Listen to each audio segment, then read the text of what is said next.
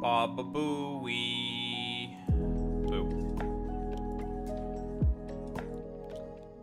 Hello, hello, hello. It's time for another entertaining day of, I don't know, suffering. Suffering and shit.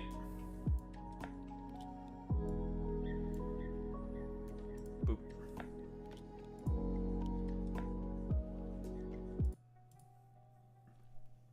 Factor Oreos.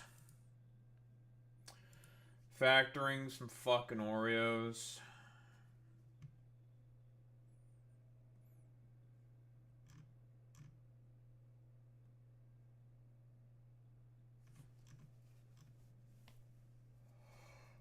Oh, I like my factors. Huh.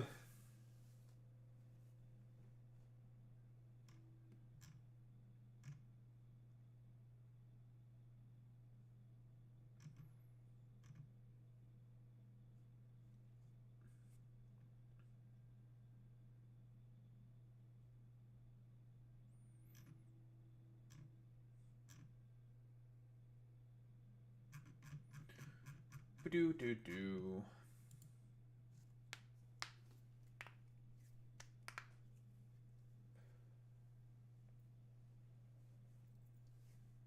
Huh.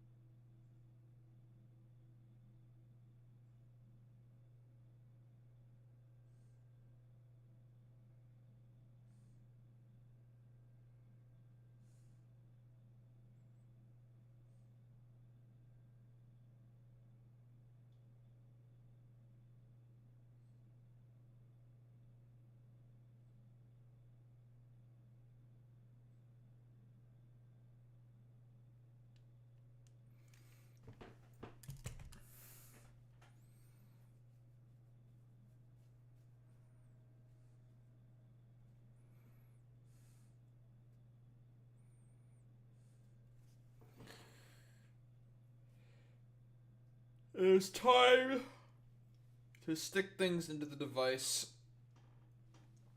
You're getting put into the device, son. It's over for you. Something and someone is being put into the contraption. I am not a femboy. I will not take this fucking slander. Sitting down?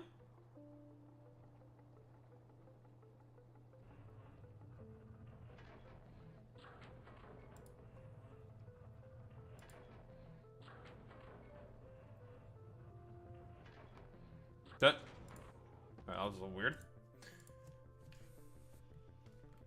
I will not tolerate any of this femboy slander. You're basically calling me a slur. Calling me a effeminate. Do I look effeminate to you? Who says it's slander? I do. I say it's slander.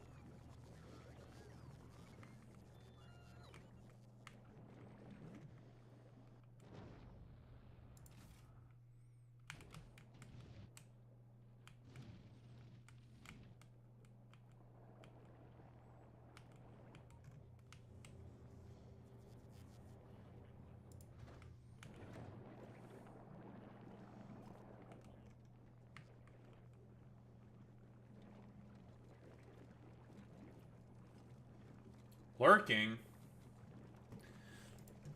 In my Twitch chat? No, it's okay. Maybe I should make a lurk command. I make a joke about lurkers from StarCraft 2 because I like lurkers from StarCraft. Well, not StarCraft 2, from Brood War, but the same difference. I like lurkers. They're a good unit. Excellent unit, the lurker, because they lurk. Duh.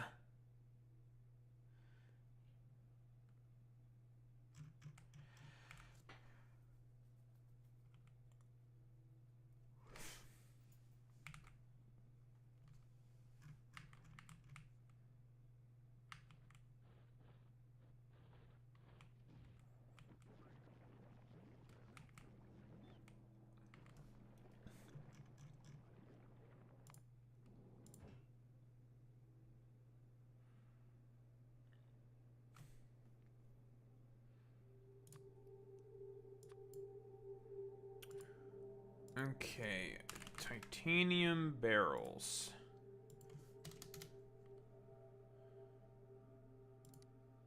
I need you to go here.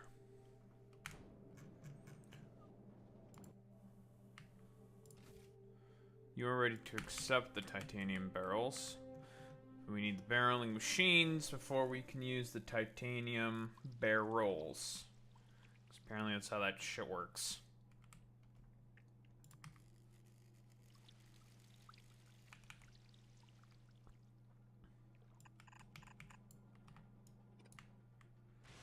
Put all the barreling machines there and the barrels on the other side. Simple enough.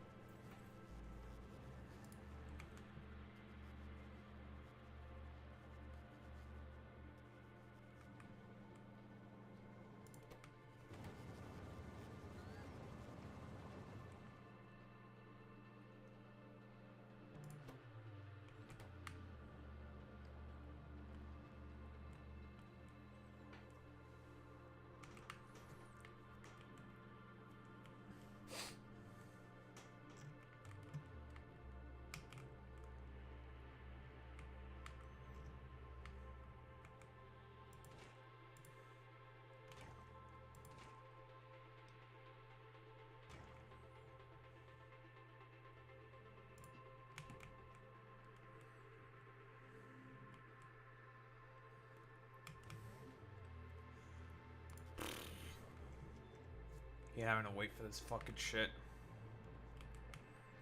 I really do think the only thing I can do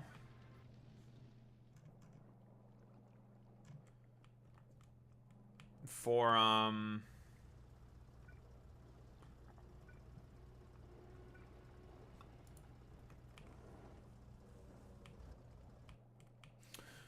the only thing I can really do for now in terms of, I think, petroleum gas, I really do think the only thing I can do is just ship that shit in. Because now we need it.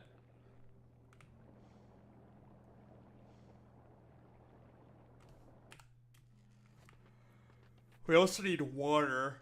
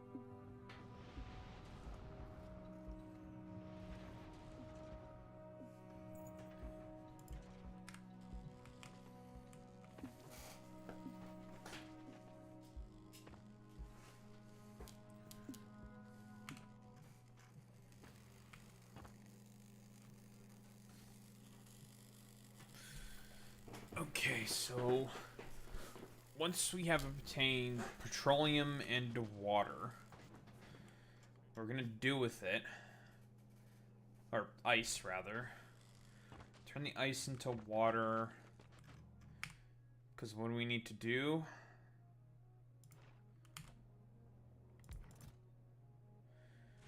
We need to make this shit, raw diamond. Other stuff we need the water for is probably sulfur.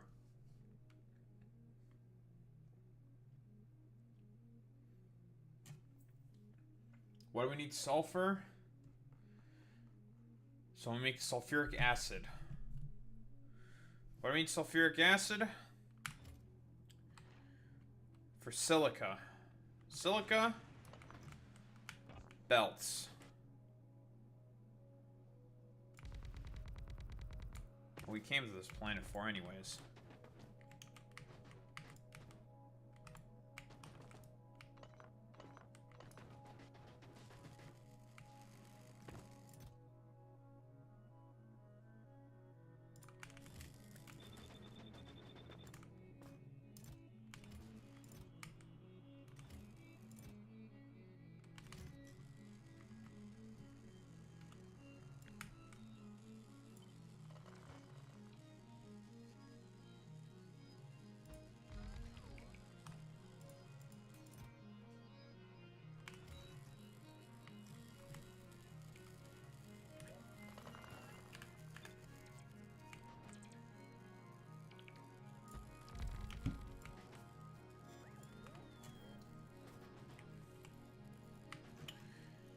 Diamonds in the sky.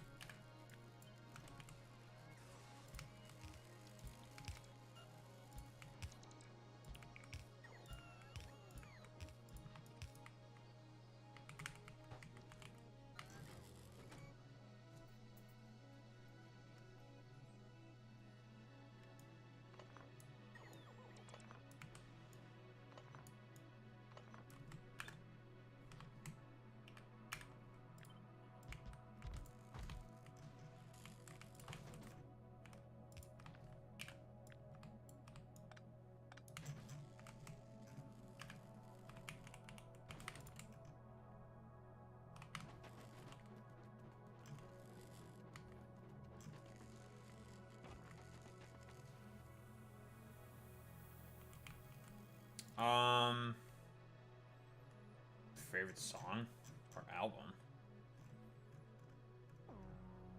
Don't think I really have one.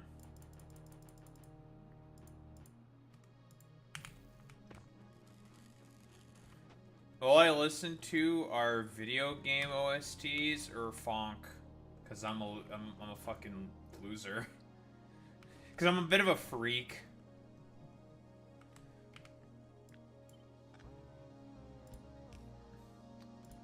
I am a little bit of a freak. That's the stuff that I listen to.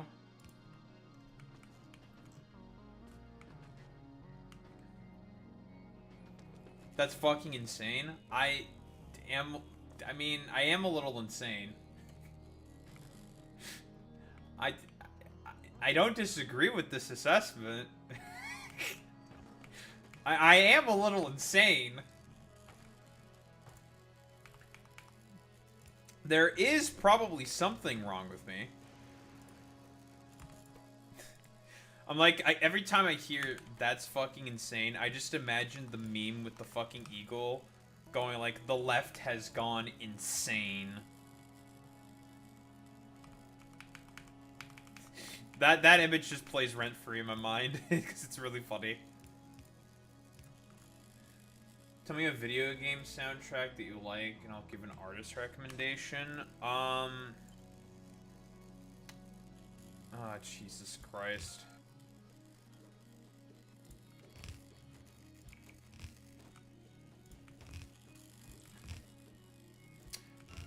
I like Red Alert music. I like Command and Conquer music. I don't know the name of the song, though, that I'm thinking of. There's always Hell March as well from Red Alert. That's a classic. That's good. That shit's a fucking classic. Oh, you might not even know what that is. Oh no. I might be dating myself with this one. Oh no. Troll despair. Oh, despair. Yeah, you don't. Yeah, I know that you don't know. I know you don't know. I know you don't know. I know you don't know. I know you don't know. I said I might be dating myself with this one, but it's really good. Okay. Okay, here's the thing.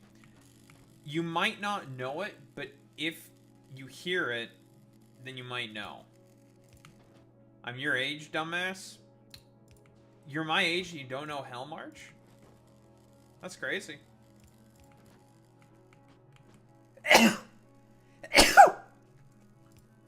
You're trolling. For real. Ayo. Ayo, this dude, Skeptomaniac, do be trolling, busting for real, no cap. For real, for real, for real. FR, FR, FR.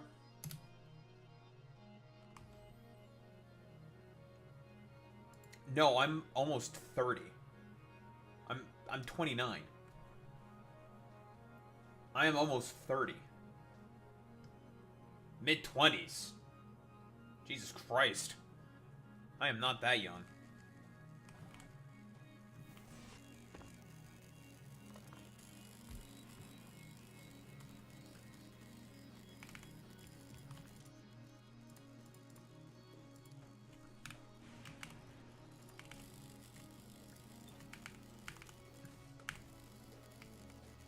Off by like 3 years.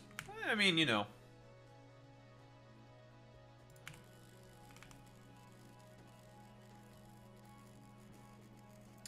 I too was also born before 9/11. 9/11.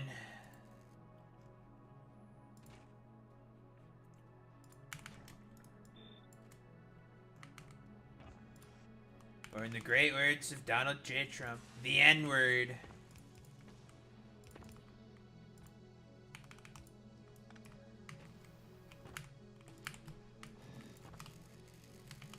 Need as much water as I can get, to be honest.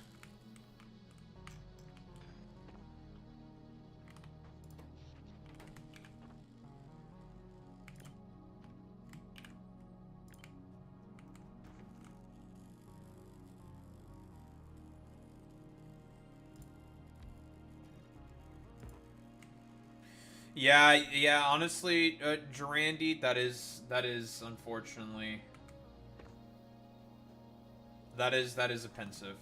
Yes, and that is not just that old ass RTS. That is one of the goats of gaming. Thank you very much. How dare you talk shit on fucking Command and Conquer like that? That is one of the goats. It is a goat. It's so good.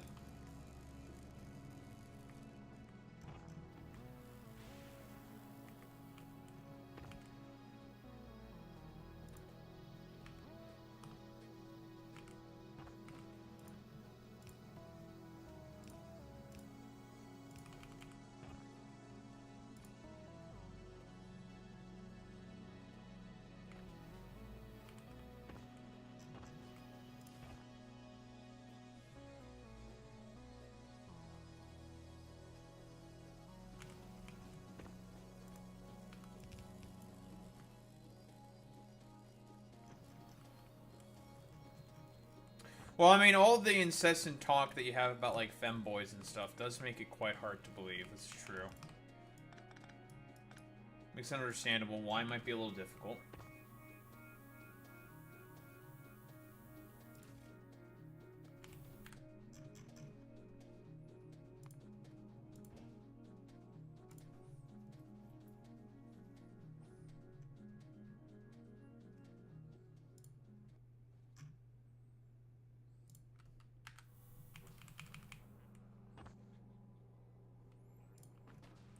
Okay, so we are about to have water.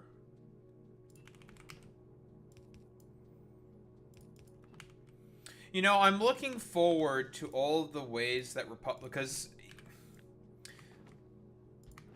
I guess the Epstein files ultimately more than likely going to be released, because I think at this point I think we can all acknowledge that they're coming out.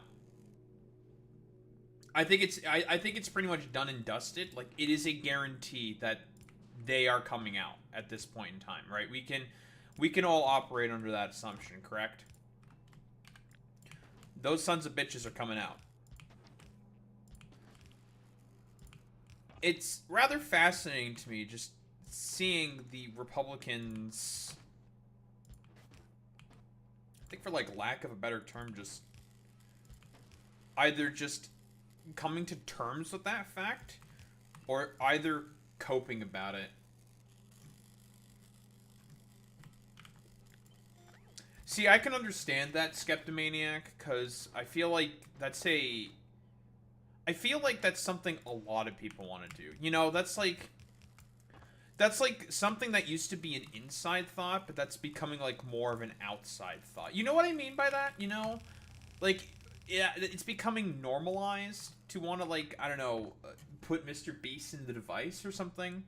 You know, obviously it's not good to want to put Mr. Beast in the device, okay? But, like, I feel like a lot of people, more and more, really want to put Mr. Beast in the device, you know?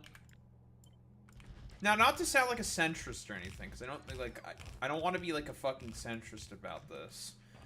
But it's just a thing that I'm starting to notice with a lot of people who, I don't know, I want to say like Mr. Beast. I don't even want to say that. A lot of people want to just put him in the device. I think a lot of people want to put him in the device.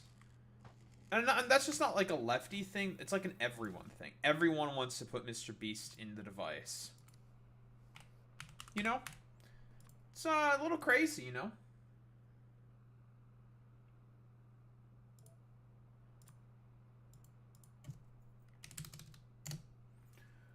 Mr. Beast device. Mr. Beast device is your greed.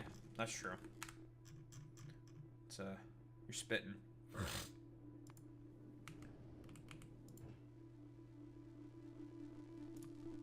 Lovely. Finally. Make some progress. Your refuel is about to trigger. Yeah, it's about to trigger. Well, got all these damn barreling machines.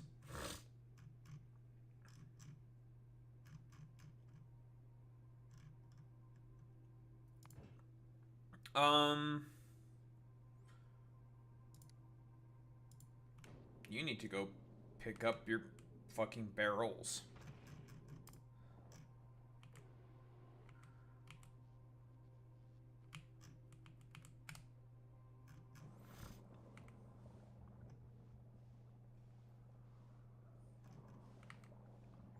But yeah, I feel like a lot of people, ever since that, and I just remember the dude who released that Mr. Beast video, you know?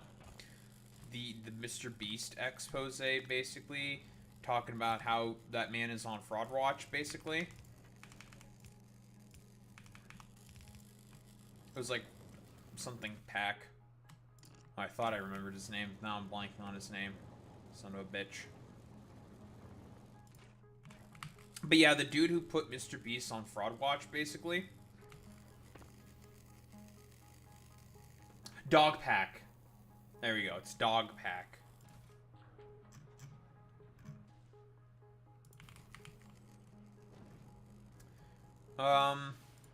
Yeah, it's not looking good for our boy, but I feel like that might be a benefit to society. I don't know. Mr. Beast really sucks. He's not good. Like, if you want to talk about the enshittification of the internet, it's pretty bad. Like, Mr. Beast might be going into the device, but, you know, I don't want to, like, cast any, like... I'm trying to think what the best word would be here. Like, hope? Disparaging comments? I don't know. A lot of people really don't like him, and I think, it's for good reasons. Does it broadly make sense what I'm kind of saying here? You know? I feel like Mr. Beast is a threat to society. I'm gonna be quite honest. I think I do believe that he is a threat to society. Now, of course, this doesn't have to be exclusive to Mr. Beast. This can also extend to all sort of like weirdo, charlatan, like lizard people who just want to be rich at any cost. You know, I think like my broader take here is that lizard people are bad because they have way too much fucking money. And the proletariat should probably own the means of production if we want to be able to survive as a species.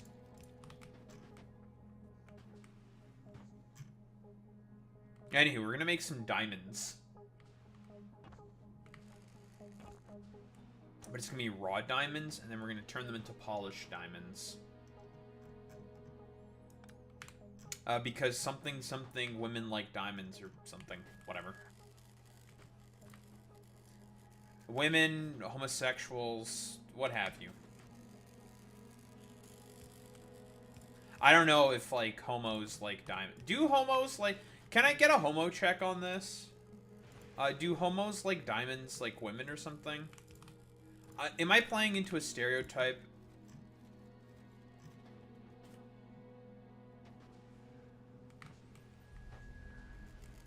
Is what I'm saying, problematic?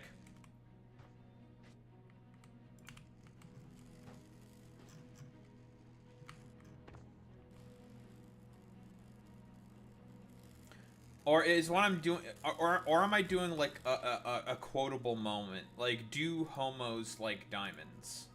Because I'm not sure. I have no idea.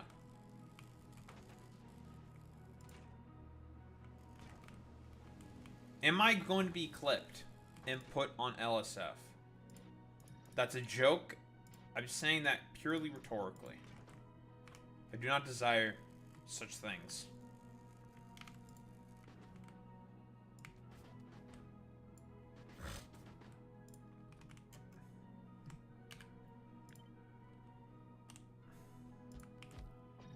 I don't know. Let's just do... The fuck? Fuck you, dumbass rock.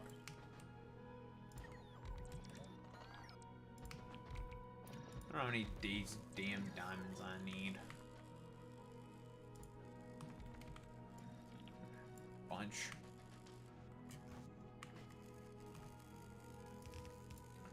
Well, we can just directly fucking pipe this shit in. That's easy. Not like we need the rare diamonds probably anywhere else for anything. I don't think so, at least.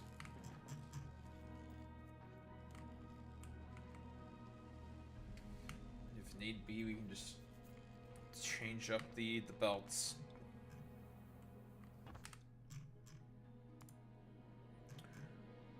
Okay, you...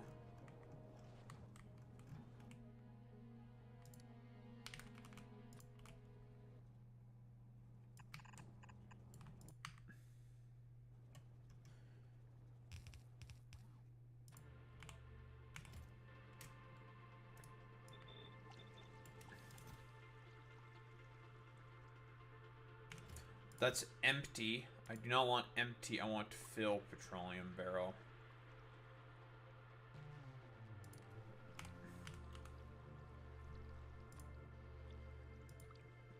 There we go.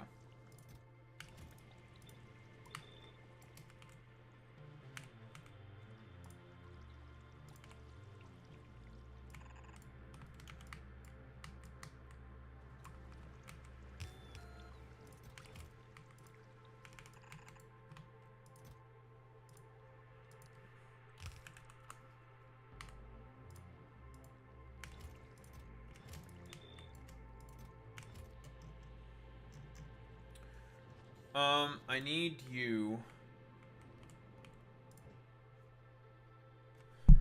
Okay, so now what we have to do is we change this from here to this. don't need you anymore. We change this to you. Item count. We just want the titanium barrels.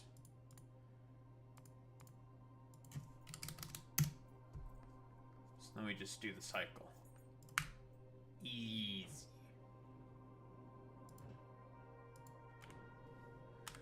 We do the cycle and we put people in the device. You need to come back to drop off some more barreling machines. Because you can only use the barreling. Now, the titanium barrels hold twice the amount of liquid and stack up 2 times the amount. Instead of a stack of 10 barrels, you can have a stack of 20 barrels. Effectively in the same stack, that's 4 times the amount of liquid that's being transported. It's pretty good. It's pretty good. However,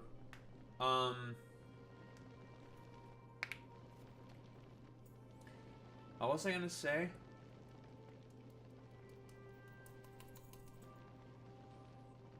I don't remember what I was gonna say. Oh yeah, it's just gonna be a bit of a logistical pain in the ass. To all these damn barrels and gobbledygook. And what now? Where are you going? Oh, wait. Thought I was looking at this one. Never mind. I'm an idiot. Okay, you don't need those anymore.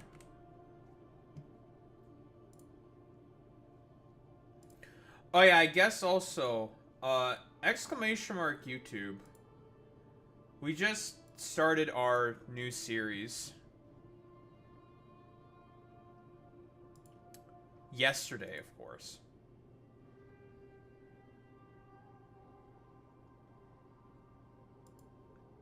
Talking about our attack on grifters. Where we're just attacking grifters. Of course, our first target is one of my favorite targets. A Tectone. Where we basically go through a timeline of events that led to him, where I think he's simply nothing more than a grifter. In like a very classic conservative sense, where he just does the whole religious grift. And, I mean, you guys know what I mean by the religious grift. Very, very common. Same thing that your Milo Yiannopoulos, Russell Brandts, and whatnot have, well, done. Very, very, very similar behavior. Which, well, pretty much describes Tectone to a T.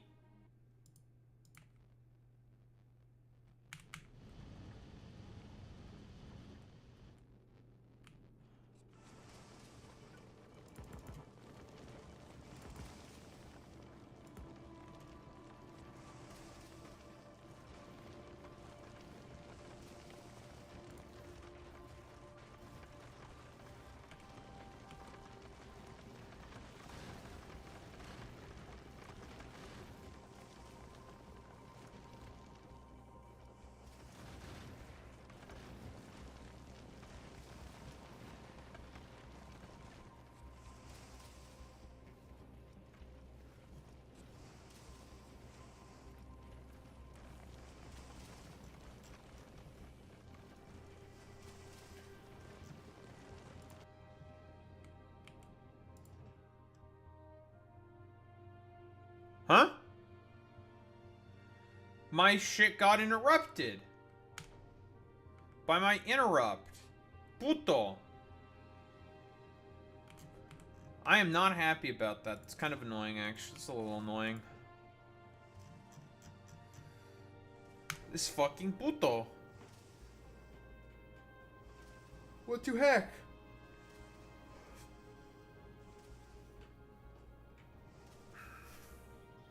Well, that's annoying.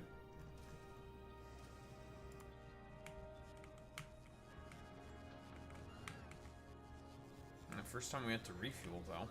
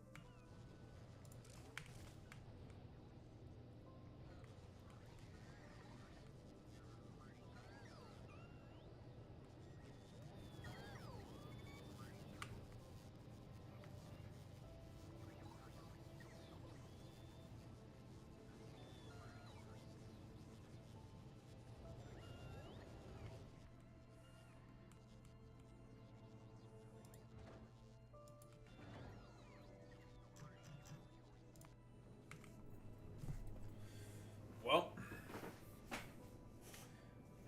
gotta wait for this shit again. Son of a bitch.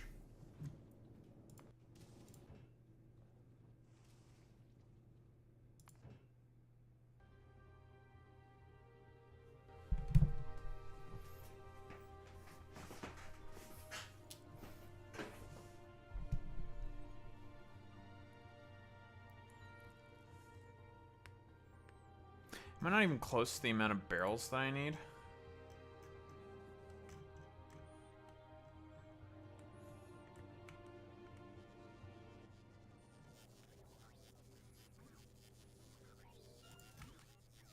Well, that has got to be the case.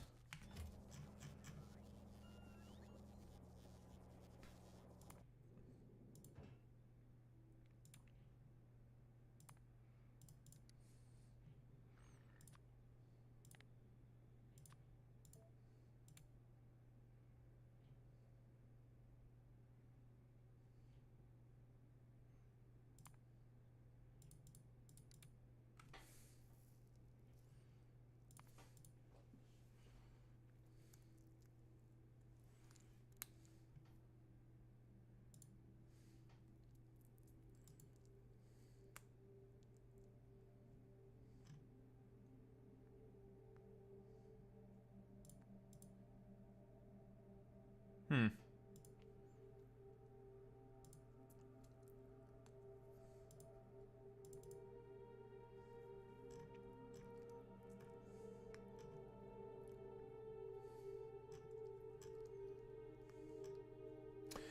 Oh, guys, did you know that Hassan is an annoying China simp? It's a shock. It's a shocker to many people, I know.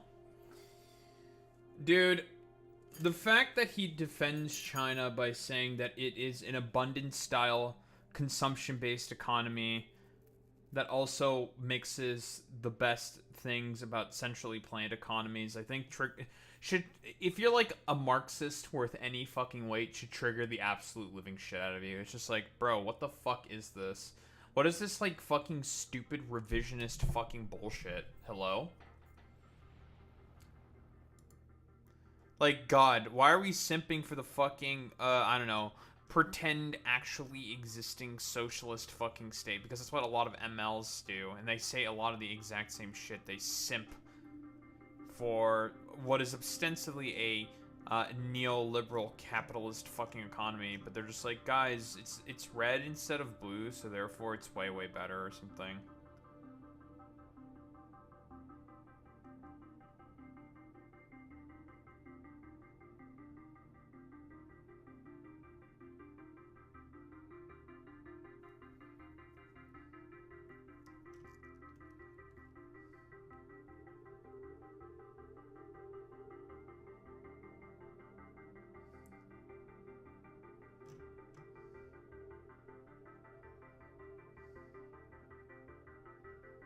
The fuck is this?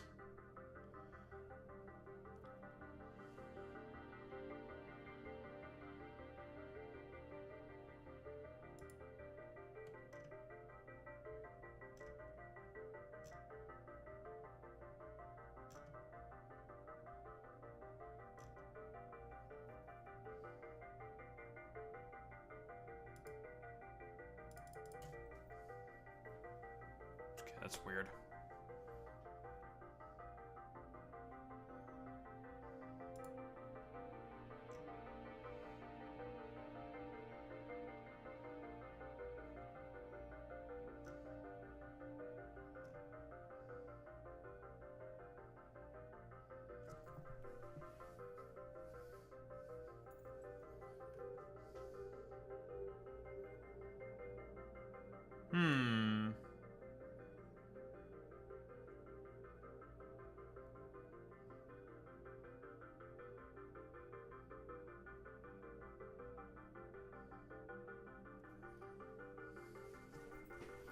Leak about the Pokemon DLC, about some of the DLC mons. Darkrai becomes bulkier in appearance. This is from 4chan, so grain of salt. The dark shadow-like cape that covers itself. The animation involves Darkrai expanding its shadow-like cape to attack or defend. And when doing so, its long, thin legs will get exposed. It's a callback to the movie. Very, very common. Remains pure dark. I don't like that. Because they crank up Darkrai's defenses, as per the fucking stat leak, by 40 in both of its defenses. Which is good. Base 130 in both defenses is fine, but at the cost of 40 speed. The problem with pure dark as a defensive typing is that it is not a good defensive typing whatsoever. Darkrai is successful because of its high speed and the ability to collect Nasty Plot and just hit really hard with moves. That's what Darkrai is really, really good at.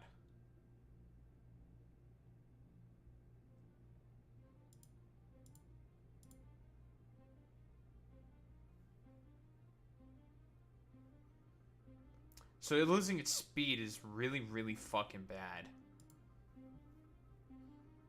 I do think it is probably the worst change of all the fucking megas that they're proposing. I think it's terrible, objectively speaking. It's just bad. It's like, why would you do this? This is awful.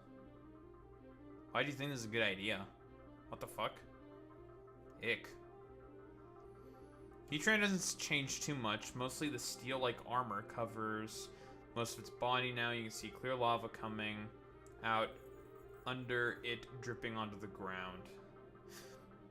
I do know that Heatran also loses 10 defenses, but it gains nothing in defense but 30 in attack. And it's just like, that's kind of awkward. It's not bad, but it's awkward. The thing with Heatran is that it's hard to... You can't fuck it up.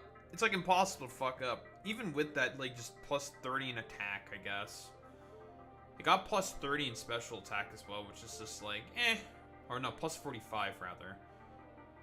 Allegedly. Losing 10 speed's not great, but it's overall pretty relevant for Heatran.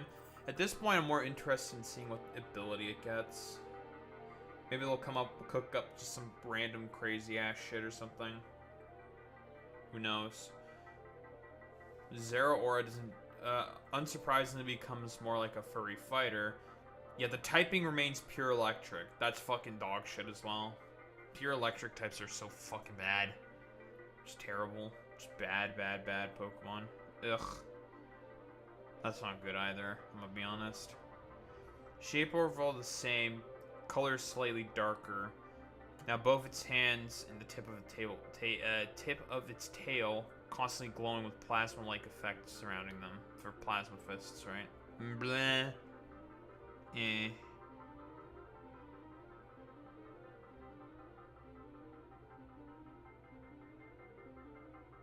Eh. Absol. So the Z... All of the Z megas get described here and Golurk, which are interesting to me. Absol's second mega looks the exact opposite to its mega. It's mostly black in motif with some white colors on its body, so they flip the color palette. And instead of white wings, now has black wings. Face looks more mischievous and serious, and its type becomes dark and fairy. Like the first one should have been, dark and fairy. But I guess they're fixing the mistakes of the first one with the fucking second one, so I guess that's acceptable. It's not the worst. So, Golurk. Golurk's clay body shatters, leaking the inner ghost out. Whoa, the thing that I knew was going to happen was going to happen. Crazy. The design becomes a ghostly spirit like a figure coming out of the cracked clay debris of Golurk. Mega Golurk fully floating and becomes grounded and flying. An elite typing, by the way. I have high hopes for Golurk now because it's gaining ground and flying. Ground and ghost is not bad. It's got a lot of weaknesses that are not great. Weak to ghost, weak to dark, water, ice, grass. With not all that great of resistances. Takes neutral for most common moves as well. I mean, it's immune to close combat. But it takes super effective damage from some of the most common attacks. Ground and ghost is not a great typing. But ground and flying... Same typing as Landorus and Gliscor, and they are elites because of that typing. So, Golurk's probably... I mean, need to wait and see what the stats and the ability is. But ground, if it becomes ground flying, that's a really good start. Very, very good start, because it's just a good typing. Very good typing. Doesn't even need to be fast. It's good. Goodbye, Skeptomaniac.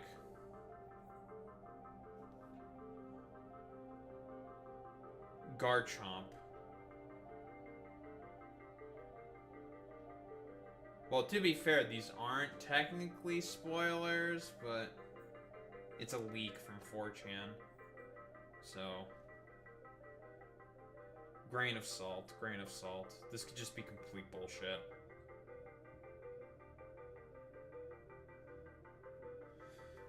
The Garchomp. Garchomp's body color becomes darker. Instead of big sharp size like it has its first mega. Its back fin becomes more like a jet-like motif. Like they should have done with the first one, but whatever. Body shape also resembles more of a jet, like everyone's been wanting, okay? Not grounded anymore, though the type remains dragging ground, so no type change. Doesn't gain like flying or whatever, okay? Potentially indicating levitate. Could have levitate. So basically what? It becomes Flygon with way better stats. Objectively hilarious if that would be the case, but that would be really funny if that was the case, but listen, everyone wanted Garchomp to be way faster, but it lost 10 speed instead of gaining 10 speed. So it's just like, okay, well this is kind of a disappointment. I want at least 120 plus speed. If not 130. Make Garchomp the jet airplane it was always meant to be. That it was always meant to be. Lucario. Lucario's blue body becomes a purple color covered mostly with yellow fur. Okay. It looks like a more furry-like than the other two forms, which are more metallic.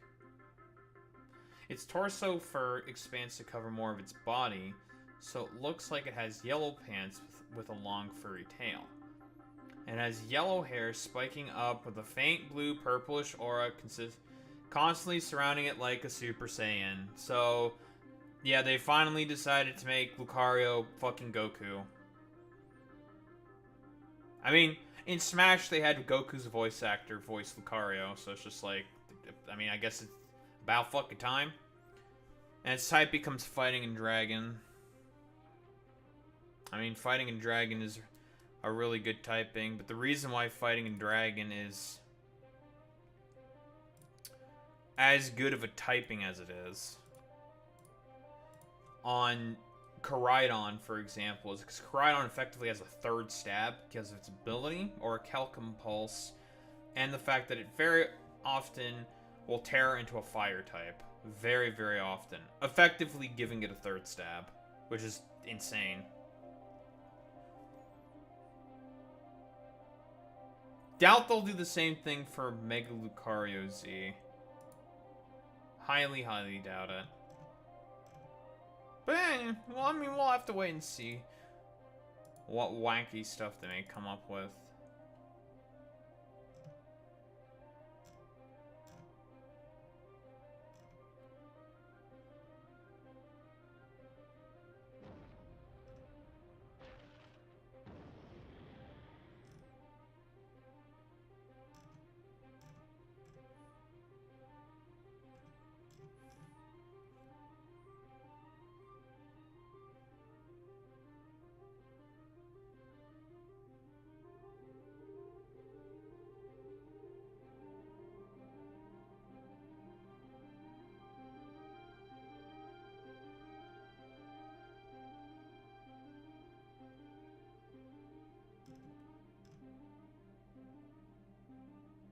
Hmm.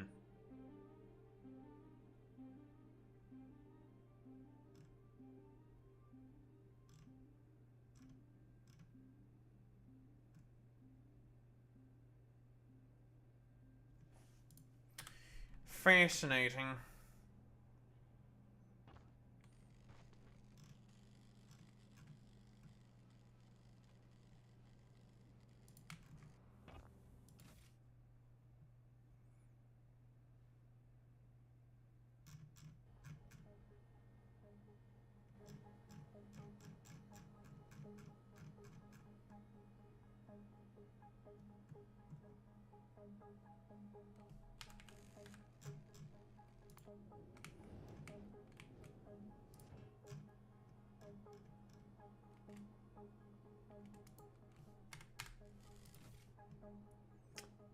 Where the fuck is the barreling machine?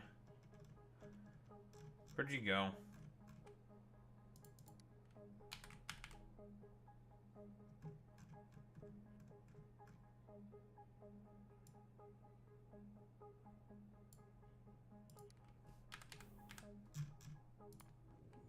Just whatever.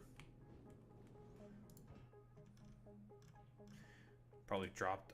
It's probably at Saris because it got fucking. I know why.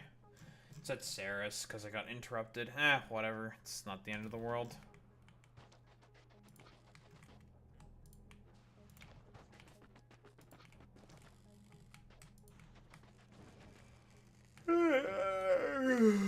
Alright, give that shit.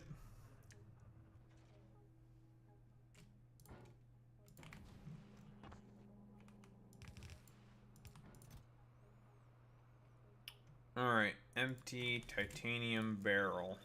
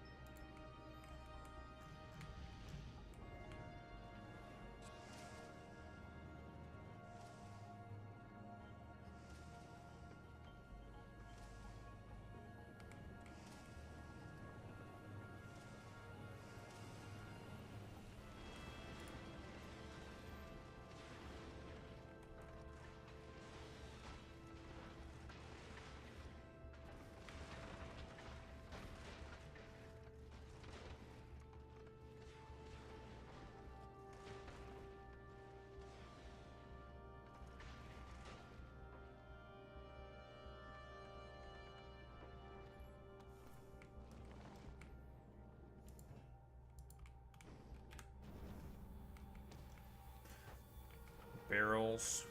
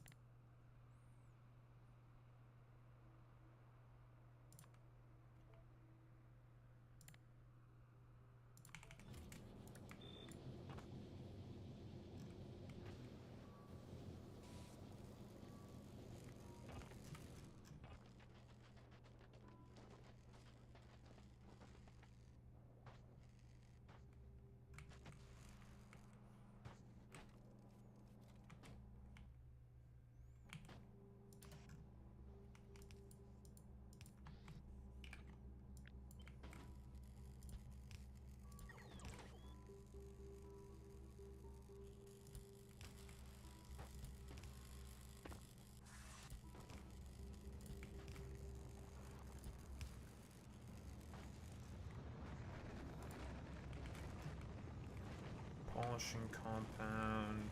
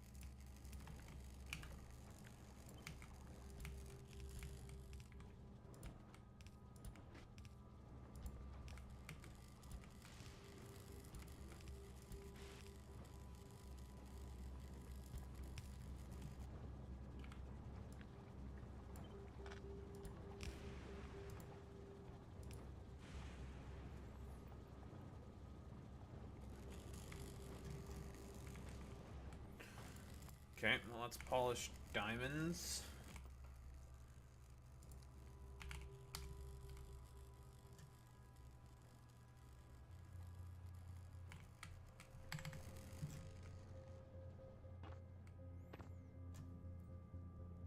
And that was the next gem we needed.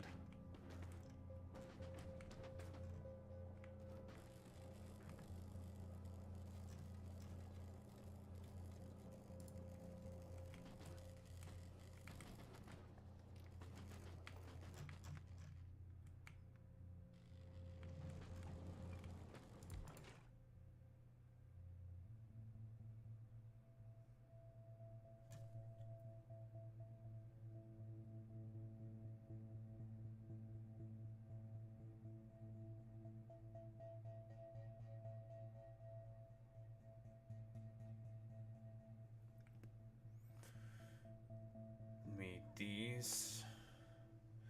It's the only way we can make glass panels is on our rigs. That's another thing we need to ship in, besides the heavy glass. So this shit we need to ship in.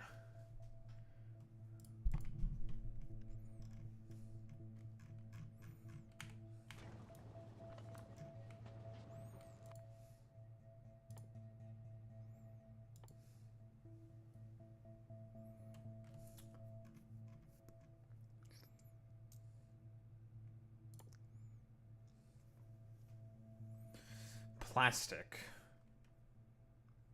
The fuck are we making plastic?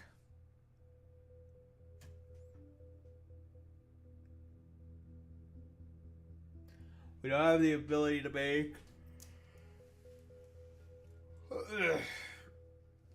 coal.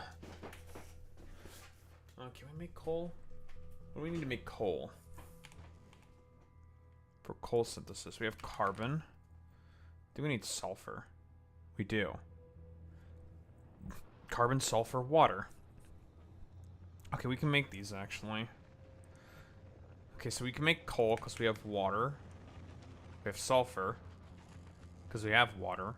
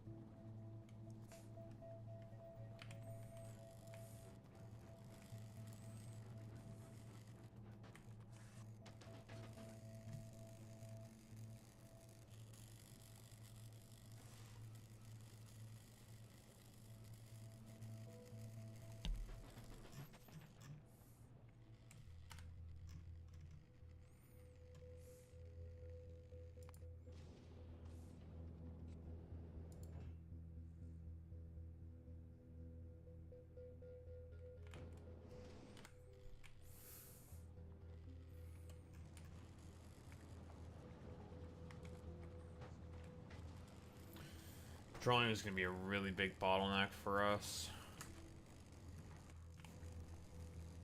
If we make coal...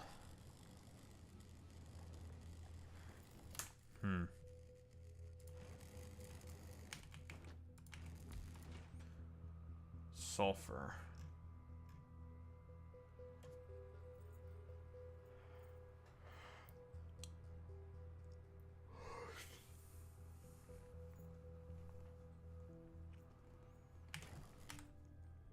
Do I have oil refineries?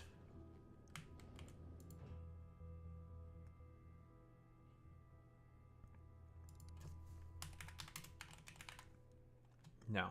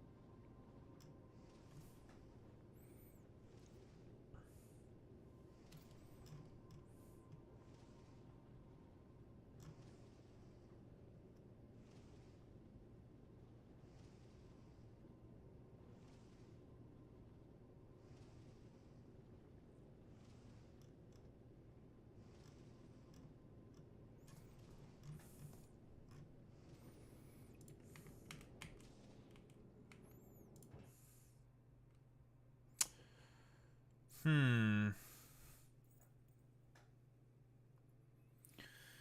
Would using coal liquefaction even help me all that much?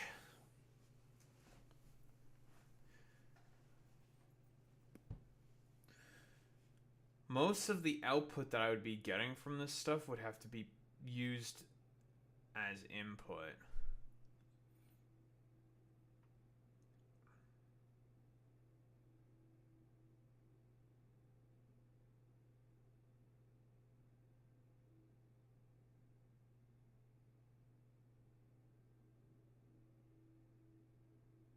Hmm.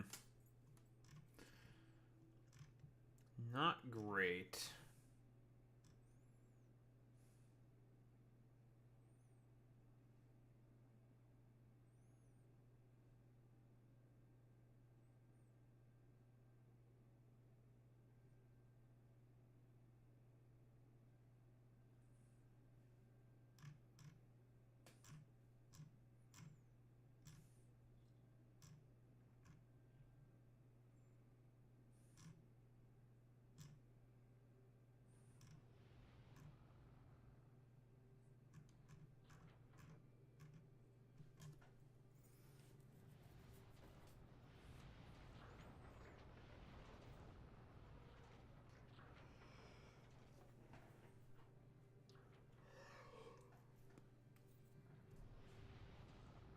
Hmm.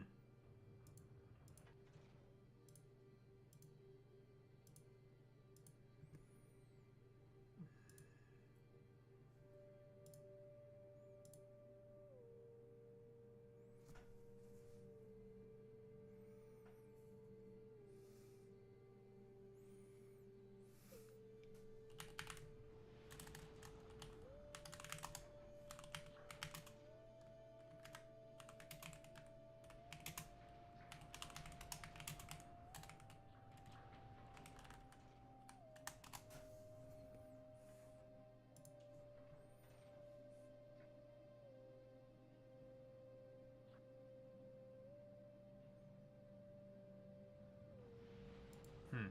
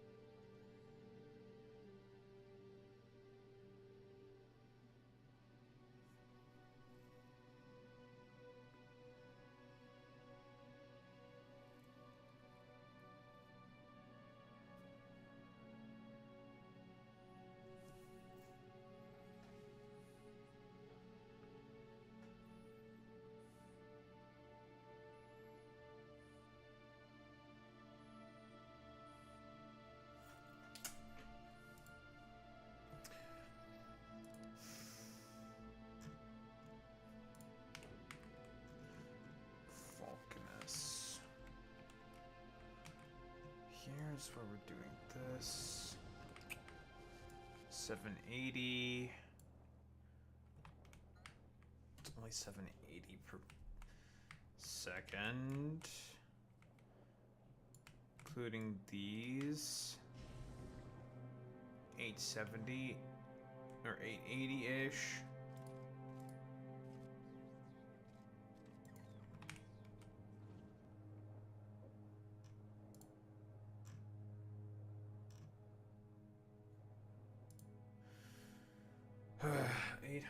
$880.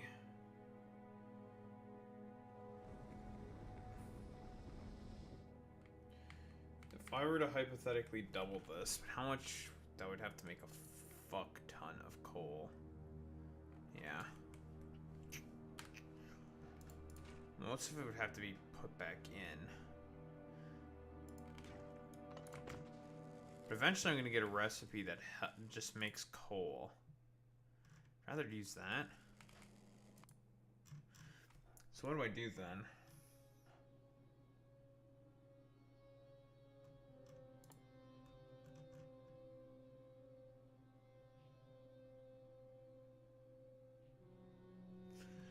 think what I do then in this instance then...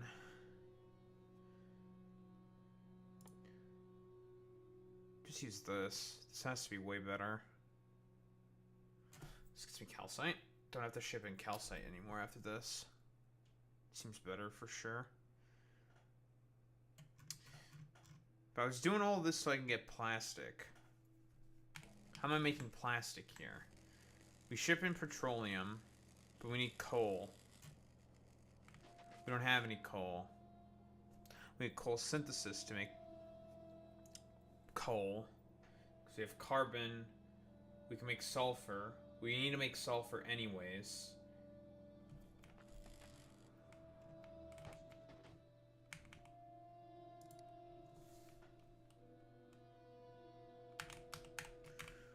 Alright, refraction science pack. We also need simulating units. I think we just need sulfur, huh? We just need sulfur.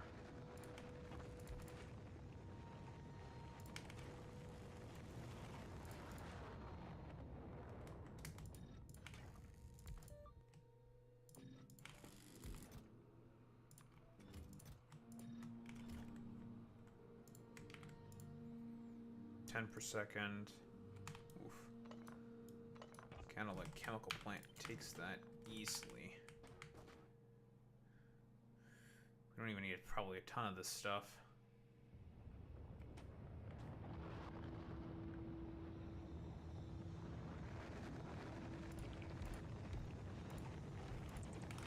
Let's go with 8.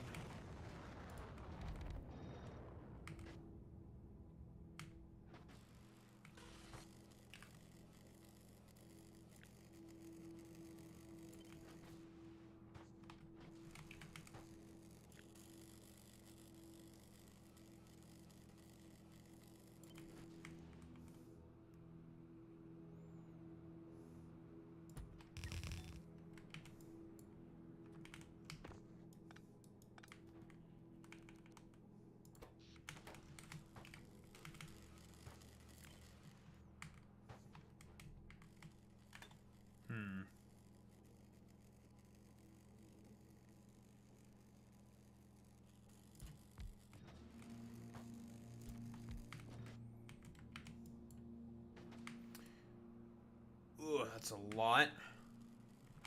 912. So, okay, now I have to ask myself this question again. Is it still more worth it while for me to just keep shipping in petroleum? Or should I just use coal liquefaction? I think I might have to just use a bit of both and just have them supplement each other. Because petroleum is definitely going to be a fucking problem, and you need it. What I need, then, is to just get my hands on the particle manipulator. So then I can just make coal. With coal from the particle manipulator. Do a bunch of other shit instead. Okay.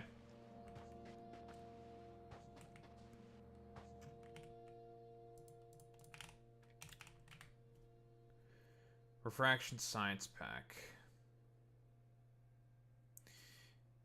Simulating unit.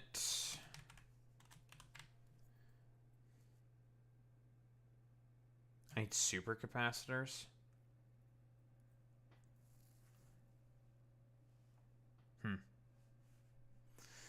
Fiber optic cables, which means you need plastic. And the silica.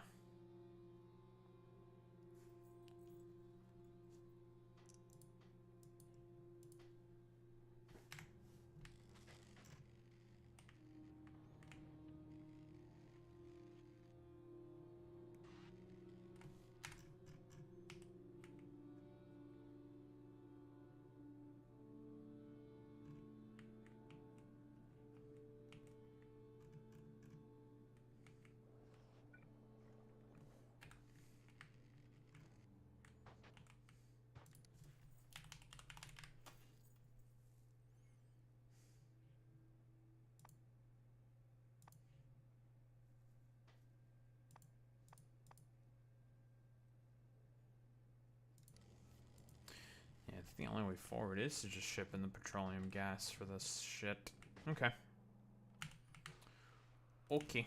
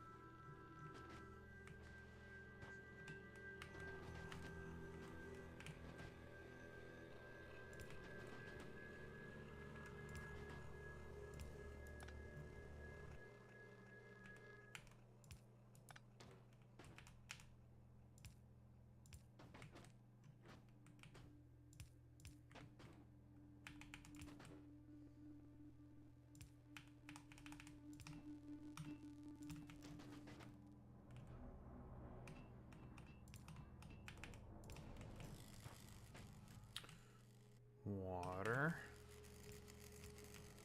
Check. Petroleum.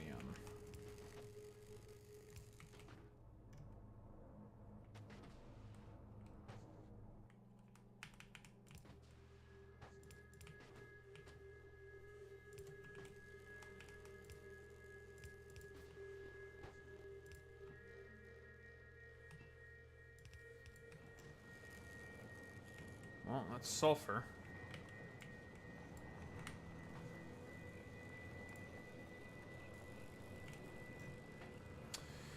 Okay, so now that we have sulfur, we can make sulfuric acid. With sulfuric acid,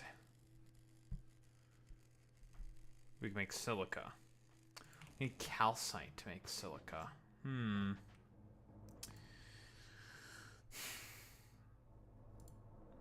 So we really need that refraction science pack then, so we can get the particle manipulator. So that'll make calcite production a lot easier then. Instead of us having to constantly ship it in. For now.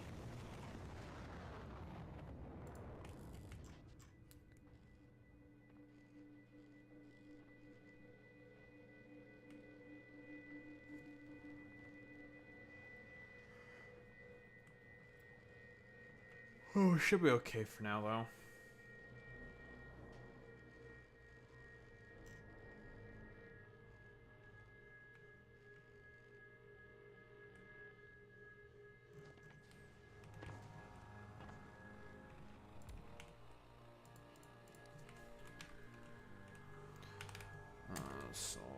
sulfuric.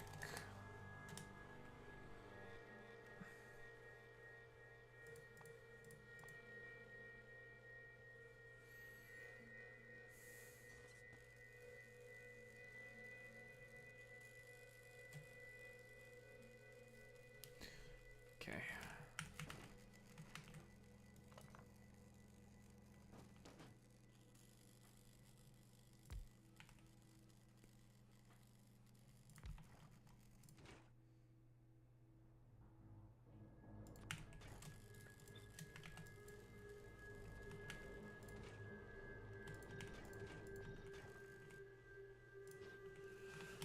Honestly, just this should be more than enough for sulfuric acid, especially since we have the productivity for this shit completely maxed out because of the corundum science.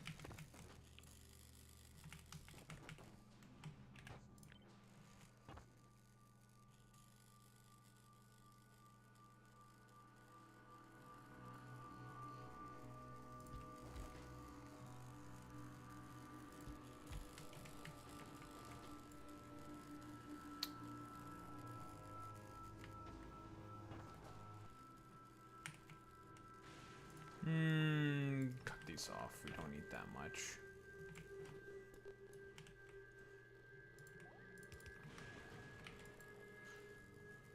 That should be more than enough.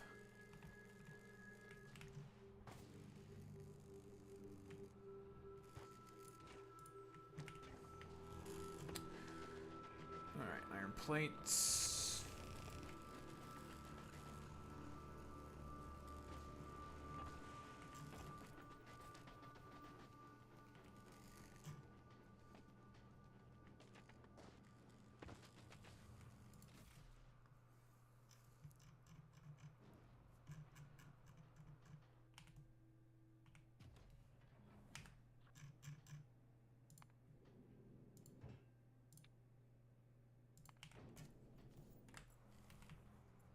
Forgot to send the ship back. God damn it.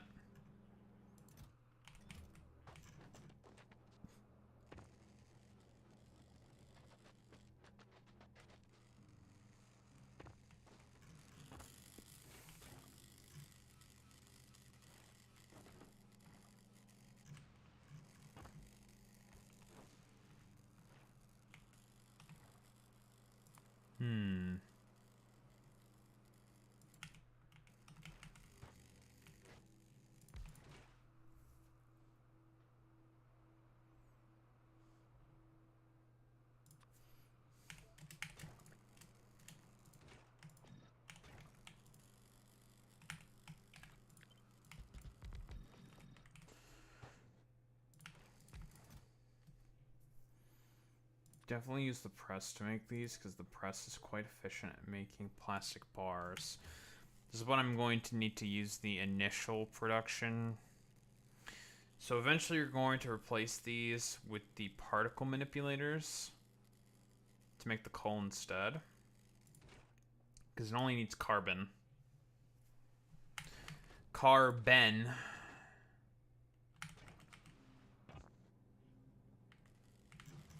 So it'll be much easier to do it in that sense.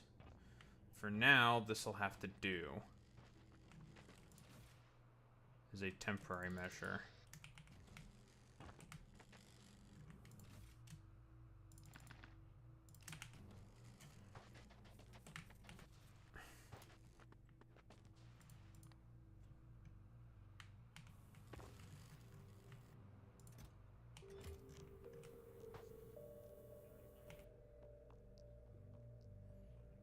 I was gonna say, why are my bots not doing anything? They should activate. Give me stuff.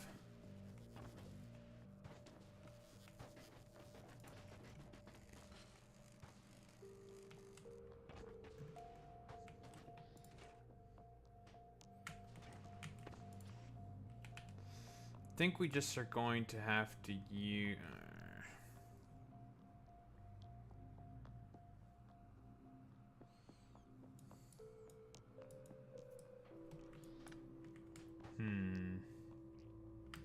How to do this?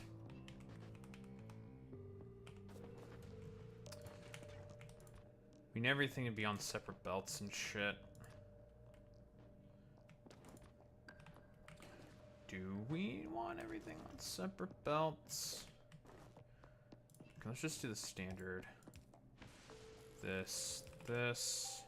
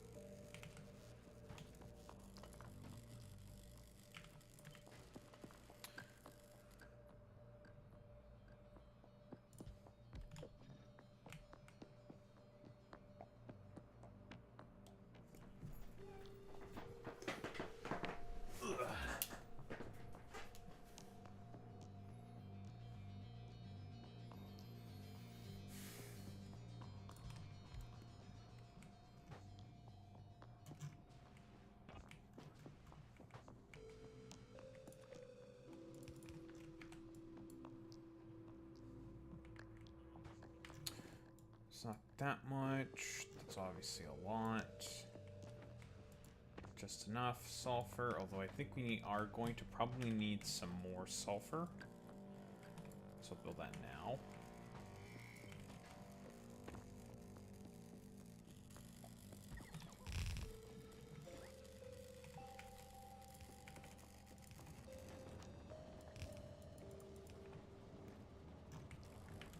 Okay.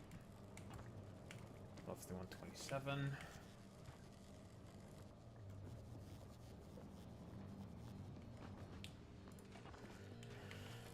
Okay, sulfur.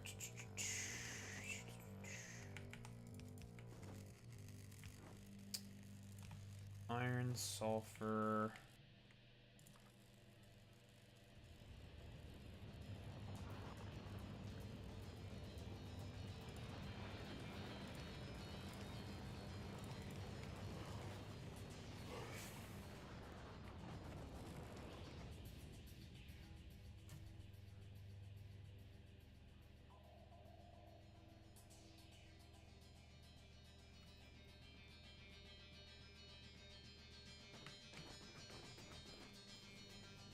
Hmm.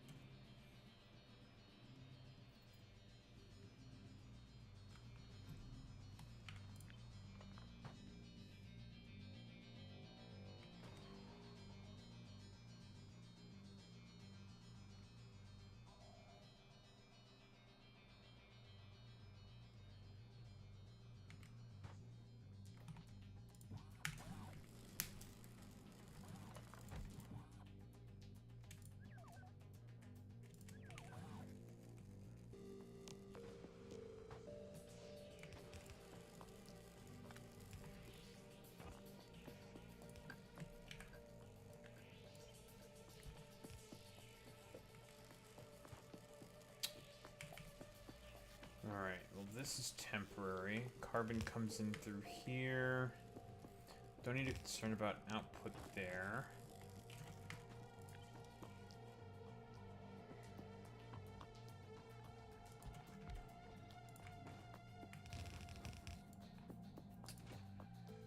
Sulfur through here. iron this way.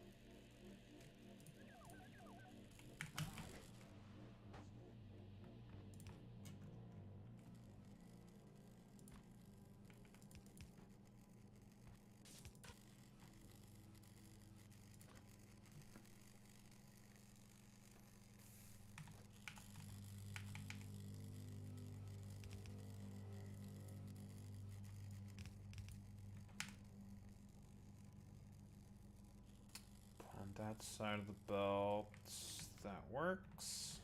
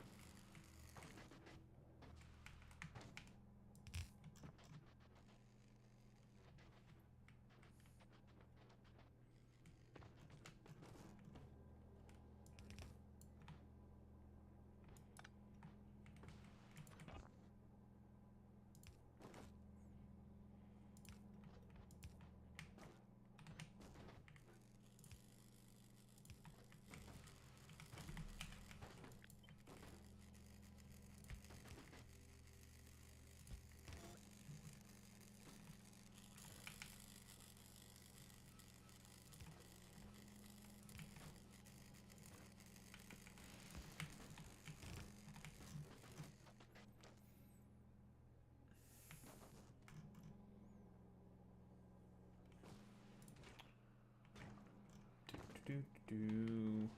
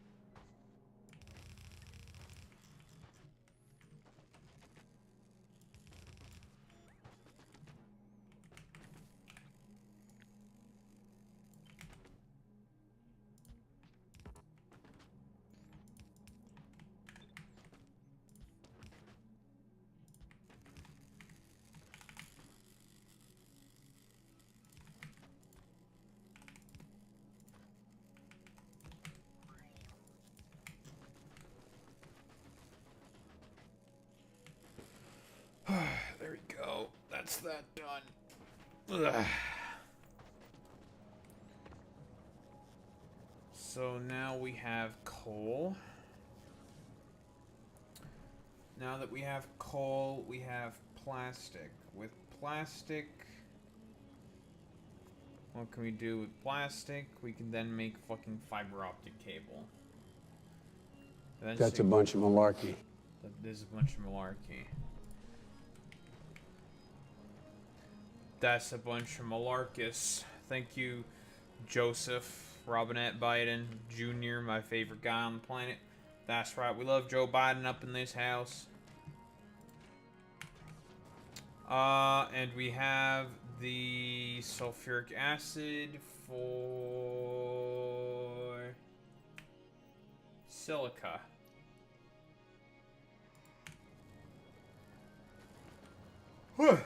That's true. Yeah, that is accurate, Randy. He's basically Stalin. For what he did to the great American people.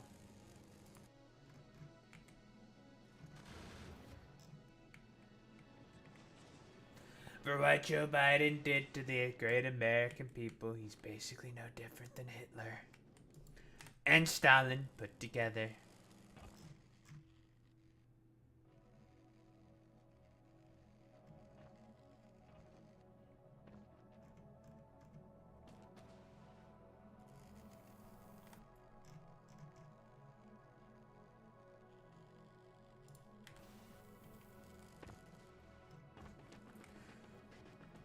I'm also better than Mecha Hitler, you know?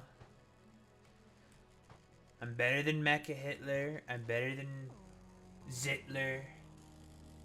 With an X, not with a Z, but with an X. Or Zitler? Yeah, Zitler. I'm better than all those guys. I'm literally the greatest. I'm so good, folks.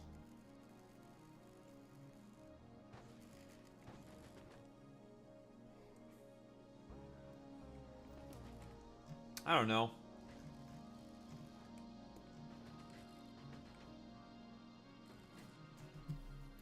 Glazing Stalin. Ew. Ick.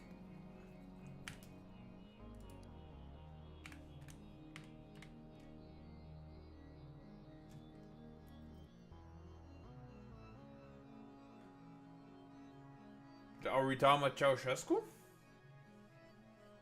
Fuck Ceausescu. Ceausescu's an ugly ass bitch. Ugly bitch.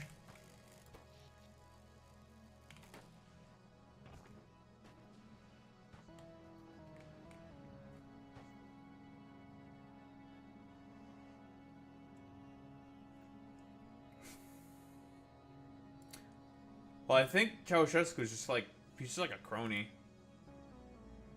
Just like a very goofy, idiotic little doofus head.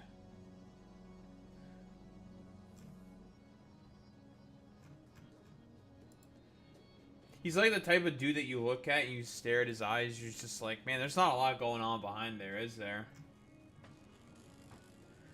Just not a very, very bright individually, very stupid. A very stupid person.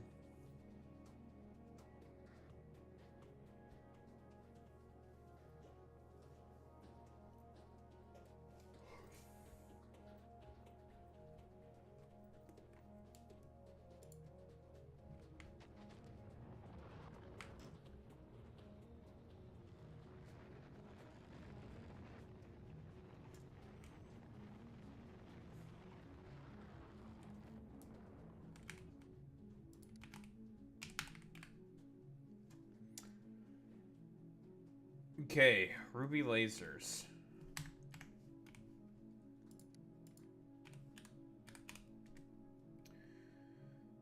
So this is where we need our first instance of heavy glass. Rubies, quartz, heavy glass, steel plate. And we got plenty of steel plate.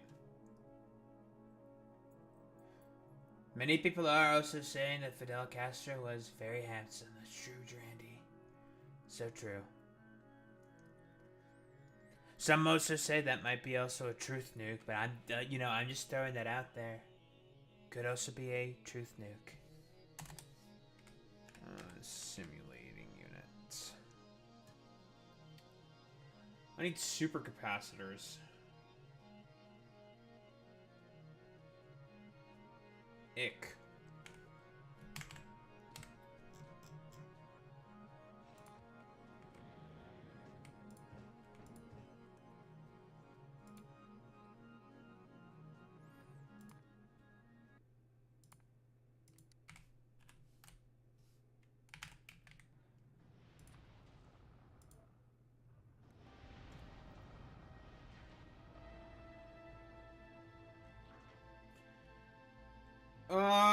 Hmm.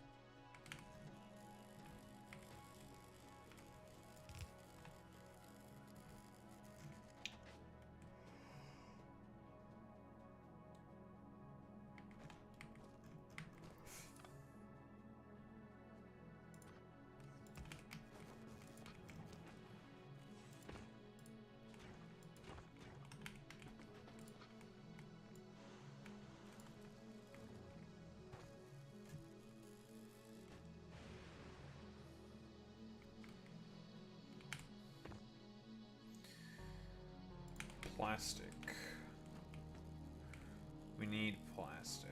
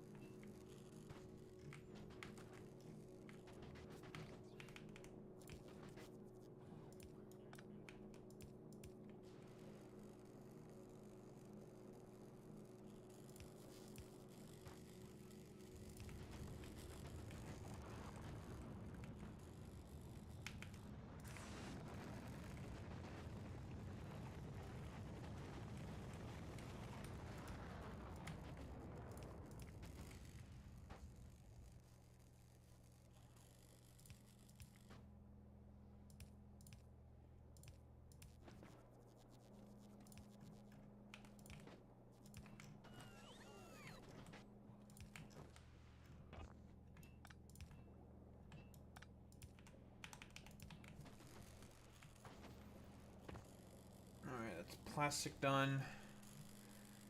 Hooray. We're about to be done.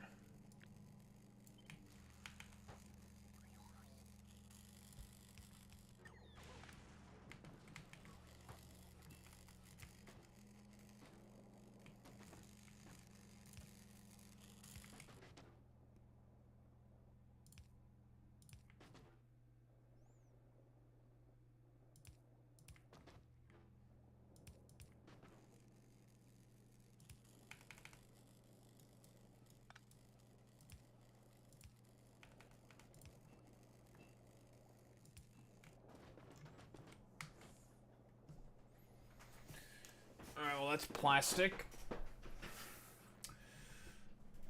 Now that we have all this shit, what are we making all this for?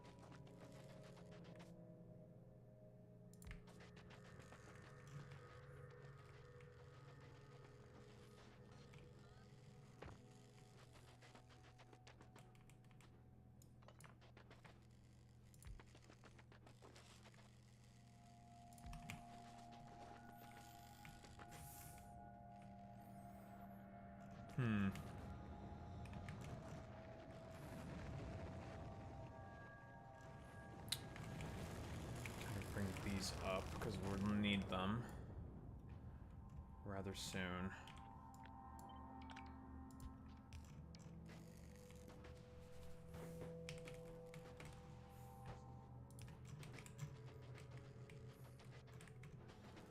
We also need the steel.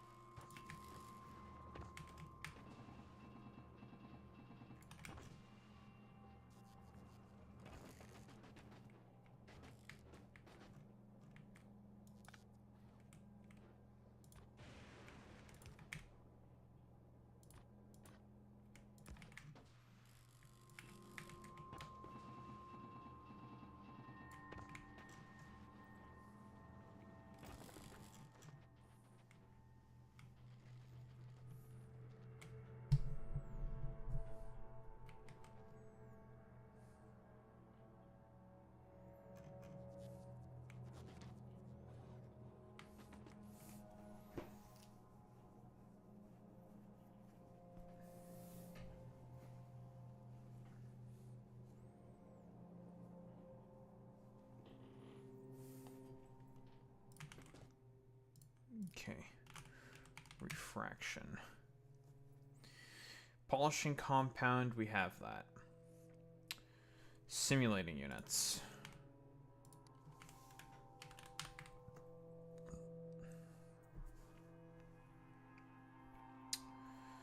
Fiber optic cables, superconductors, silica, processing units. Okay. Can we get started on the silica?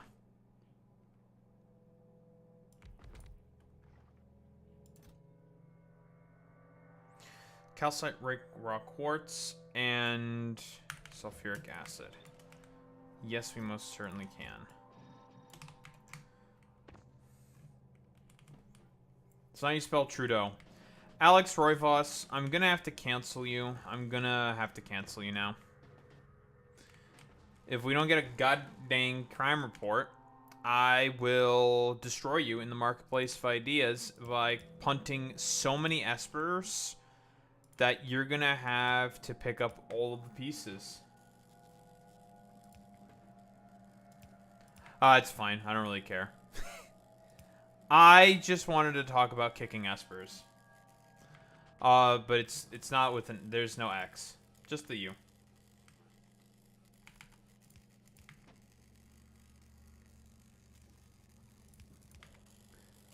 I have to defend the rights of the French.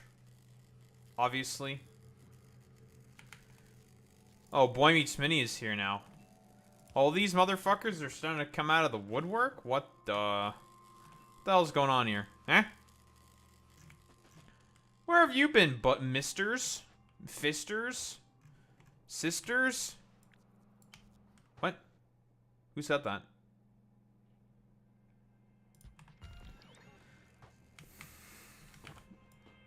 Nah, don't you sag me. You deserve it. Enough of your bullshit.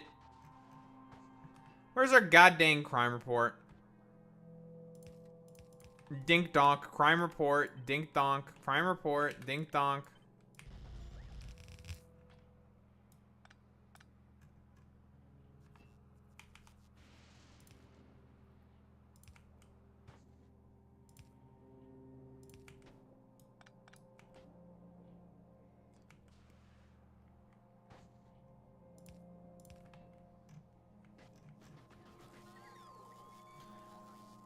I don't know if it's true, but they're saying the Team Flare leader.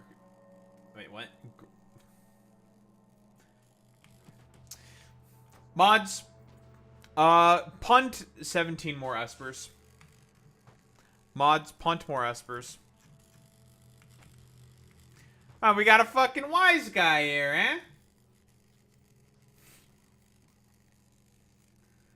Punt more espers. You think you can be a little bit of a wise guy, eh?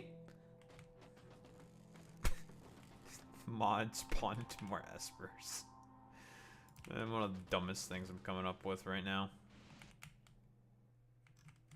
That's what Gary Bavina would do. Yeah, I'm also not going to... I'm going to keep punting espers in secret and never reporting to you about punting more and more fucking espers. How about them apples, huh? You are so fucked. I'm going to be punting so many fucking espers. It's going to be awesome. All the espers that I'm going to punt.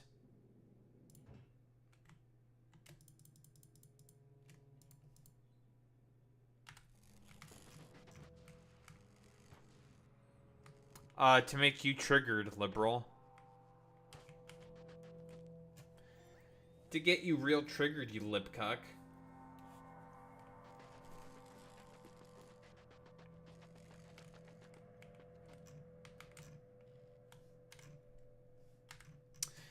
Get triggered. Are you triggered yet? Liberal? Are you triggered? That's anti-esper bigotry. Are you triggered, liberal? Are you triggered? Are you triggered? Are you triggered? Liberal? Are you so triggered? Yeah, look at this fucking lip cuck being so triggered. Are you triggered? Imagine being triggered. Yeah, that's what I'm saying. That's what happens when you get cucked to the left. You become a triggered little snowflake.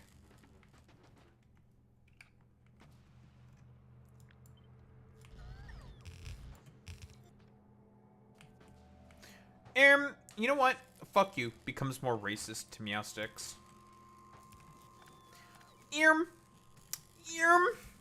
Fuck you.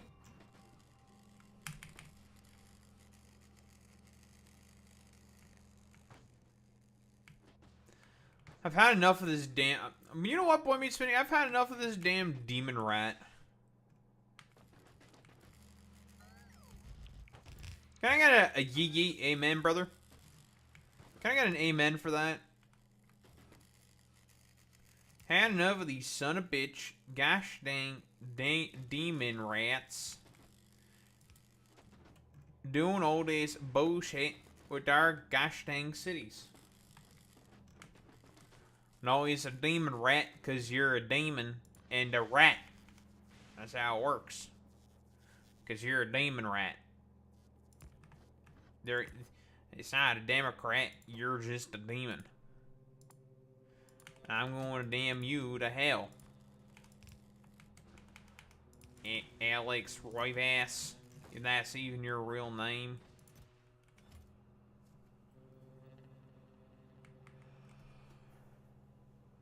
Alex wife ass.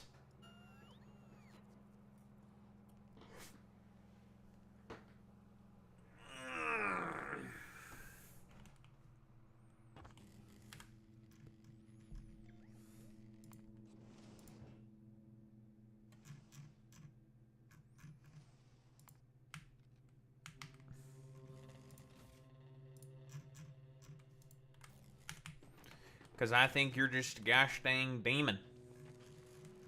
Especially with a name like Roy Vass. What the hell kind of a name is Roy Vass? You some bitch. What's in your ass? Why is it Roy Vass? I don't even know what that means. That's right. I ain't got no clue. What's in your ass that's roving around so much?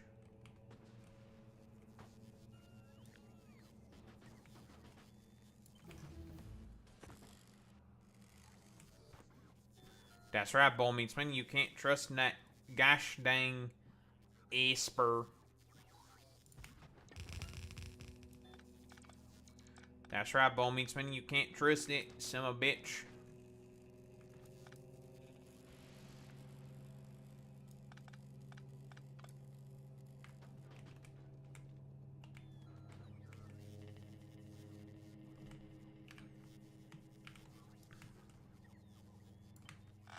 Just like you can't trust it, son of a bitch, Alex Royvass. Cause that boy ain't right. That boy ain't right. I tell you what. That boy ain't right.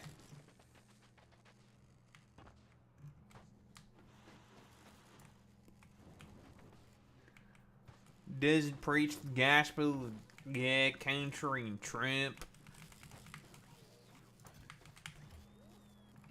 Likes talking demon cats or some shit. How can we trust you with the safety of our nation? Especially since you're a migrant. We can't be trusting no migrants around here. Damns are varmints. Dang migrants being varmints. I tell you what.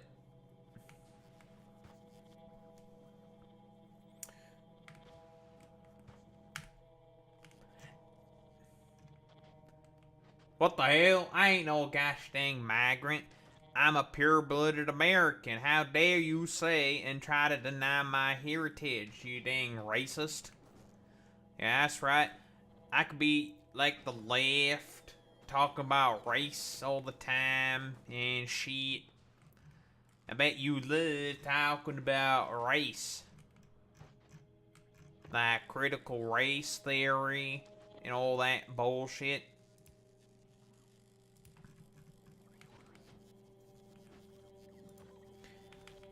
Jack Posobiec, he's a good man. He's a good man who says good things, Jack. I'm a big fan of Jack. He's a good man.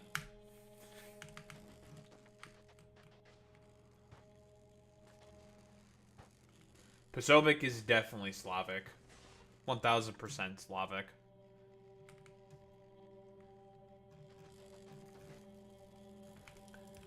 That shit ain't Latin whatsoever. Ain't nothing about that shit being Latin.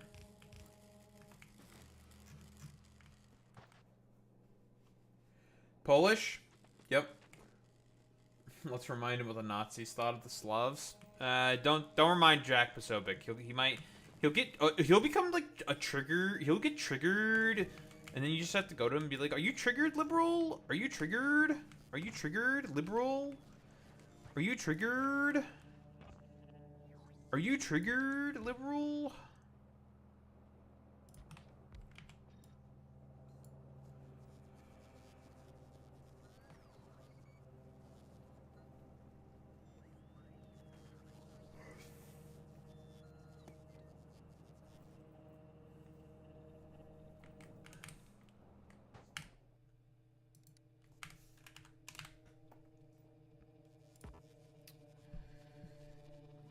Okay, so we have one part needed for simulating units, and that is silica. With silica, guess what we can make now?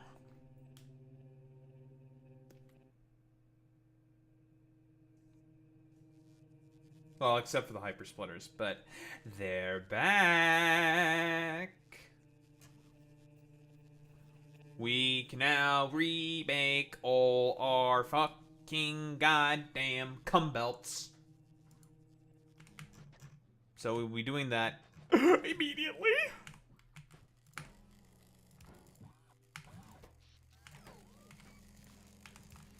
We have acquired and ascertained the ability to remake semen belts.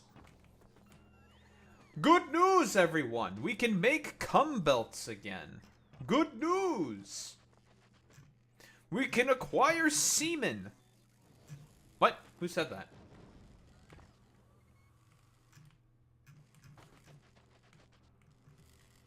Don't ask why I was trying to speak like Professor Farnsworth. I will.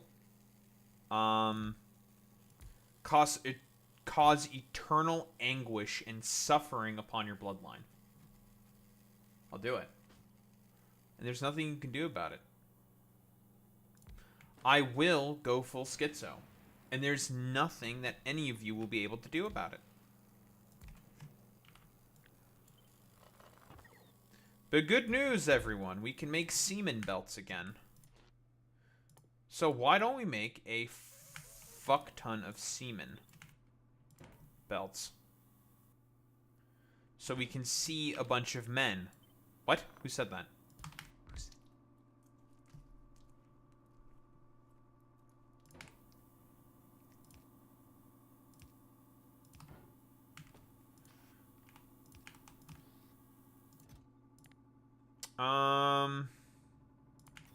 Eh, 6,000.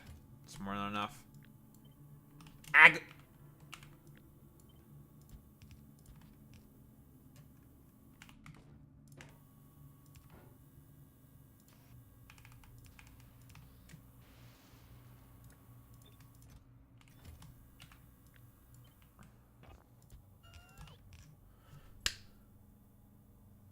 Semen. Acquired.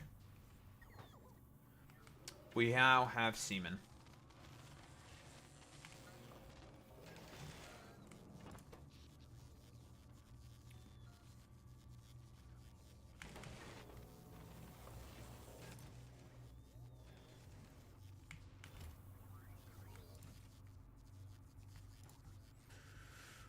Alright, acquire the rest of the semen.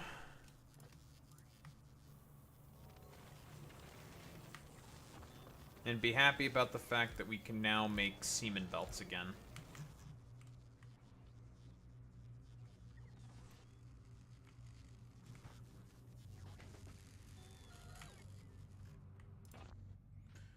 Eventually we'll be able to make substations.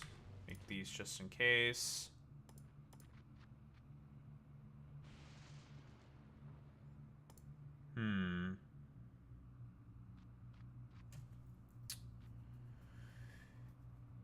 Assembly machines.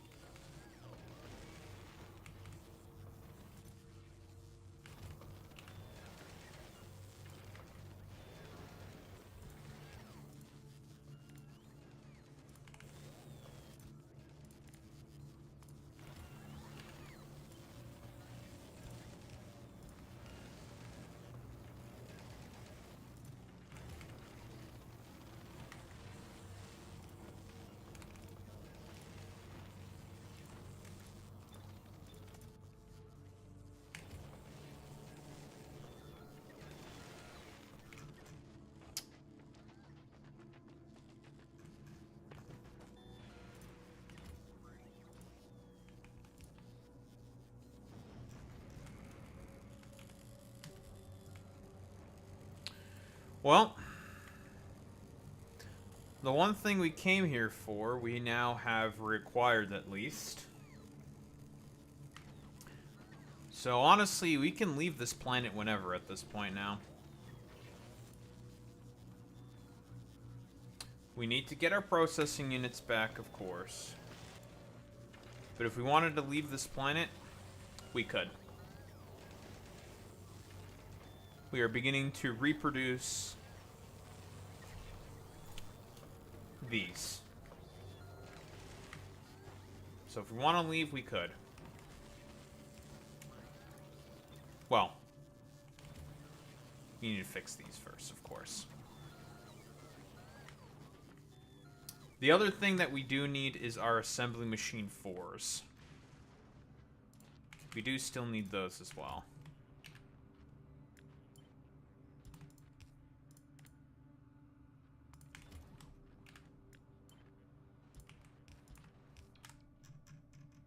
Which means from over here...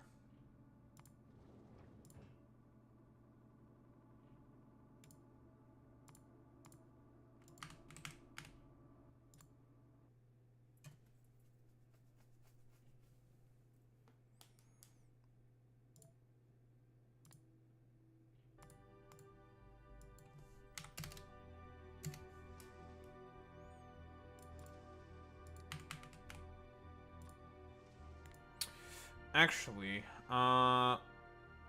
grab these all, because we have a fuck ton of these at our rig.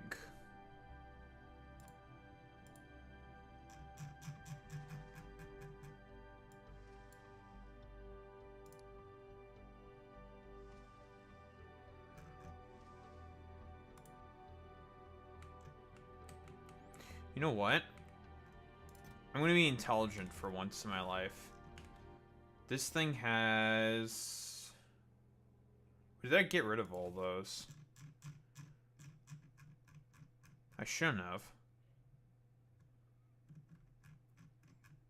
A lot of turbo belts here. A lot of turbo undergrounds. A lot of turbo splitters. Tons of speed tier. Do I have no assembly belt? Assembly machines here? I must have gotten rid of all of them. Ah, it's not the end of the world. Okay, that's fine.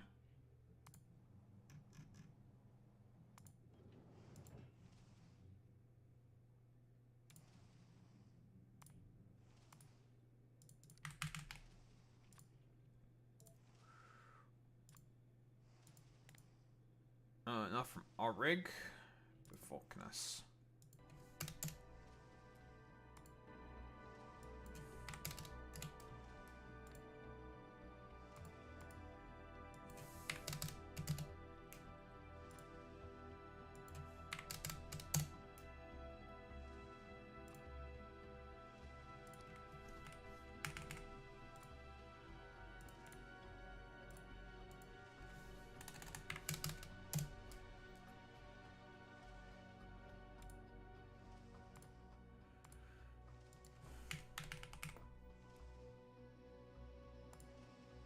High-speed processor, eh?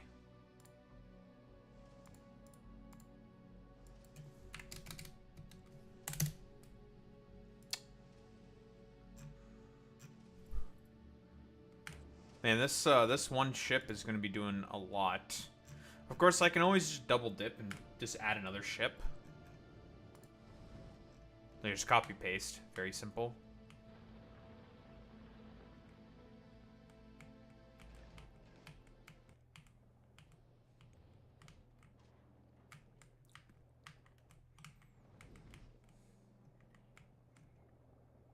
No, but I mean, we have essentially accomplished what we came to set out to do. Yeah, we should have more than enough of these.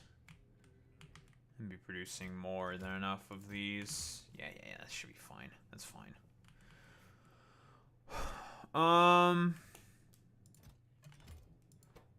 Right, these are the only things I think I have to be concerned about. Didn't I add more? Yes, I did add more assembly machine lines. I did do that. I did remember to do that. So okay, I think we should be okay. I think we should be okay in terms of that respect. He thinks.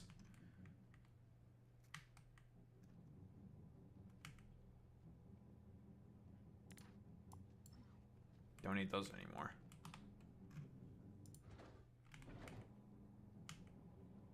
Huh? How did all this spoilage get on here? What the? The fuck's this shit?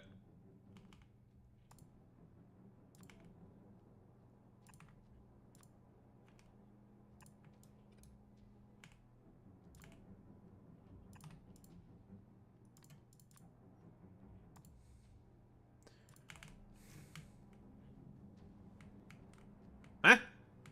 Spoilage on the rocket belt. What the? But how?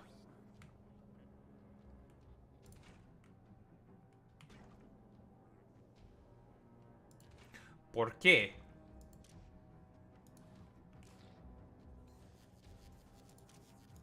¿Por qué?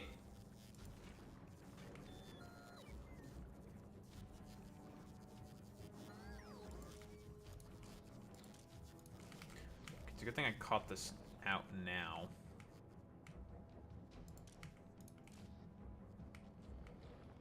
Can fix it real quick. Bots. Do you understand me, Alex? ¿Por qué? ¿Por qué? ¿Por qué? Now I understand that that it may come off as I am just saying "por qué" to the one Hispanic that's in the chat, and I could be being racist because of that. But have you ever considered that we have a shared bond in being Latin American? we share our Latin American bonds together. Think about it.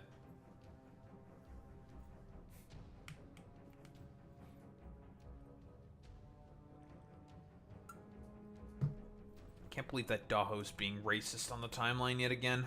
I'm canceled. It's over for me.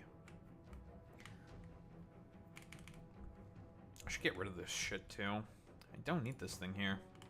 Not anymore.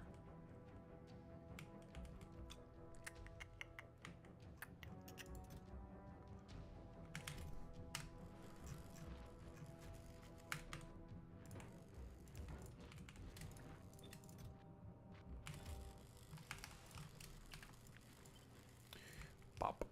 Pop. Lovely.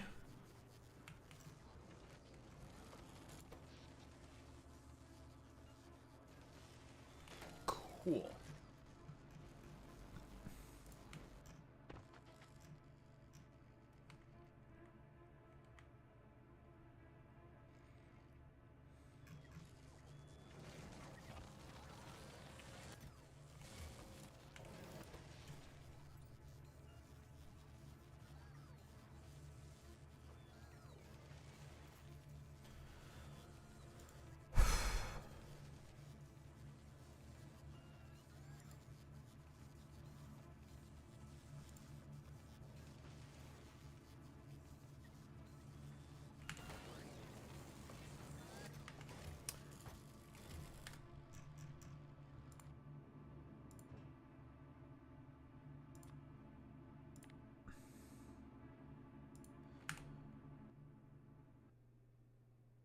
Well,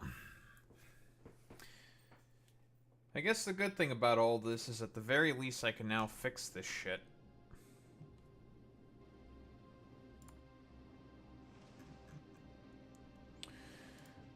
I think another thing I should probably do is I should use this ship. Does it cut through Novice?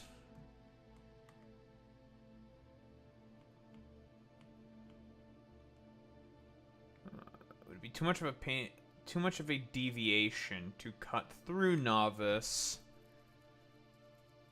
To head to Maluna real quick to drop off belts. I don't want to make another ship that's just dedicated for transporting belts. I'd rather just use this.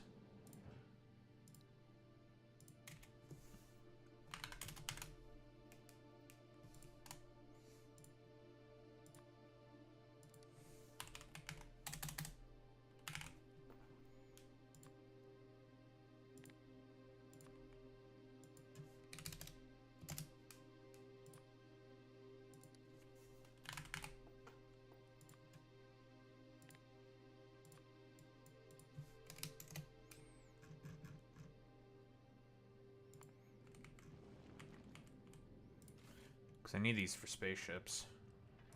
I don't even have that much. Like 1,000. Yeah, we'll just keep 2,000 instead. It's easier that way. Splitters.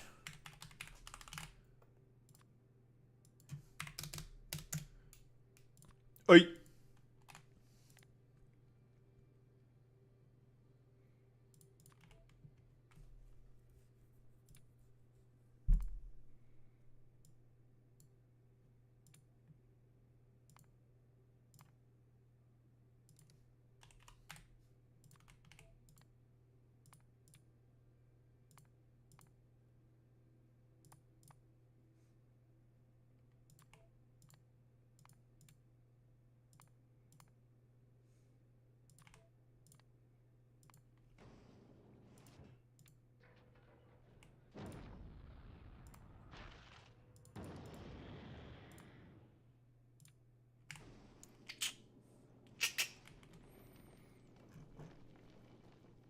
Anywhere else I don't think needs any other belts, because I could just use the personal ship to take care of that. If we really need to send more belts other places. So that is fine. You are to be the Muluna errand boy. While also getting all this petroleum gas. More like petroleum ass, am I right, fellas? Nee. Nee. Nee. Nee.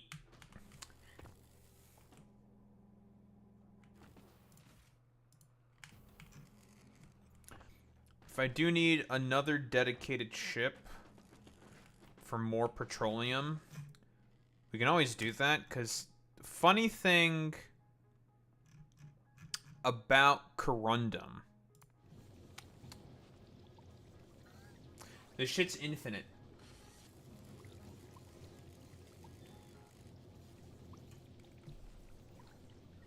The petroleum here is infinite.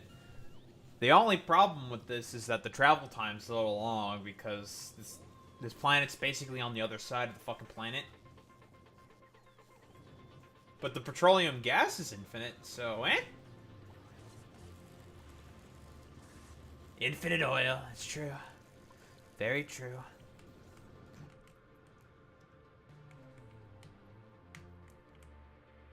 I don't know. Why the fuck does this planet have infinite heavy oil?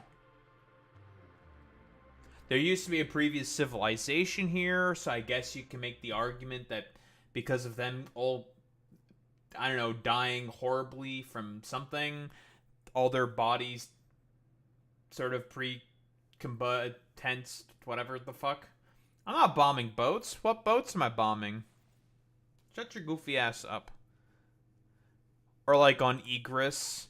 How the fuck is this an island of light oil? Huh. Honestly, I'm as you're dutifully elected president of the United States of America, I'm just bombing the shit out of Venezuela because of the Epstein files.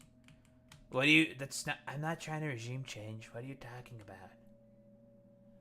Look at the radical Marxist left, lying as always. Lying about my good name, like they always do. Like always, folks, let me tell you, they're such liars. Can't believe anything that comes from the radical left. They're charlatans, they're liars, they lie all the time. And many people are saying, many people are asking, why, oh, Daho, why does the left lie all the time? And I'm like, I don't know. They just say all this different crazy stuff, and I have no idea why they are just such constant liars. But it's like, I just find it a little weird, The radical left always just says all this different crazy stuff about me, and I'm just like, I have no idea what they're talking about. Oh, even though... Yeah, of course. Of course he's gonna restart the fucking threats because of the Epstein files. He has to distract. Despite the fact that he's been told, yeah, you can't do that.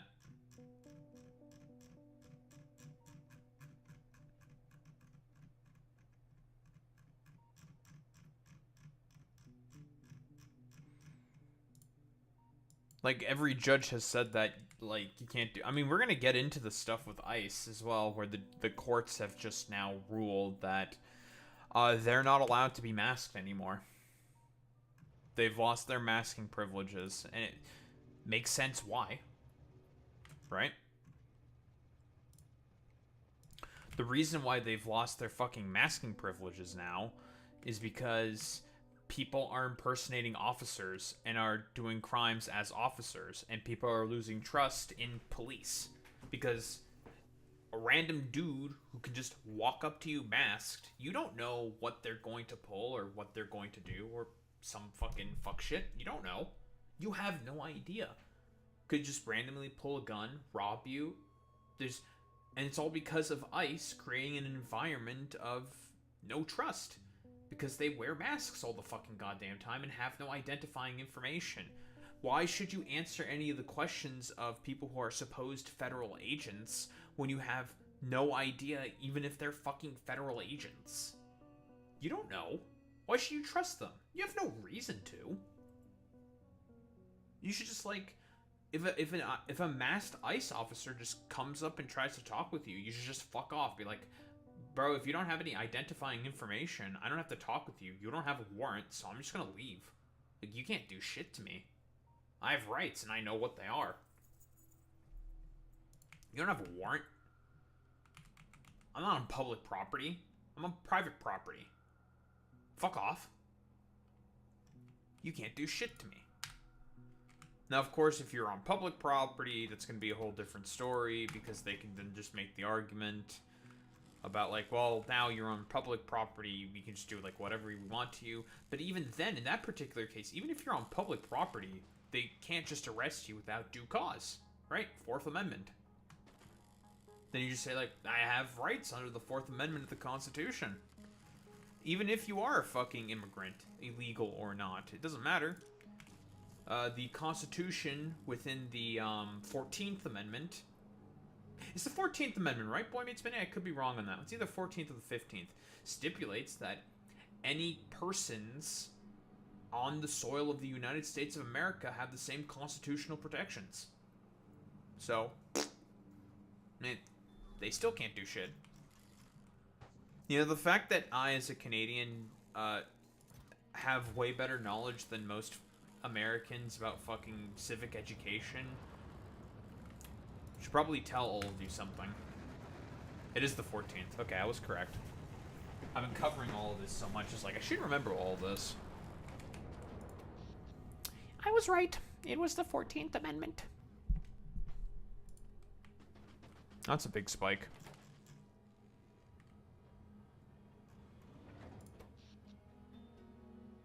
It's okay. One big old spike because of the rockets being used once is definitely normal. That's why we have all the accumulators that we have. To be able to take the strain of it while we launch all those rockets. Even after all of the efficiency modules that we have in here, still takes up a bunch of megawattage. Each one takes about 18 megawatts.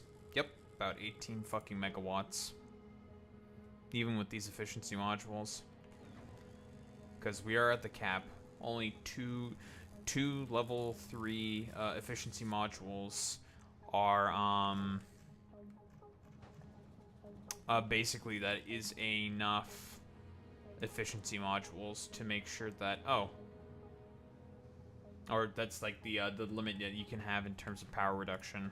With all the other modules in there, it just overwhelms the efficiency modules. But hey, they are detracting away from a single productivity module. So that's not bad.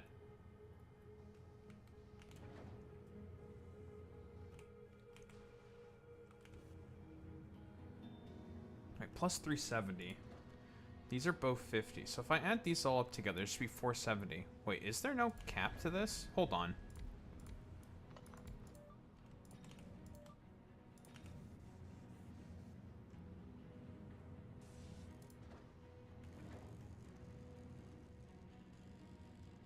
I want to see how much energy this consumes now.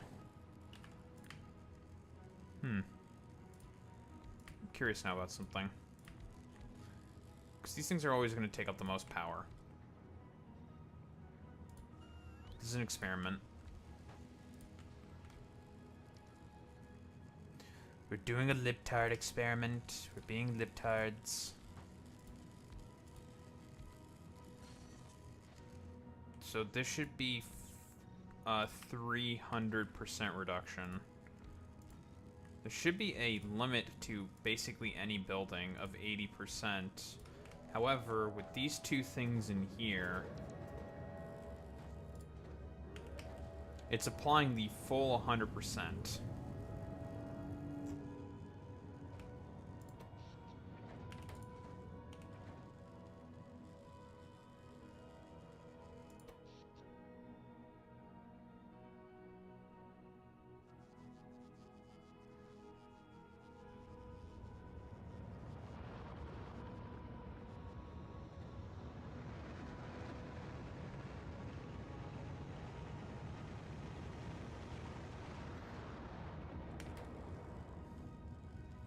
It works. We were over cap there.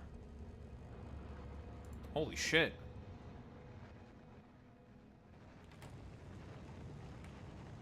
Huh. Fascinating.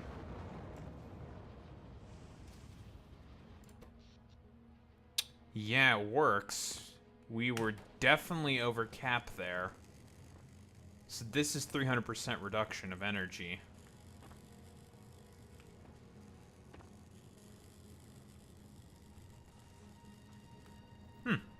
That's good. Because these are going to be the things that are the most power hungry when they launch.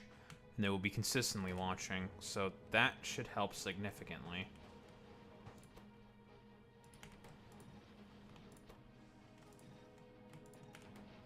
Which means we can be probably more greedy.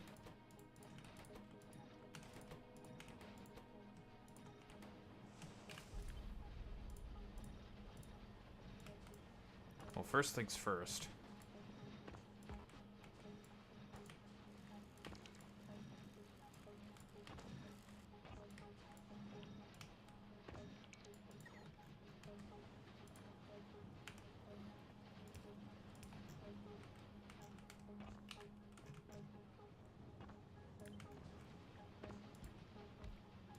Whoops.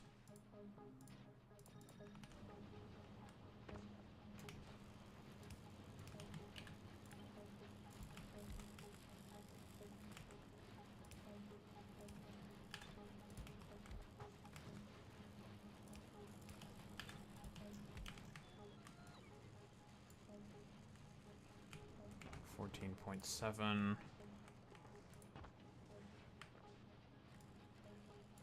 14.7 engines.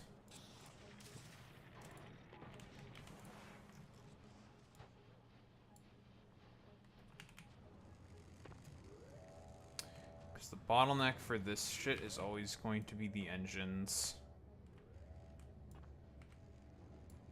And because of the efficiency modules and everything, we have now reduced our consumption of engines per second to about 30.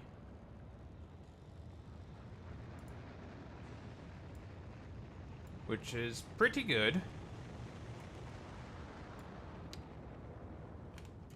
We've not put in the necessary beacon setup for this.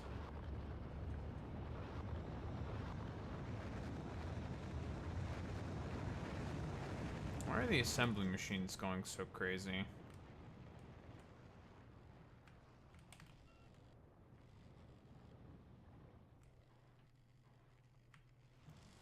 Oh, it's because of these ones.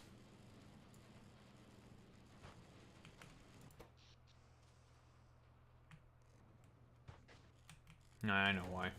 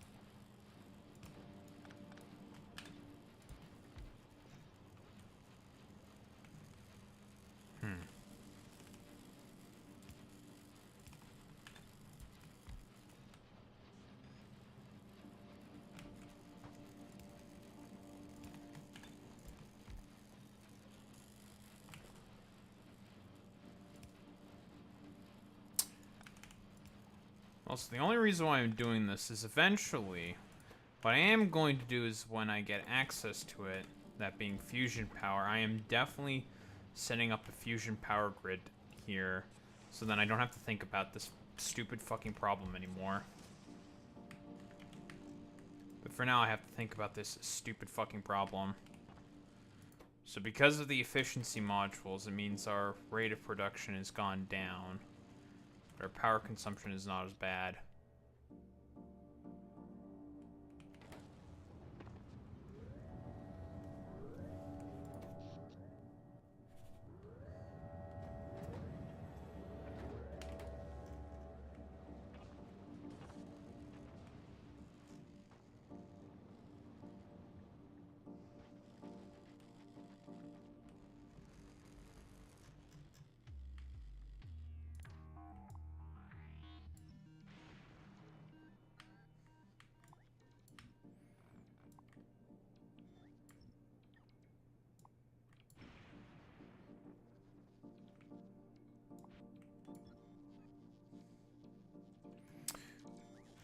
I mean, technically speaking, here's a good thing about this area, though, is if you ever need more power, just clear out an area and just get more surface area, and then just plop down a bunch of bullshit.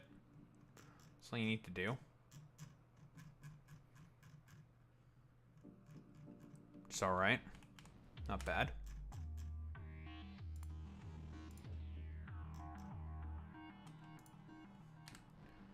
If you ever need more power.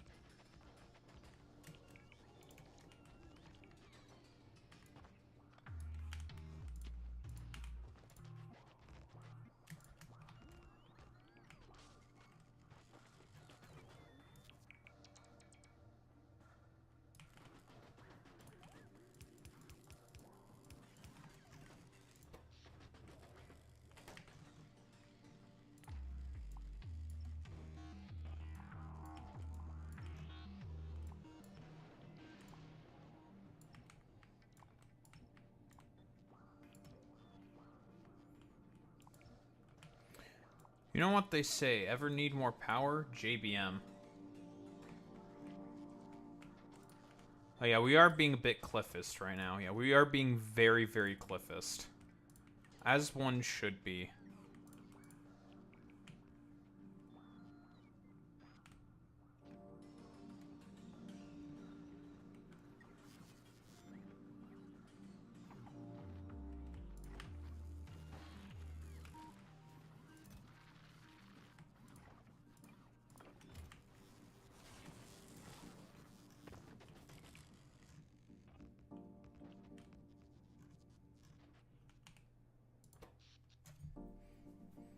$200 megawatts.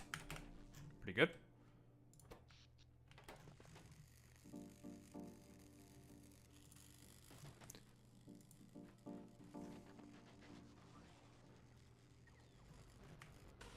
ABC. Yeah, the Jackson 5, right? Always be racist. I mean, copist. I mean, flop sweat.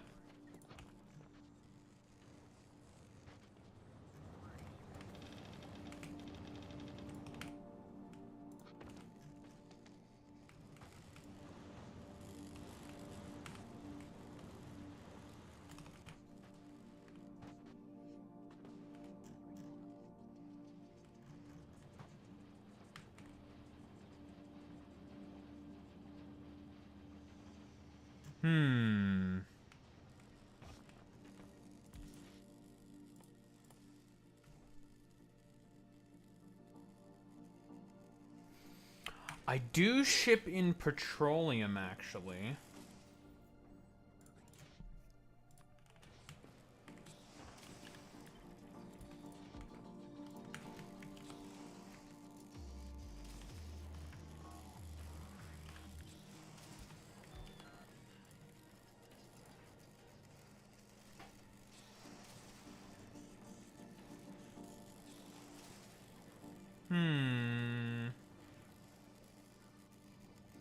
I do ship in petroleum now. That is the thing that gives fuel value for calciners. And I did bring over calciners here. Could make myself a bunch of activated carbon.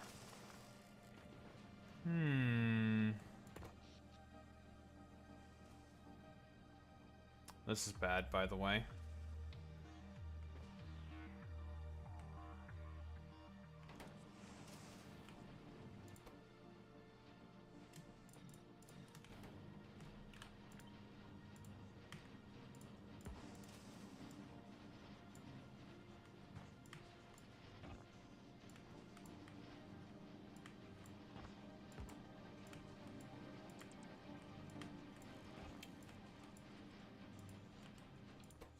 Too many modules, not enough power production, and our accumulator charges out. Not good.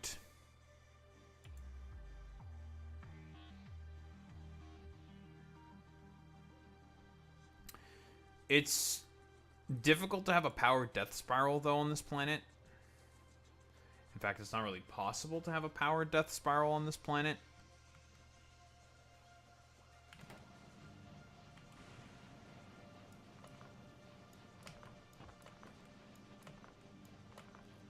Well, this was an experiment that I was trying to see if it was worth or not. It ended up not really being worth. I think.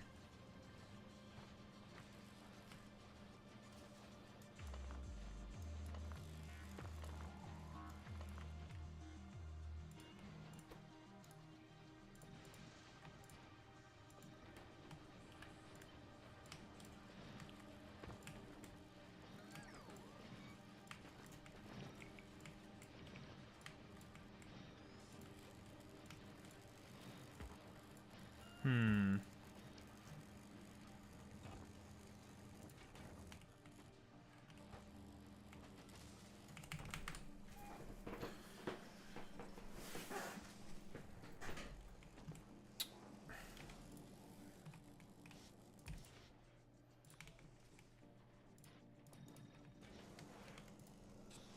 0.6 versus 0.175.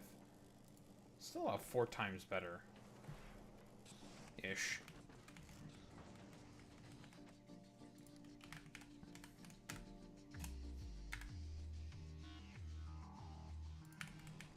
We have carbon. You know what?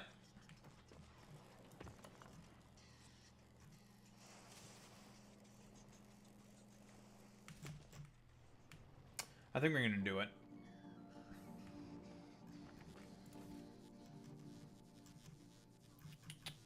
Calciners, calciners, calciners. Give me these. Good thing about calciners is that you can definitely put in as many modules and beacons in them as much as possible, because the only thing that will change for them is the amount of fuel they consume. Does this shit have a fuel value? Polishing compound? I didn't think so. Petroleum gas, however, most certainly does. 600 kilojoules. Is that even that good? Not really. It's pretty shit. Kilojoules? Not even a megajoule. Ugh. That's kind of brother ew. I'm not gonna lie. But we have unlimited petroleum, so it doesn't really matter all that much. And I could get rid of all these iron gears. They're basically useless now.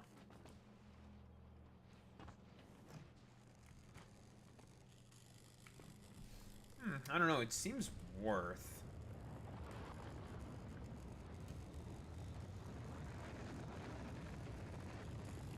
Trump's granddaughter entered a ladies PGA fucking tourney despite not being pro. How'd she do? I'm gonna assume. Well, you know, she is my lovely granddaughter who everyone seems to thirst after for some reason, so clearly she did the best. She did so well. 13 points over. Ooh, yikes.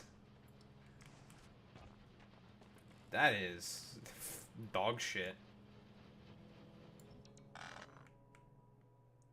You know what? I think I have deemed it worth enough to completely tear this apart. I'll probably use foundries instead. I think it's probably better. Even if it's just efficiency module shit. That's so funny.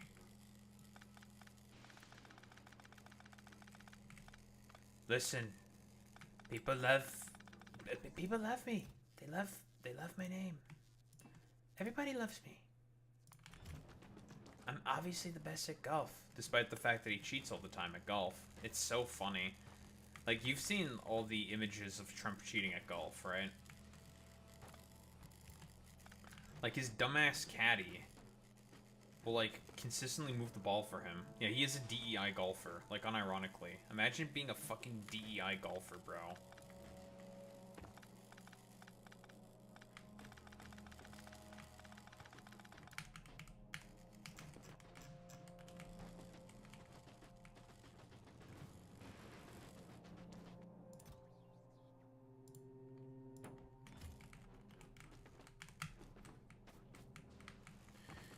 People have no idea how good I am at golf, though. They don't know.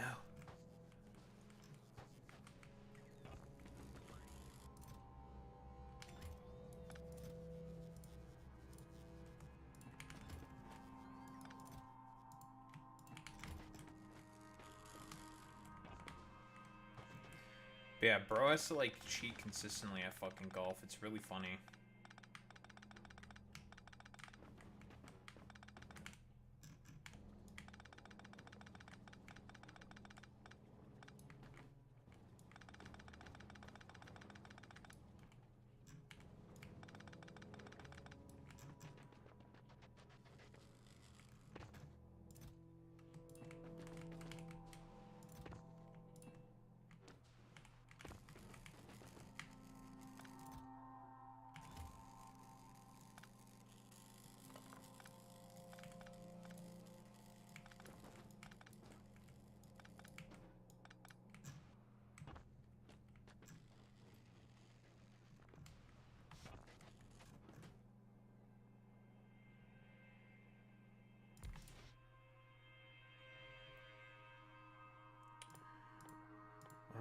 Pipes.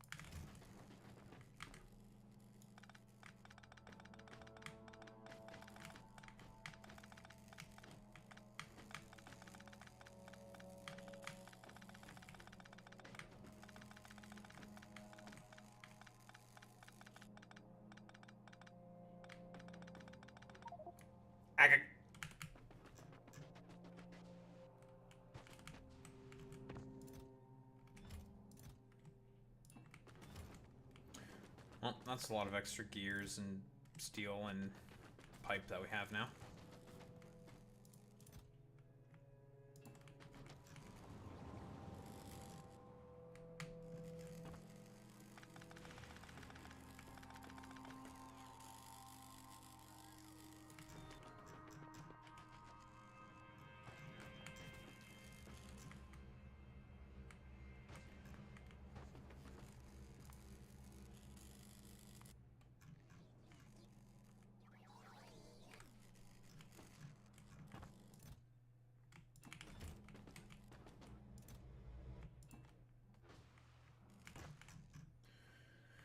Okay. Hmm.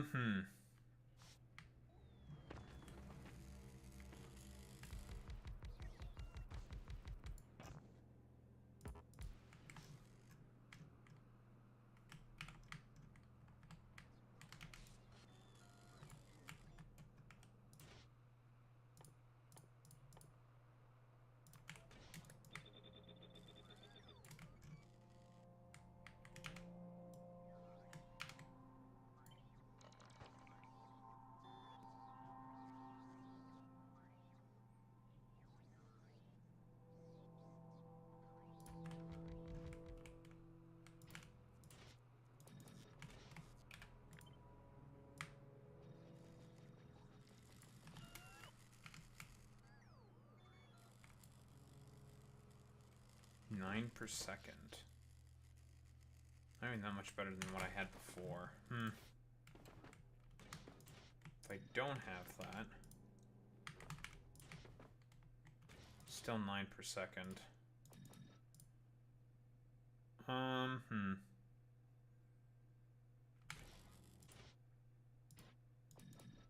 I do this, this should be 18 then.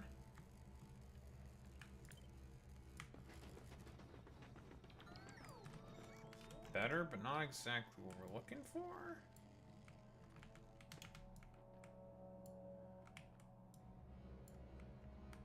But more in line with this, and, well, not so much this. Though honestly, scaling this up is relatively easy because carbon, we got that.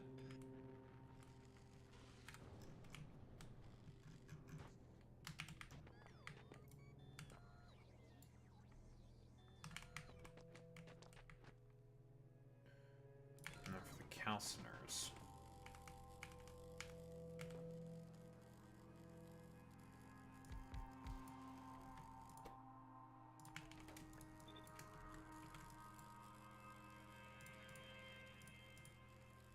Two per second.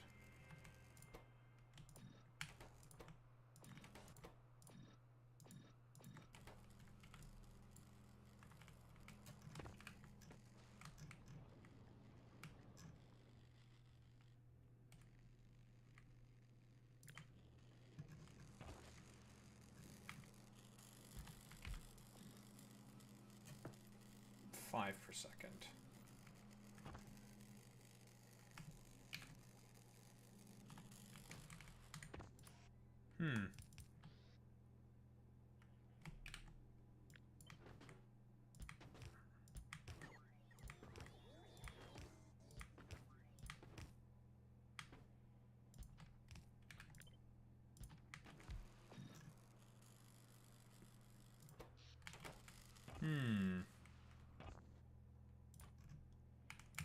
Well, the only thing that has to go on here is the activated carbons, so...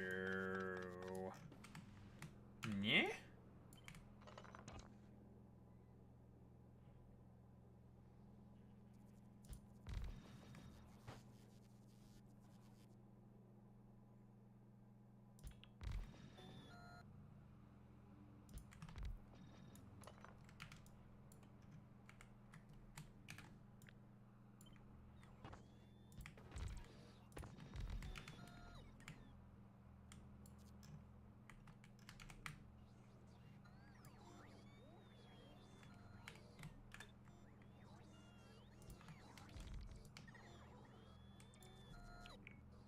This is such a weird build.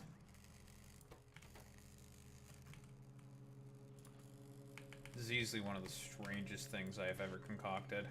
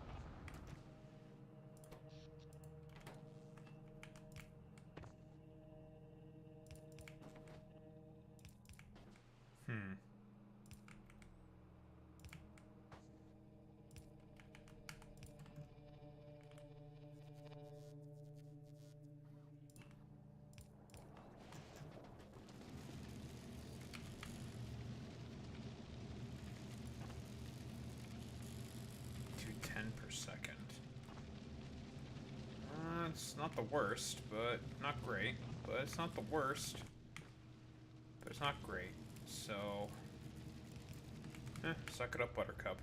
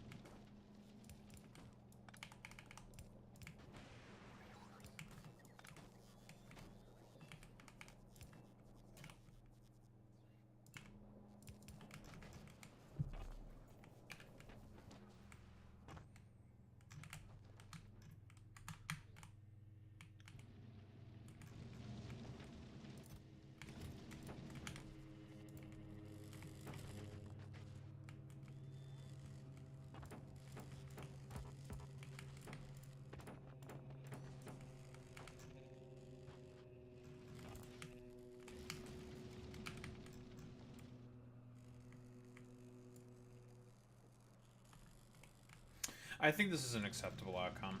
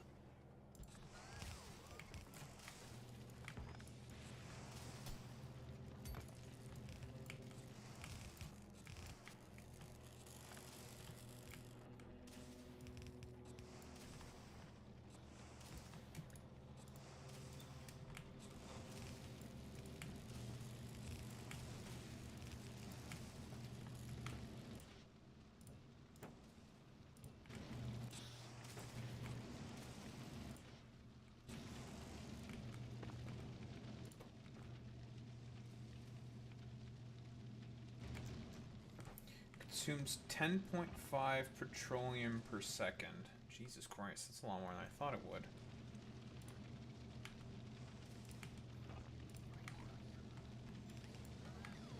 Say Levy.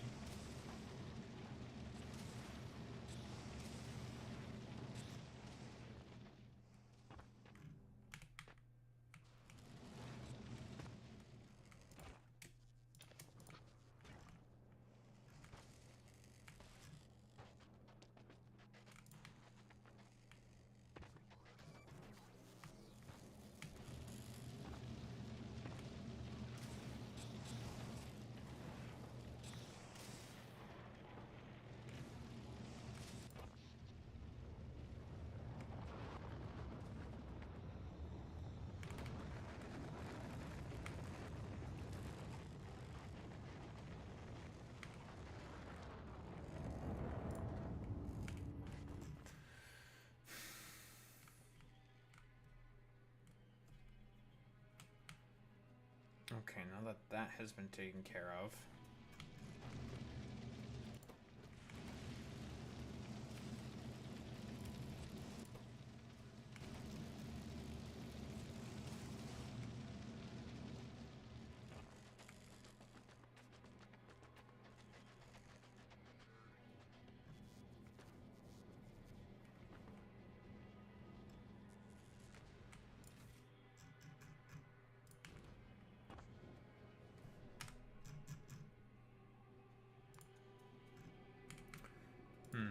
think I might be creating another one of these ships.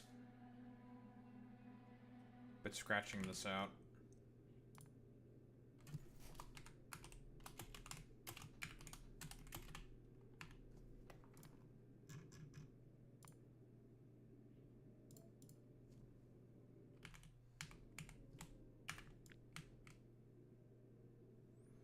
If I don't need it anymore, I could just divert it to some other area for some other thing. So it ain't the end of the world. But yeah, this petroleum is definitely going to be a fucking bottleneck.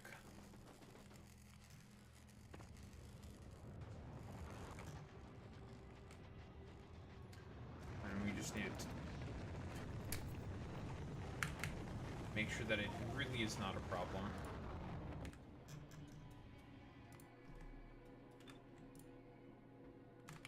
Alright, get the building.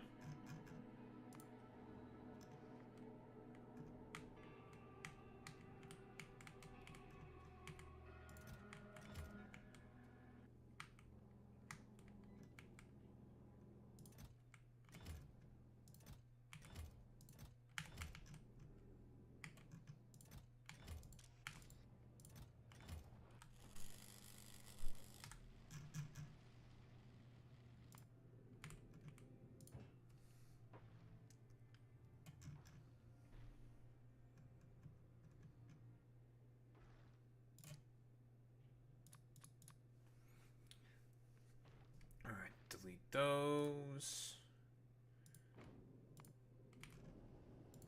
In fact, you need to be changed to novice for your refuel interrupt.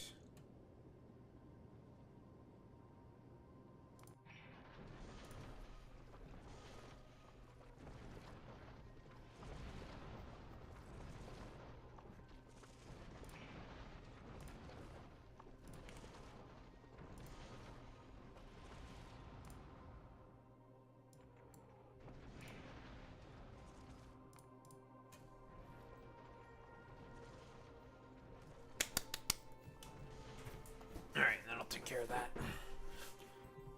Boat ship just needs to be built.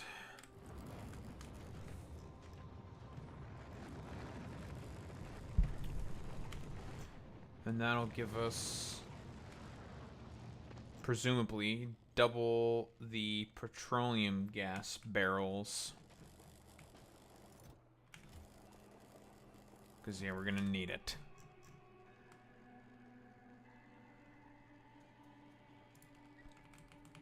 We haven't even started using, say, all of the, we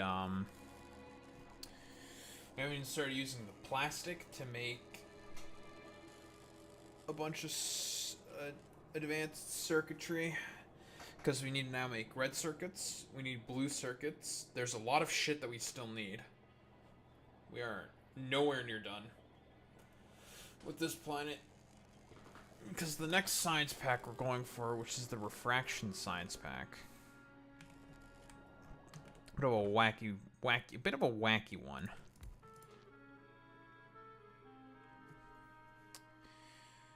So you need simulating units. Simulating units need blue chips. Nanoscale lenses also need fiber optic cables, which is plastic.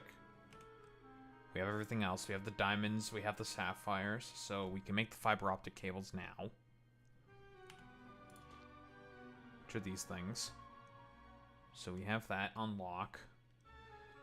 We need blue chips. We need these. The ruby lasers. We have everything for that. We ship in heavy glass already. It's all in the hub. How am I going to bring it out of the hub? The robots.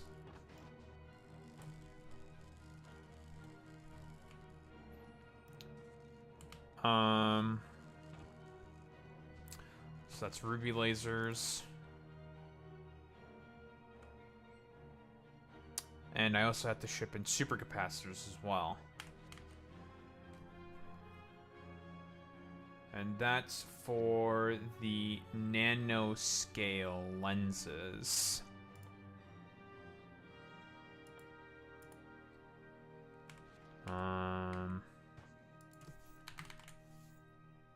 These things, which are made in polishers.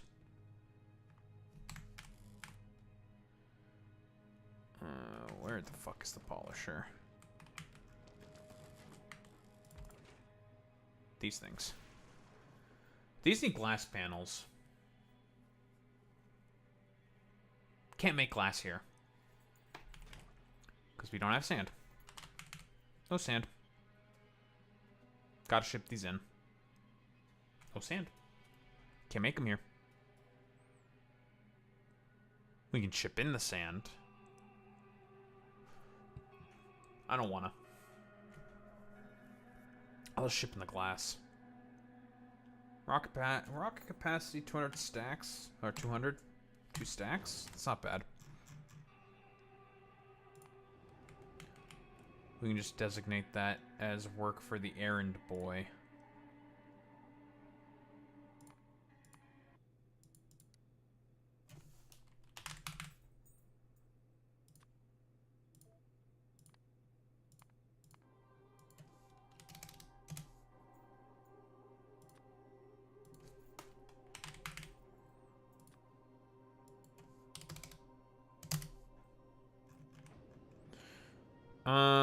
Do we put glass in a passive provider chest?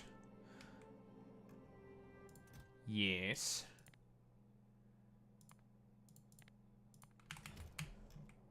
We do. Okay, so that's ready to go. Pretty much whenever. I want to do it like that. But yeah, there is one thing that we're going to do for sure.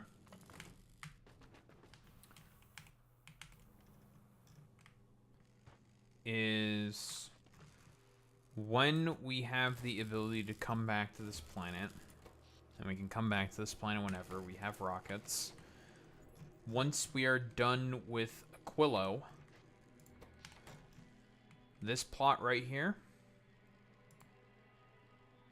we're gonna stick a fatty, and I mean a fatty fucking fusion reactor. Now, you may be wondering, well, Daha, why don't you just use a nuclear reactor? Just do that. Just have your ship pick up the necessary fuel. You could do that. But I would have to deal with the waste. With a fusion reactor, we don't need as much space. Not as many reactor parts or bits to make a fatty fucking reactor. And we can just have one of the ships every now and again go to pick up some of the fusion power cells and drop them off. These big refraction ray collectors are definitely significantly better. They're not bad. You still need a lot of them, though. Now, I could always just ship in a nuclear reactor right now and then just take it apart later. I can do that as well. The problem is water. But you know, we do have water. Now we have water to be able to make it. So we could make the nuclear reactor now. It's just the main issue is, well, with all the bullshit that we basically will consistently have to need. It's a bit of a logistics annoyance.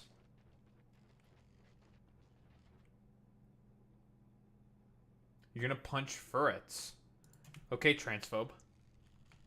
I guess Alex... I guess Alex is just it's transphobic.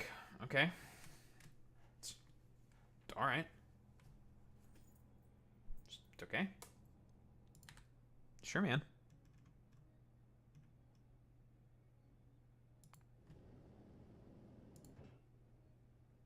It's alright. Turf behavior. Yeah, I guess. Listen, it's what you're doing. I don't know. I guess you're a Zionist now. It's crazy. Listen, Alex, you didn't have to punch the ferrets. Nothing was compelling you to do that.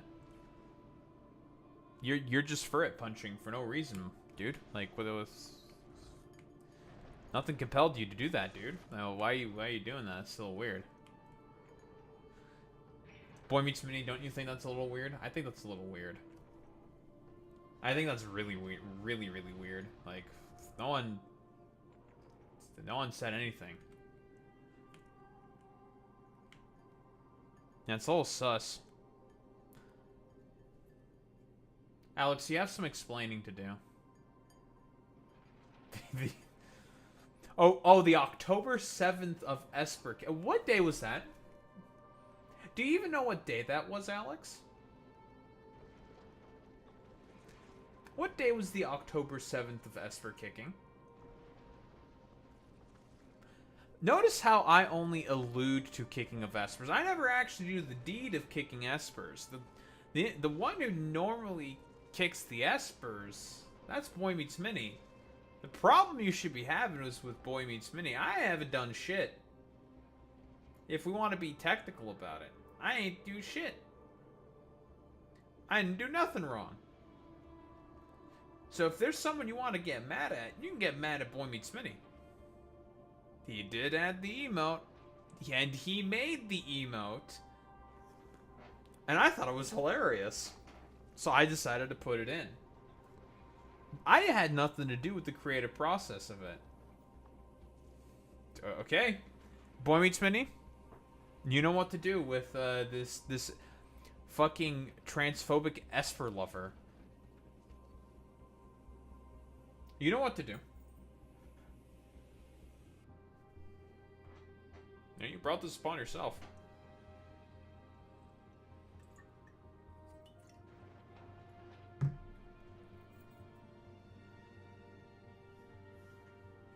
Esper lover is a slur. Esper lover, Esper lover, Esper lover, Esper lover, Esper lover, Esper lover. Let's go! We're making another slur! Yes! Yes! I love making slurs.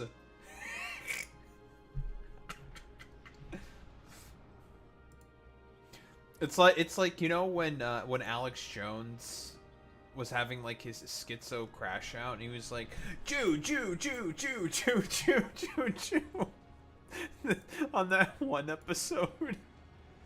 Oh man, dude.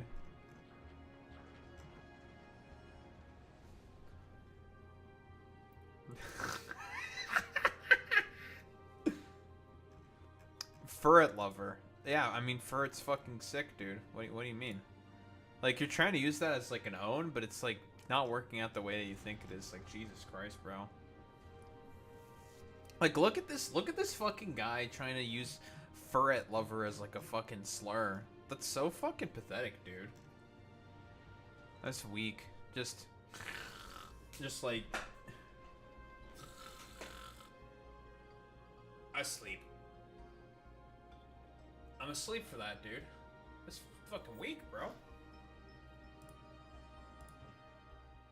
Like, is that supposed to be a gotcha? Is that supposed to be like an ode or something, Alex? What's going on, bro?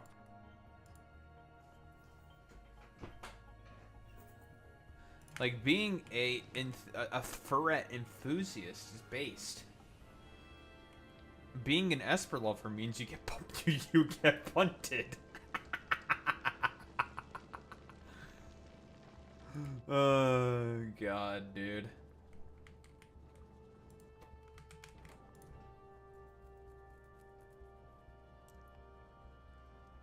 Like, is that what you want?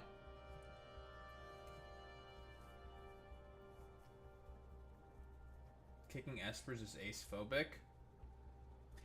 Wrong. It has, like, one of the colors of the ace flag. Look, Boy Meets Mini, look at this motherfucker trying to grasp at straws to try to stop the inevitable Esper punting.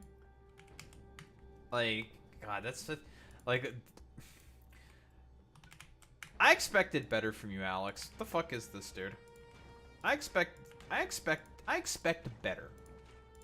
But now I'm just disappointed.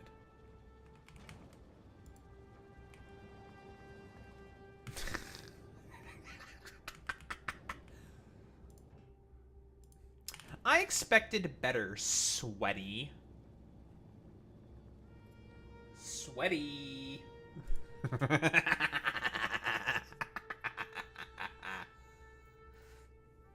Sweaty.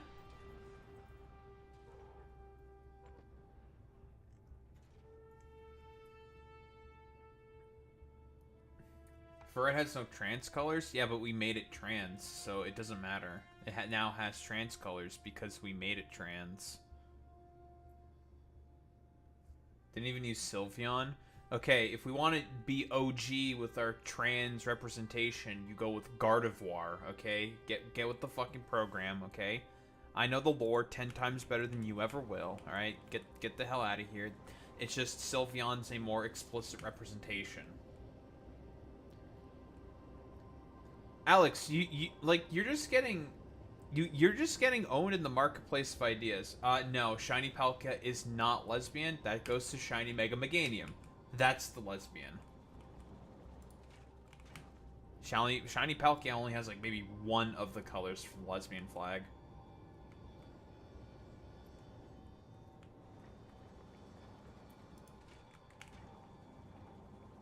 Mega Meganium is the lesbian Pokemon.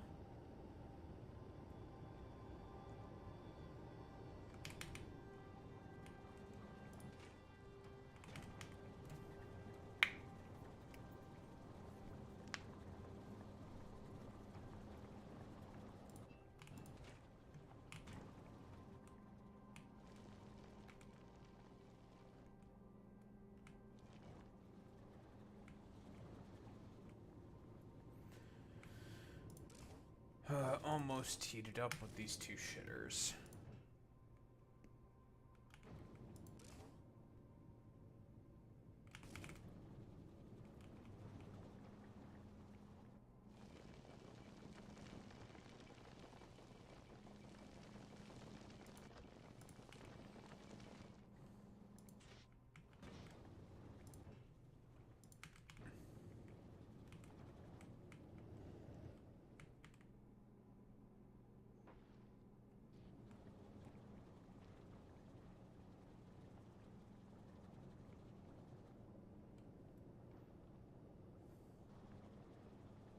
Shiny Ho-Oh? Or no, just Ho-Oh. There's not really many Pokemon that have that many color palettes. Like just a ton of color on it. Not that many of them, to be honest.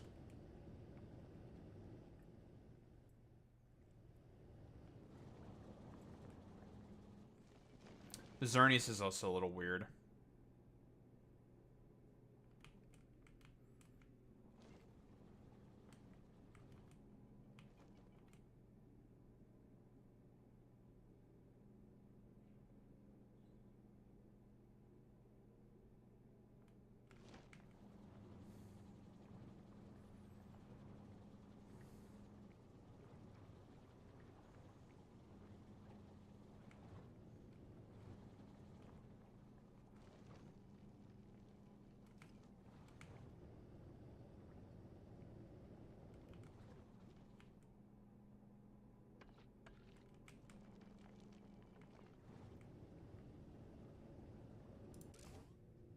Alright, you've almost heated up.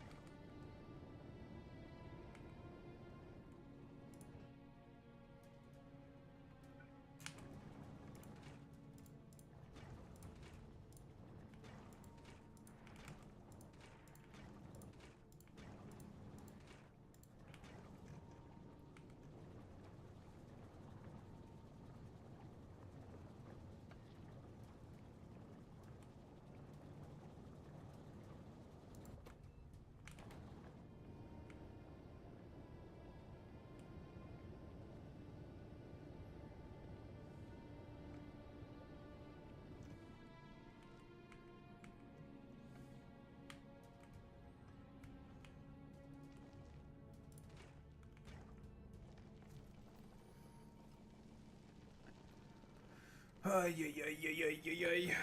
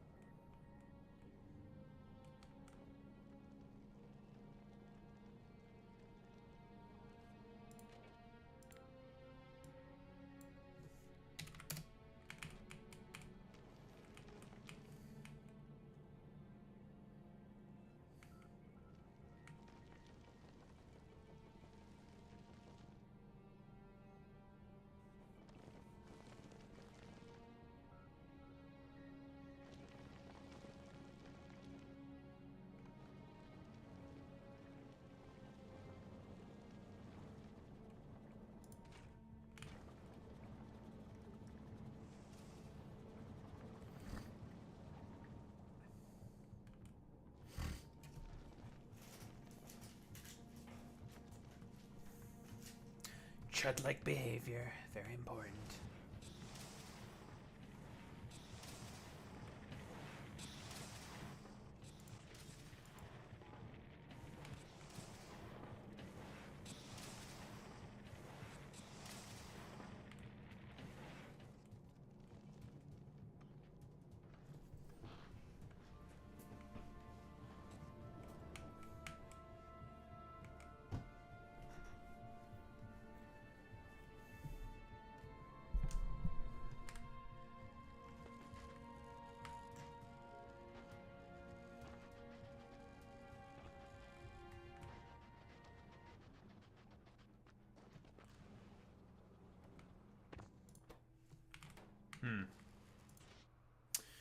I'm starting to think if this is worth it or not.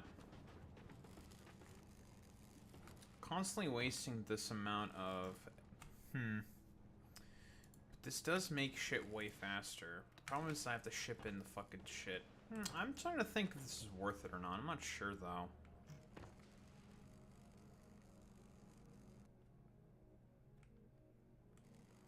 Because it's not a consistent thing, and we have to keep bringing in petroleum back and forth and shit. I don't know.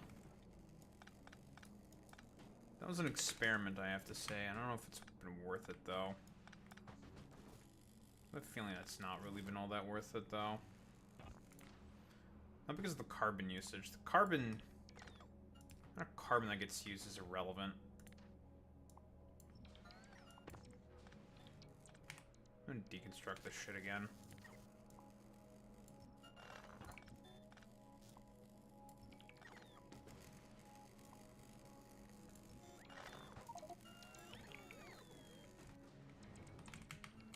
Oh dear, we have too many chuds.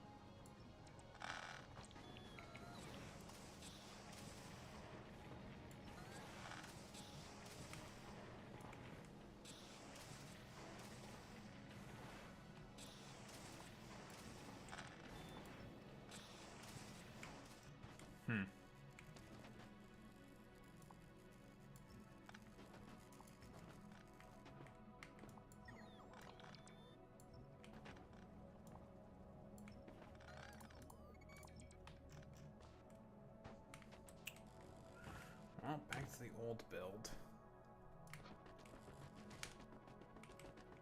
Throw this in the lava.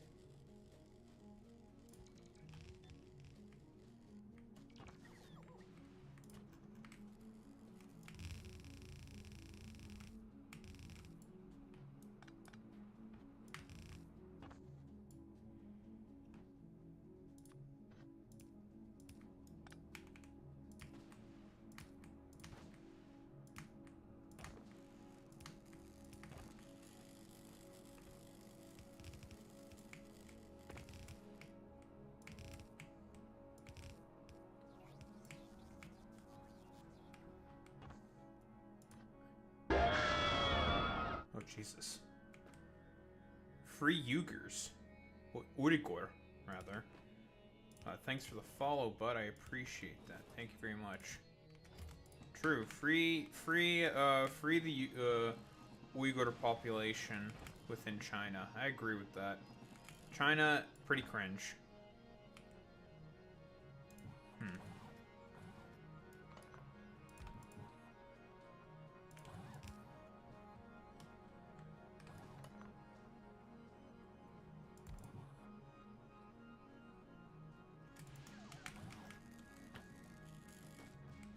I don't know if they caught, like, the shit I was talking about with China earlier. But yeah, we were talking about China earlier. And how they are kind of cringe, and how Hassan is kind of cringe for simping for China. Very, very cringe. Not based, not very cool. Kinda cringe, bro. Why are you simping for China? Simping for China is L shit. Nobody likes simping for China. And honestly, it was like the dumbest fucking simping. I like talking about how it is beneficial for it to have like its fucking abundance style fucking capitalism backed up with a centrally controlled fucking state. It's like, brother, you're okay with state fucking capitalism, bro. Like, ew, brother, fucking ew, bro. And you know, you have all the Marxist Leninists clapping at that like fucking seals. It's just like, Jesus, man.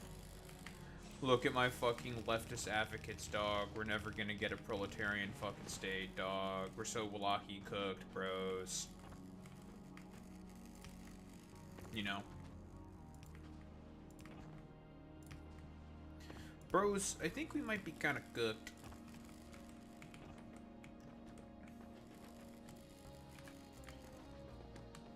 Too many goddamn MLs. Okay. I'm not actually being serious when I say that. They are a minority. It's a very loud, annoying one.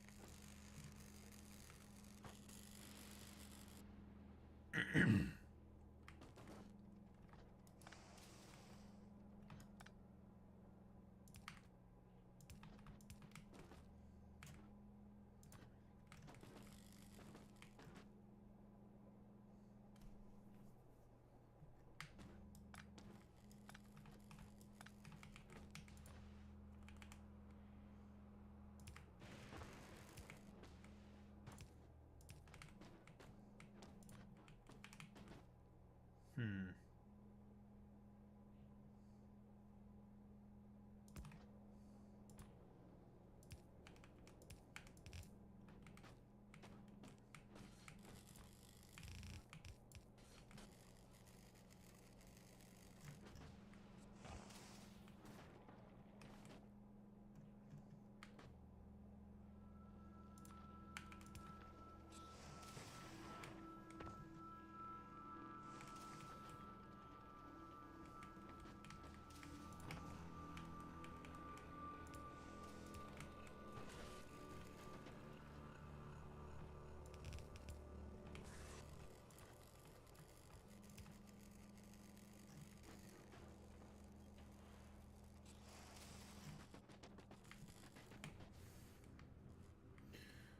Okay, so that's that rebuilt.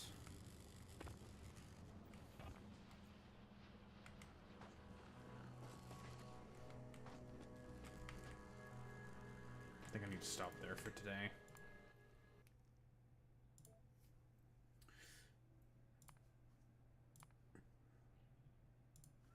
Went on a little longer than I wanted to. That's because I rebuilt things, tried things, built things, rebuilt things, blah blah blah blah blah. It was worth an experiment. It was worth figuring out some stuff. Yeah, that fucking shit with the calciners is definitely not sustainable. If it's using 210 fucking fucking petroleum gas per second, I don't think it's sustainable. Because at least with all the other stuff, it's in spurts. It's not always going to be consistent usage. I don't think it's worth it.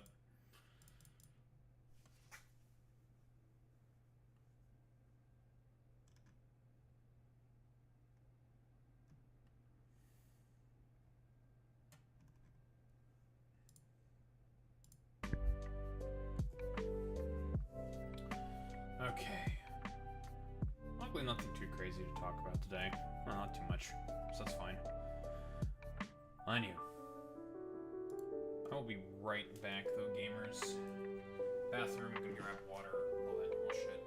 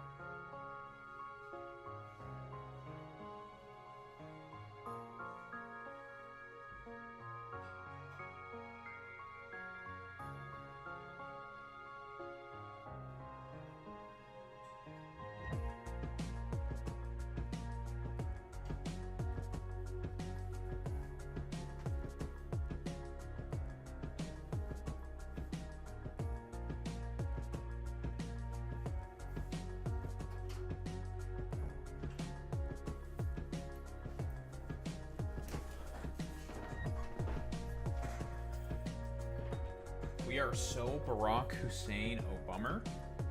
How are we doing, gamers? We are so Obama.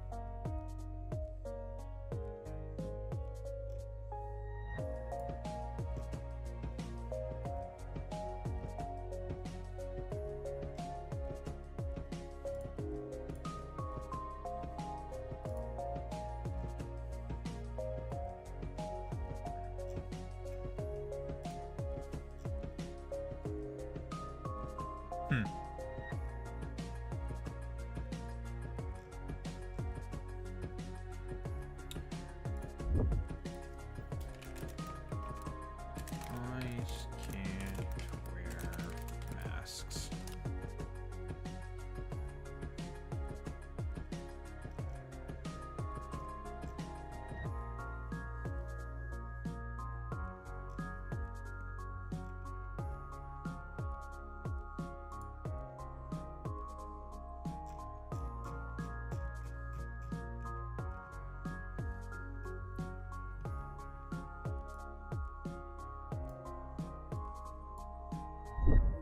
Doink.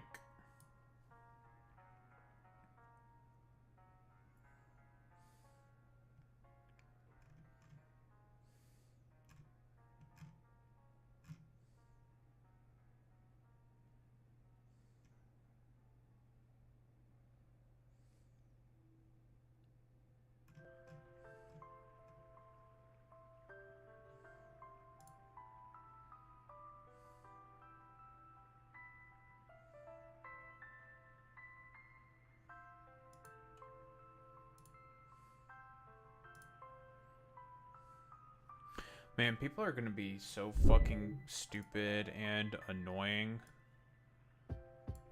about that Hassan Piker China shit, because it's a not great fucking take.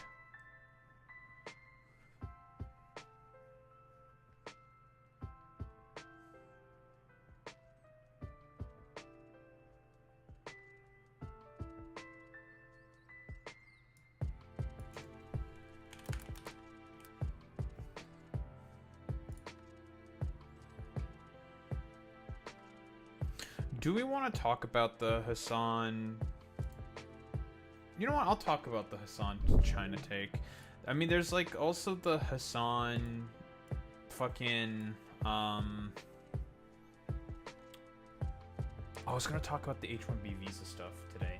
Yes, I do also want to talk about that as well, actually.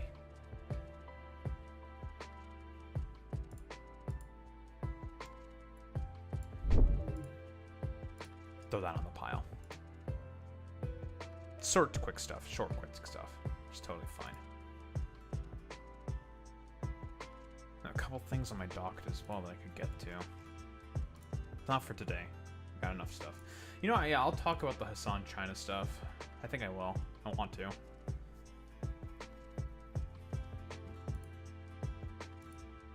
Because I don't give as much of a shit about the... Do I care as much about the Tiananmen Square stuff?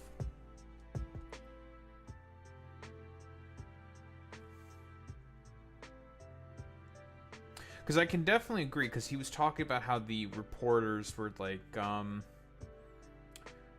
the reports, they were talking about it inaccurately. That I can agree with.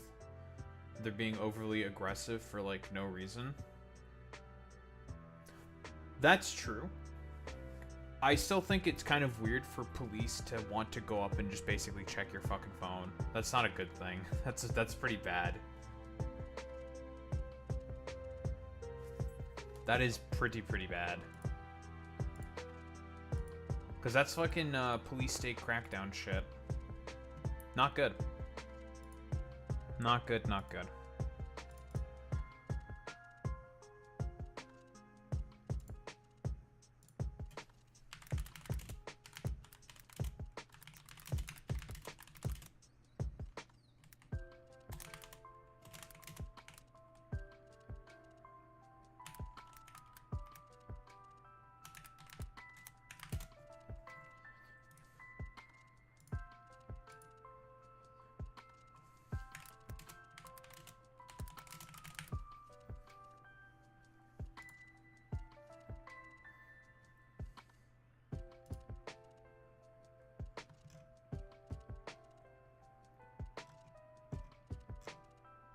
Hmm.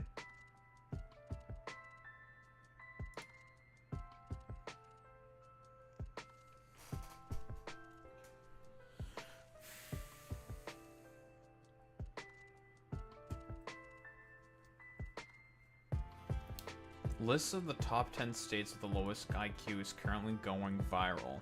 Who's number 1 and number 2? Mississippi and Louisiana. That's funny. Alabama and New Mexico tied for 5th. 3 and 4 is California and Hawaii. Wonder why Hawaii. That's an interesting one. California, that makes a lot more sense to me. Lots and lots of people that are dragging those numbers down, especially a lot of fucking Republicans living out in the fucking boonies. That makes sense why California is there, just sheer population size. Louisiana, Mississippi, Alabama, perfect sense. Dog shit education. I'm surprised Oklahoma is not higher on that list. Genuinely quite surprising.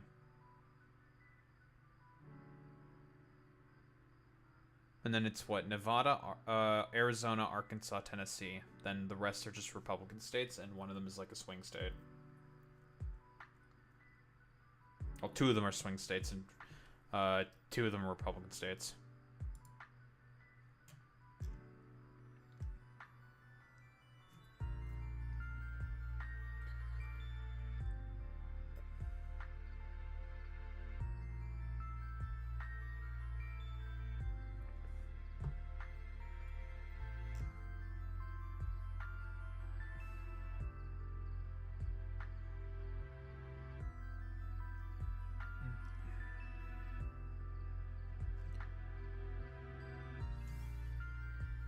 JD Vance, I'm a grok guy. I think it's the best. It's also the least woke. That I think it's the most fucking 3 IQ shit on the planet, dude.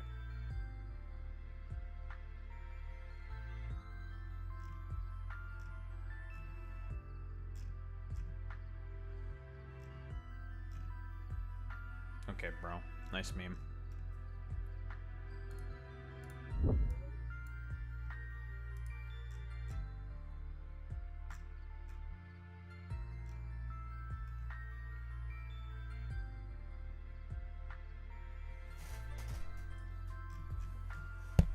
What?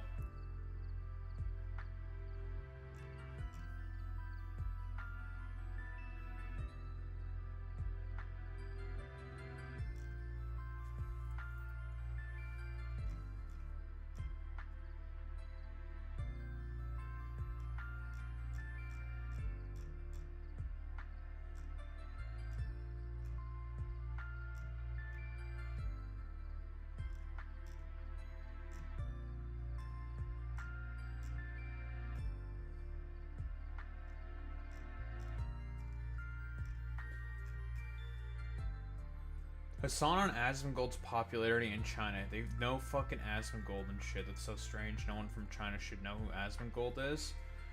Doesn't China also have like a pretty big like incel fucking problem? Like every other fucking Asian country, but it's not as bad as say Korea or Japan. But there's still like a pretty decently large. I mean, considering just sheer population size. It makes sense that there's probably a bunch of sort of like hikikomori adjacent, like super anti-woman weirdos. Because Hassan, the basis of Maoism in China is incredibly fucking patriarchal. Makes a lot of sense that there's probably a lot of women haters that exist within China. That just makes so much fucking sense to me. But again, like, this is the main problem that I have with Hassan. If he's talking about China, he just like turns his brain off and just like only simps for China. Hardly any criticisms. And it's only because they just have high-speed rail infrastructure. That's really about it. Which is, again, a lot of like Western Marxist-Leninist fucking brain rot bullshit.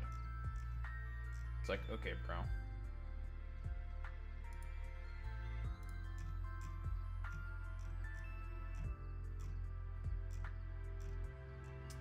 You know, I think more people need to read capitalist realism. I think Hassan should read Capitalist Realism.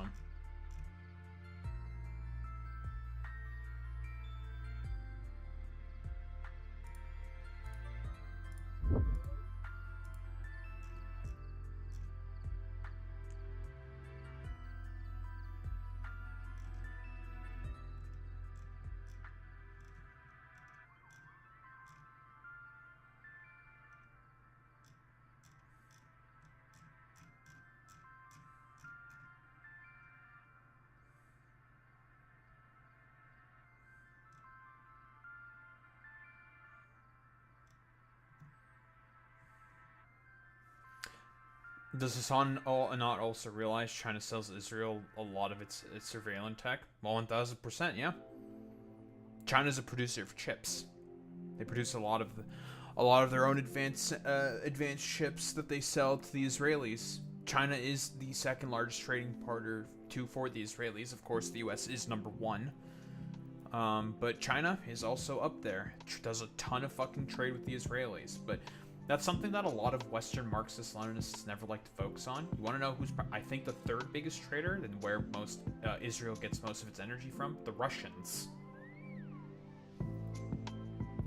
Everyone fucking forgets that, though. But, you know, it's all like raw, multipolarity, fucking 3 IQ dog shit. So it's just like, okay, bro, whatever. Nice meme. Hey, it's just stupid.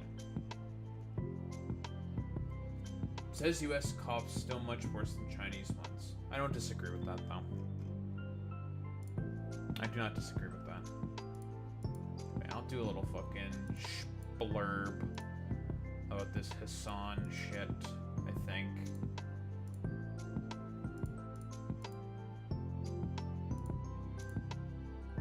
Okay, I'll save the FBI stuff then.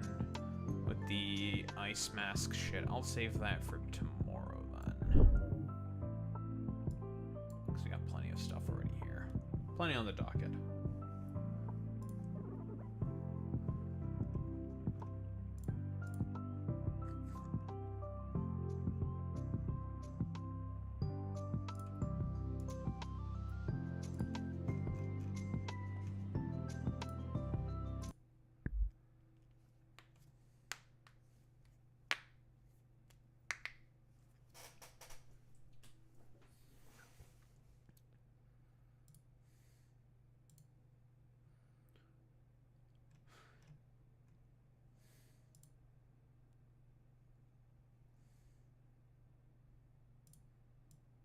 Alright. Let's get her started. Hasten Pecker. Hamas Picker. The face of, I guess, left-wing extremism on Twitch.television. Hassan Piker, Hasten AB. He goes by many, many different names. Hank Pecker. You know, you can make any derivative possible of his name. He is currently in China, seemingly doing the, I don't know, Chinese sloppy toppy tour for whatever reason. Okay, I have to get this out of the way. The only reason why Hassan fucking simps for China is because they have high-speed rail fucking infrastructure. That's really about it. Like, it's one of those things that is just like, okay, bro, if we want to like have adulation for a particular fucking nation state for like the most shallow reason possible, that might be one of the most fucking shallow reasons possible. Yes, we're gonna get to the actual fucking arguments and positions that he is having.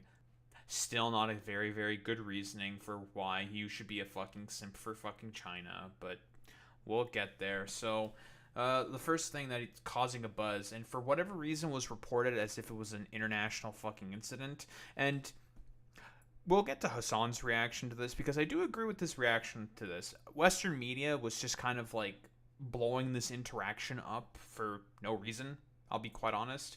I think the bigger criticism that people should be having is the fact that their Chinese police are willing to comb through fucking people's phones, because Western police don't do that. They do not fucking do any of that shit. And it's all because from what I'm seeing here, it's like what, a Mao Zedong meme with fucking Hassan's face as Mao Zedong instead. It's like a dumbass fucking meme, and he like I think he was like talked to for like 10 minutes or something by Chinese cops, and that was really about it. I've had a similar interaction before. Now, of course, helps that I have white skin. No shit, obviously. But for playing a fucking random ass fucking meme, getting stopped by the cops and they have to take a look through your phone that's not a good thing. That's a pretty fucking bad thing. It's emblematic of a rather sort of authoritarian power structure in place where the free expression is heavily fucking stamped upon. Roger, you seen this? Oh yeah. Yeah.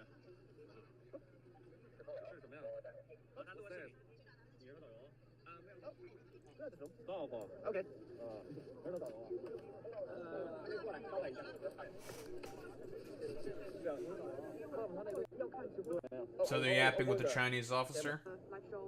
Good on there. We're doing secret memes. Be right back. Good on there, but my internet is not so good. Okay, we'll get back. Okay, They're not on your phone, I think? We're back. We're just waiting for Will to get out of the bathroom now. Okay. So, I from what I understand, he was gone for like 10 minutes or something. Had his phone combed through by some Chinese police officer, and that was about it, right? Again, like I've said before, security state apparatus shit, not generally very, very good. Again, that doesn't really happen in Western countries. Now, they'll be a lot more violent over, like, certain expressions of free speech, but they'll still allow you to fucking do that. If you have any of those expressions within China, they will crack down on that shit fucking immediately, because again, it's a silo. It's an information silo. The reason why stuff like the Great Firewall of China exists and whatnot is partially because they do not want Western social media companies to be able to spy on them. Likewise, the exact opposite, yada yada yada. But because it's also meant to be a crackdown upon ways that people want to be able to express themselves in certain social media companies. I personally, if we didn't live in a, I don't know, late stage capitalist sort of economy, yada yada bullshit, like, I would much prefer to have it such that if people want to use certain fucking platforms, have certain fucking types of speech, that would be significantly better. Now, I'm going to assume that generally speaking, Hassan would probably also agree with that particular take, but because in the grand scheme of things, technically speaking, this is not as big of a deal, but again, it is emblematic of the fucking information silo that the Chinese basically want to create amongst their fucking populace. That's not a good thing. That's a pretty fucking bad thing, like here, in terms of like Hassan's reaction about this. Whenever the police showed up, they thought, so that thing I went to, okay, the flag raising ceremony is not the flag raising ceremony that we went to is not a thing that white people normally go to, right? Mm-hmm. It's not normally something that white people attend, right?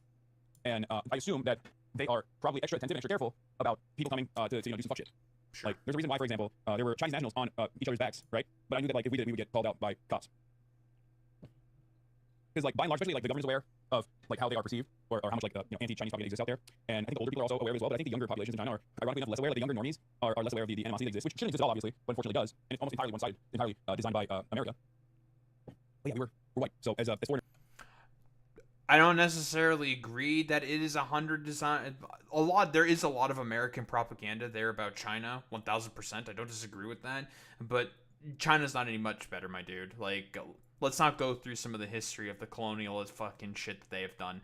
War in Vietnam as well, for the express purposes of wanting to establish their own sphere of influences, broadly speaking, throughout French Indochina, colonization of Tibet.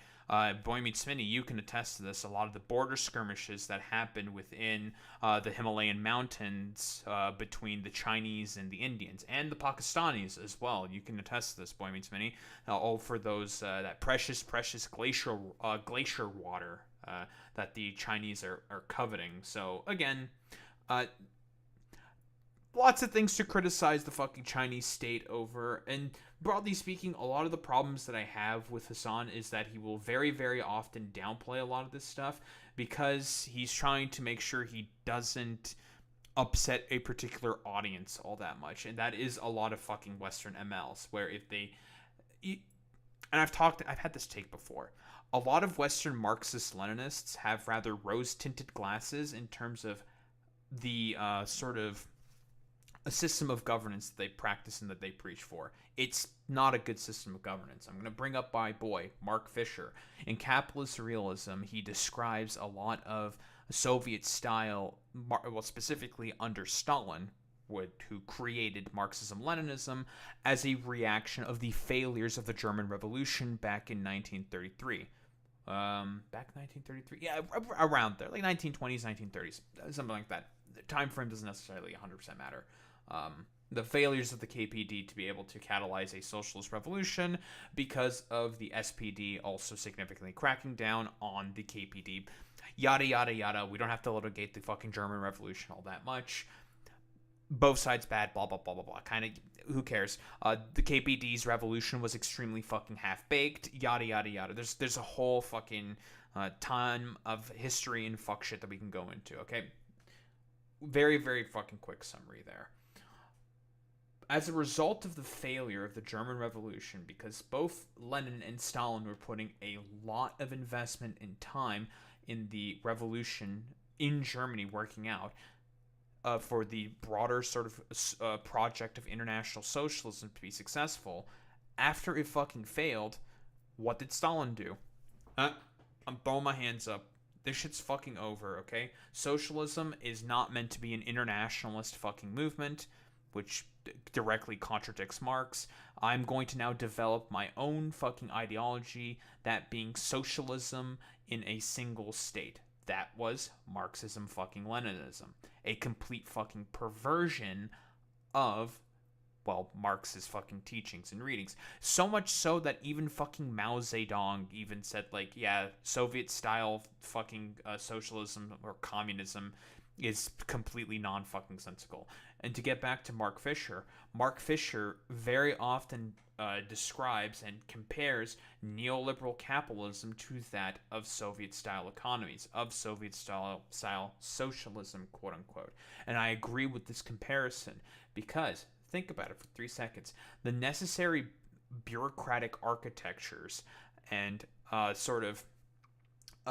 functioning of the means of who owns the means of production between a neoliberal economic state and the Soviet Stalinist economic state are exactly one in the same. It's just who has particular hands. Both are technically fucking private hands. One is just approved by the party, and one is approved by whoever is more ruthless in terms of the market, in terms of the private accumulation of fucking capital. Otherwise, these systems fundamentally function in the exact same way in terms of the bureaucratic structures in order to be, and this is what Mark Fisher specifically stresses, the bureaucratic structures necessary to maintain these styles of economy are exactly the same. Highly bureaucratic. Any attempts of trying to get rid of that shit, it's not going to fucking work. It's going to start to collapse in on itself, which is why I don't, like, for example, the Republicans are even still trying to find a way to secretly pay out the fucking ACA subsidies despite the fact that they want to get rid of that shit, okay? It's complete fucking nonsense. Of course they were going to try to fucking pay that shit out anyways because they know that it would be extremely unpopular and it would cause a collapse in the fucking U.S. economy as a result. And a collapse of the fucking bureaucratic state, which would not be beneficial for anyone, especially those at the top who they actually fucking care and listen to. Similar to that of Soviet-style economies. They also have people at the top who they all listen to. They are just people who are party approved instead of that being, well, random fucking private owners. That's the main problem here. And I do agree. There's a lot of fucking anti-Chinese stuff out there specifically perpetrated by America. I don't disagree with that. A lot of bullshit out there. Good reasons, though. A lot of the supposed actually existing socialism that is within China is farcical. It's non-fucking sensical.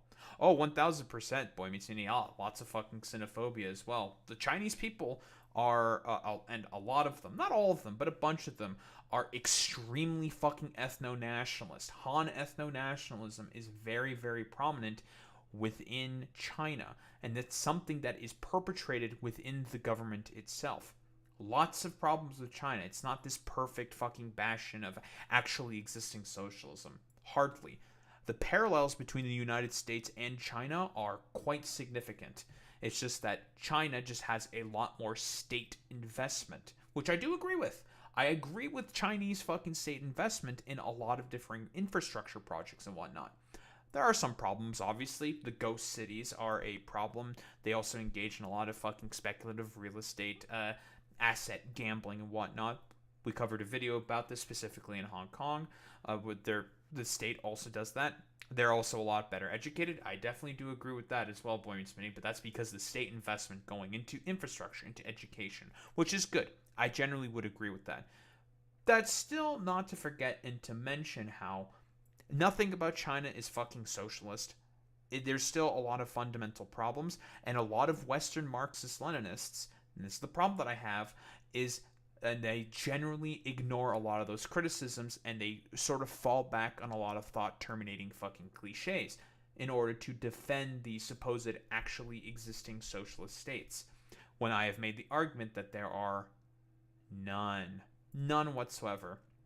Arun has a nice research talk on the Uyghur genocide. Oh, that's good. From what I understand, it's gotten better. Like, it's not as bad as it used to be, but still, the cultural genocide that exists within, not only for the Uyghurs, but also for the Tibetans, are still quite bad. Like, the opposite half of the Dalai Lama has still been kidnapped by the state of fucking China, right? And the spiritual leader of the Tibetans is in question, at risk. That is cultural fucking genocide. That flat out, simply put, is. And any other argument otherwise is stupid. Now, they can cope and seethe and talk about, like, well, Tibet used to have slavery and stuff like that. And it's just like, you are aware that when the Tibetan fucking communists, with the help of the Maoists, were able to win their revolution against the Tibetan state, they were able to gain victory. And against specifically the... was it a monarchy? I think it was a monarchy at that time, around the 40s, would have been around the 40s, 40s to 50s, something like that, when the occupation happened. The Maoists and Mao stabbed the Tibetans in the back. And I think Hassan also comments on this and says that is a fucking criticism of Mao, which, you know, I'll give that to fucking Hassan. Good for Hassan for saying that as well. But again, like, that doesn't change the fact that the Chinese state overall, wanted to conquer Tibet for their own sort of colonial and imperial sort of ambitions. That's the main problem that I'm having with a lot of Western MLs when they try to basically hawk and not criticize any of fucking China's positions. There's plenty to fucking go after in terms of China, right? Like, lots of stuff that's worth fucking criticizing. So just turning off your fucking brain and just being like, la la la la la, I don't want to listen to any criticisms of actually existing socialist states, la la la la la, I think is not a fucking good thing to do. Foreigners in China at this like national event rather than an international one, whereas you guys notice like they didn't have any like foreigners there at all. He thought he saw something on the phone. He thought he saw something on the phone. Like, he thought we were like making a mockery. You know what I mean? He didn't realize that we were swagged out white boys who love China. Are you being careful with your words? No, I'm just telling you like it is. Like, they thought they were being extra attentive to make sure that, you know, no one is making fun of Mao or anything like that, or the ceremony, and that's what they were that's what it was. It's normal for police to make sure that white people don't do shit. Yeah, it's just it's a cultural difference, and also they just don't want anyone to pull a fucking Logan Paul or anything like that. How was it resolved? We just like talk to them. We just were like, no, that's not, you know, we're not doing that at all. We're just here to experience the event. Yeah, he went to a flag raising ceremony, right, at Tiananmen Square, some celebration or something. You know, I'm not very, very aware. You know, it's celebrations, whatever. You know, I told you in jail like this time. Yeah, okay, calm down. That's not. You're being ridiculous. This is actually one of the things I want to show Americans in general, because like people have this like false assertion, false notion that it's people have this like false notion that it's like people arrest you for a meme or whatever. It's not like that at all. Okay, calm down. It's funny because like I've dealt with cops at this point all around the world, as you guys know. So as far as like cops I've dealt with all around the world, you know, European cops in France, American cops, just European cops in other European countries, and even Japanese cops as well, I will say that it's not even remotely up there. The further west you go, the worse cops get, the more aggressive they get.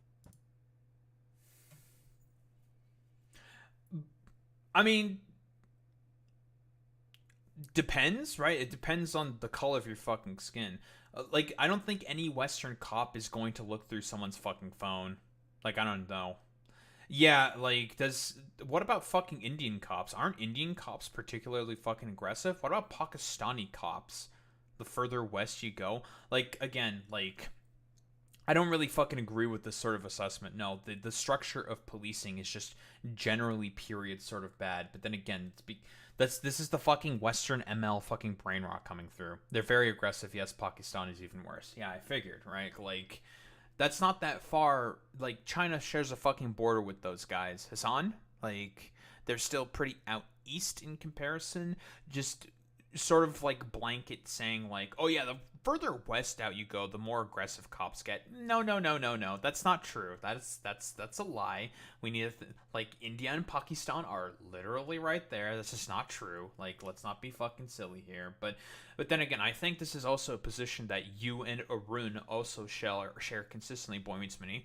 A lot of Western Marxist-Leninists are very, very shut-eye and rather blinkered when it comes to assessments of Southeast Asia and generally a lot of the fucking dynamics that happen within the region. Now, am I 100% aware of everything?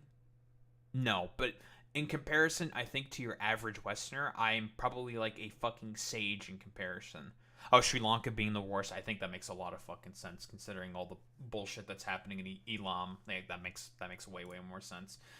But here, Hassan responds to the noise surrounding his brief stop with Chinese police in Tiananmen Square. So I believe this was in response to a Variety article where they were sort of blowing it out of proportion, which I do agree with. They were certainly blowing it out of proportion. And he also had like a bit where he's talking about how he does not generally feel very patriotic. And that means including patriotism for basically any country, especially like America or whatever. And people misconstrued that to say like he doesn't feel patriotic at all for America. It's like that's not what he said. He said he just doesn't feel like nationalistic or patriotic generally, right? Which is fine. It's pretty normal. Like I'm pretty much the same. I'm not a fucking Canadian nationalist because being a Canadian nationalist is just a facsimile of fucking MAGA essentially. Like it's boring. Like, oh yeah, I sure am a big fan of our ketchup chips and our maple syrup and the De Beers Corporation, who has basically a diamond mafia in Canada there, eh? I love hockey. I love building igloos. I love the boreal forests that we have up north. It's quite nice, all right, eh? All the the wet sweating people, the indigenous people that our RCMP keeps abusing. We love those guys, don't we, guys? Like, you know, you'll be hard-pressed to find those kinds of people. Even in Alberta, I'll be quite honest, a lot of those people are just like MAGA weirdos, generally speaking. You'll be very, very hard-pressed to find people like that in fucking Canada. Like, that's just a random fucking example. What do we have here? The reality of the matter is, okay, like briefly being questioned by a cop outside of Tiananmen Square is, you know, it's a unique moment of stress. It happens, right? Mm-hmm. But like, what is so insane to me is that like I'm a person who has had altercations with American police. I'm a person who's had altercations with police in European capitals. You know? Yeah, he's been tear gassed, stun grenaded, because, for example, he went to the LA protests, right? And there's clips of him getting, I think, stun grenaded, like unironically. There was also some tear gas thrown at him by, I don't know if it was the LAPD or ICE that threw him. I think it was LAPD for crowd dispersal purposes. So, I mean, technically speaking, they're doing their job in that particular case, but, you know, whatever. Oh, I've interacted with cops all around the world. I've gone to protests. I've been tear gassed. I've been pepper sprayed. I've been, I've been stun grenaded. Like a stun grenade exploded in my head, like near my head, me and March's head, when we were in Los Angeles in my own fucking backyard. And it's so crazy that brief interaction the protests of a bunch of not even a bunch of, like one young Chinese cop / soldier. I don't know if he was a cop or if he was a soldier or not, like showing up to be like, what the fuck's on your phone? And like, having like a 1 minute altercation. So the relevance of them being young definitely is quite an important context, right? Like I was unaware of, right? Because a lot more of the potentially like Xi Jinping thought indoctrination that exists is probably going to be significantly fucking worse in comparison in the minds of more younger normie, potentially like Han ethno, because he's in Beijing, right? Like that's where Tiananmen Square is, I believe. I don't think it's in Shanghai. I think if I'm remembering my fucking geography correctly, it's in the capital. It's in Beijing.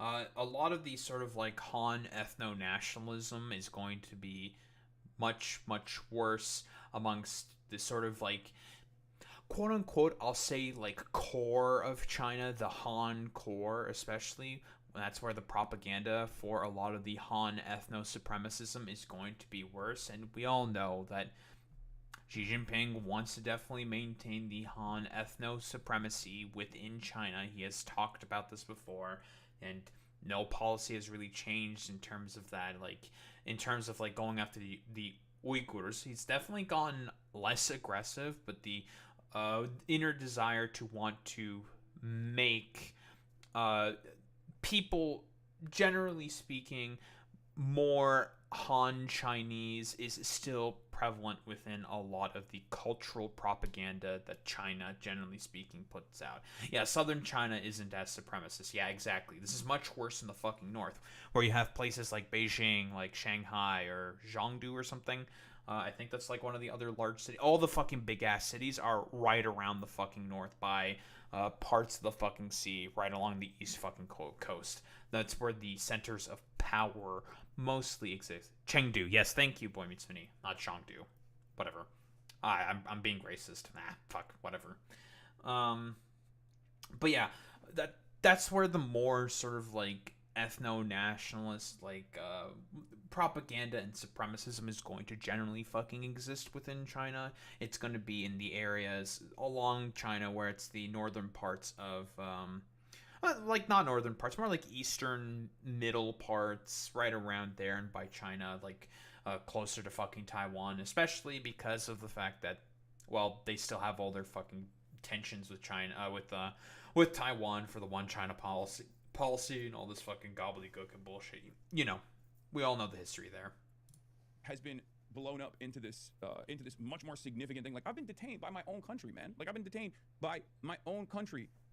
My own country's Customs and Border Protection and Customs and Border Patrol. And we're talking about like a cop coming up and being a little aggro. First and foremost, here's the thing.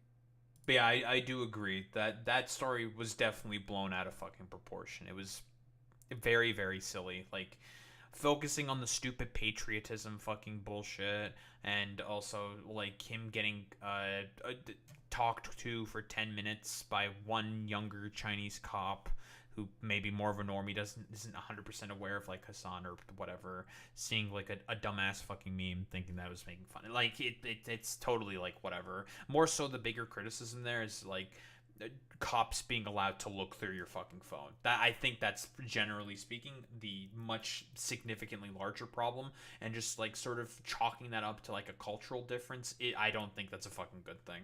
I think he also said Turkish cops are hella violent. Wouldn't surprise me, to be honest, considering who's in power right now with Erdogan. Makes sense. Okay. First things first. What does he say? Hassan Piker declares, I don't have any patriotism for America while streaming from Tiananmen Square. No, I said I don't have any patriotism in general.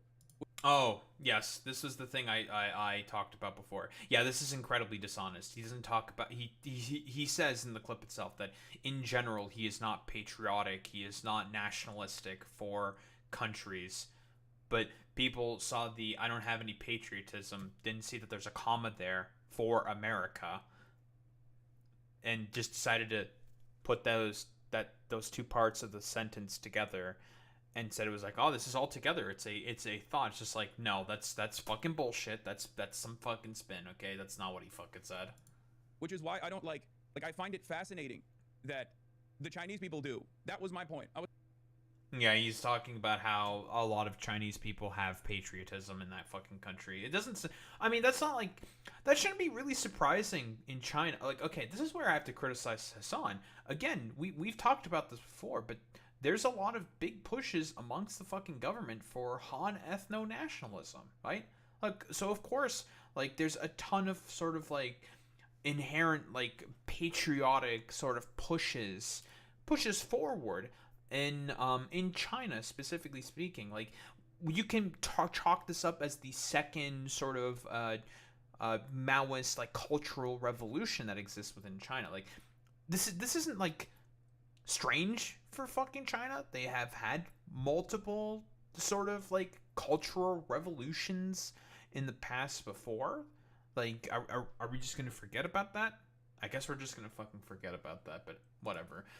This is probably the biggest thing that I have a criticism of here, and specifically about Hassan. Like, him talking about China, what he loves about it. It's sick. Abundant style consumption paired up with essentially controlled economy. Hassan, you're supposed to be a fucking socialist, okay? Or is he even a fucking reformist? Like, because let's be honest here. The thing with China is that it is, I would say, socially democratic, but with authoritarian control, right?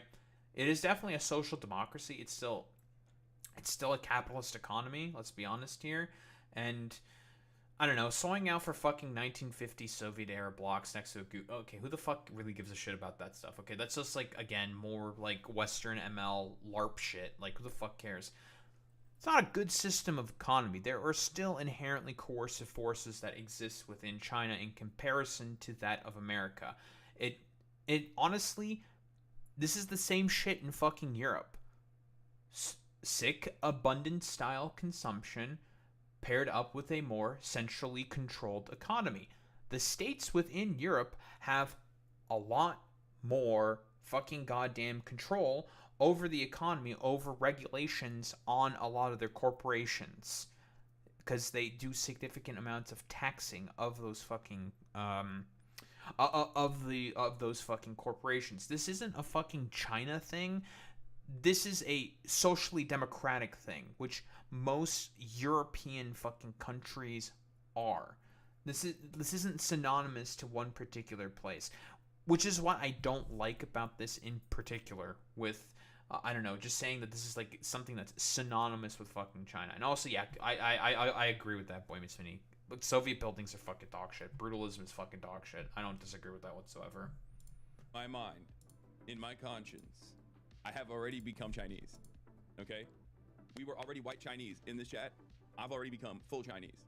Okay. Okay? Let me just start by saying that. It's fucking sick. Okay? This is, I think it's really, really ignorant because most people within China, I think, live rather terrible lives and hardly get fucking paid whatsoever and are not able to have this abundant style consumption that they are able to engage with. Like, this is not true, right? Like, there is a very heavily exploited fucking underclass that exists within fucking China. And arguably speaking, your average fucking American is going to have significantly more fucking purchasing power in comparison to that of your average Chinese fucking citizen. Again, like, you should not be fucking soying out for China like this. This is really fucking stupid, and people are going to have very, very easy fucking criticisms of you, especially if they live in China. Like, you have abundant style consumption paired up with a centrally controlled, you know, unless there's more to this clip that I don't have in 100% in fucking context, but just saying this is, I think, very, very silly. Economy and economic system that has yielded tremendous development. You have 1950s Soviet era building blocks next to the Gucci store. If there was ever a country that represented the synthesis, the things that I enjoy so much personally, if ever such a country existed, I do not know. You have to try the premium grilled chicken sandwich at McDonald's China, or I'm gonna report you to the CCP officials. You have met me at a very Chinese time in my life. This is extremely fucking cringe. Soying out for a fucking state like this that still has a heavily fucking exploited underclass and minority populations who are also heavily fucking exploited, similar to that of the US and every other fucking nation state, I find to be extremely fucking cringe. One should always be skeptical if you are a Marxist or a socialist of any sort of flavor, to be very skeptical of any fucking nation state in terms of how it treats its fucking populace and how it engages with its own ownership of the fucking means of production. China is not any better in comparison to most European countries or even America in this particular instance. Again, Tibetans, Uyghurs, those who are not Han Chinese are heavily fucking exploited by the Chinese fucking economy and hardly get fucking paid and are generally made to work worse jobs. You know, not like stuff within the office, within corporations or stuff like that that exists within China, but more of the back-breaking labor and manufacturing fucking work. Again, like, same thing happens in European countries to certain fucking degrees, depending on the fucking country. And obviously, in America, it's obviously really, really bad there in terms of the exploited fucking underclasses. The average monthly salary is like $900. Yeah, that's not fucking great. That's pretty fucking bad, dude. Like, you could barely fucking survive. But then you can make the argument saying like, oh well, the yuan is certainly just not as strong as the American dollar, and also, okay, first off, China, second strongest economy in the fucking world. Okay, their purchasing power can certainly be significantly more. Obviously, larger population, 4 times the population in comparison to that of the United States. That also matters as well. Sure. So a lot more people means they don't get paid as much. But the living conditions there, I would say, for your average American in comparison to your average Chinese citizen, I would still say is significantly better for that of the average American. It's just that the state exists to try to give some form of a menial existence for their average citizenry. Menial, I would say. They can maybe purchase food and have like a tiny fucking apartment. But in terms of the strength of the average American in comparison, in terms of purchasing power, in terms of like general quality of life, still significantly better than that of the average Chinese citizen. Yeah, 1000%. Yeah, the difference is getting worse in the U.S., but China is definitely improving. I definitely do agree with that there, Boy Meets Mini, for sure. But that's because of just how anemic the American state is, because it's been destroyed over the past fucking, 60 goddamn years by Republicans and Democrats alike. But yeah, generally speaking, I have a lot of problems with a lot of these Western sort of MLs or ML adjacent types. I don't think Hassan is full fucking ML, but he is certainly adjacent with a lot of MLs. And there was a really good video about this by Zexizi, criticizing a lot of Hassan's, bullshit about this kind of stuff, where Zexizi basically outlined and talked about how Hassan flirting with a lot more radical politics, because he is a reformist, he is a social democrat from Yeon over, but flirting with more Marxist-Leninist politics because of a lot of the content creators in his sphere. Second Thought, the Deprogram Pod guys, Hakeem, who is a consistent fucking liar and a just simply speaking, he is just a fucking propagandist for whatever is beneficial for the fucking Soviet Union. He's a propagandist, full of shit. Nothing he should be like. I watched his goddamn video talking about the revolution in Romania, just completely factually inaccurate, just complete fucking bullshit. Okay, like anything he says about Radio Free Romania, gobbledygook. It's nonsense, but. And has like no idea about the general material conditions on the ground within Romania and how much people in Romania really fucking hated Ceausescu. Everybody fucking hated Ceausescu. It's just now that history is being forgotten in the minds of a lot of Romanian youth. And guess who Ceausescu is being generally claimed by right now in Romania? The ultra fucking nationalists. Trust me, speak with fucking Romanians. They'll tell you all the exact same fucking things. That's my sort of like little rant on that dog shit fucking video by Hakeem out of the way, because nonsensical, was stupid. Generally speaking, like simping for a lot of these states is not a good thing, and Zexizi did a very good job breaking down the sort of general lying and charlatan behavior that Marxist-Leninists generally engage in. I 1000% agree with Zexizi's prescriptions in terms of a lot of the people who talk about these sort of, like practicings and talks about the Marxist-Leninist fucking states, because they were not good.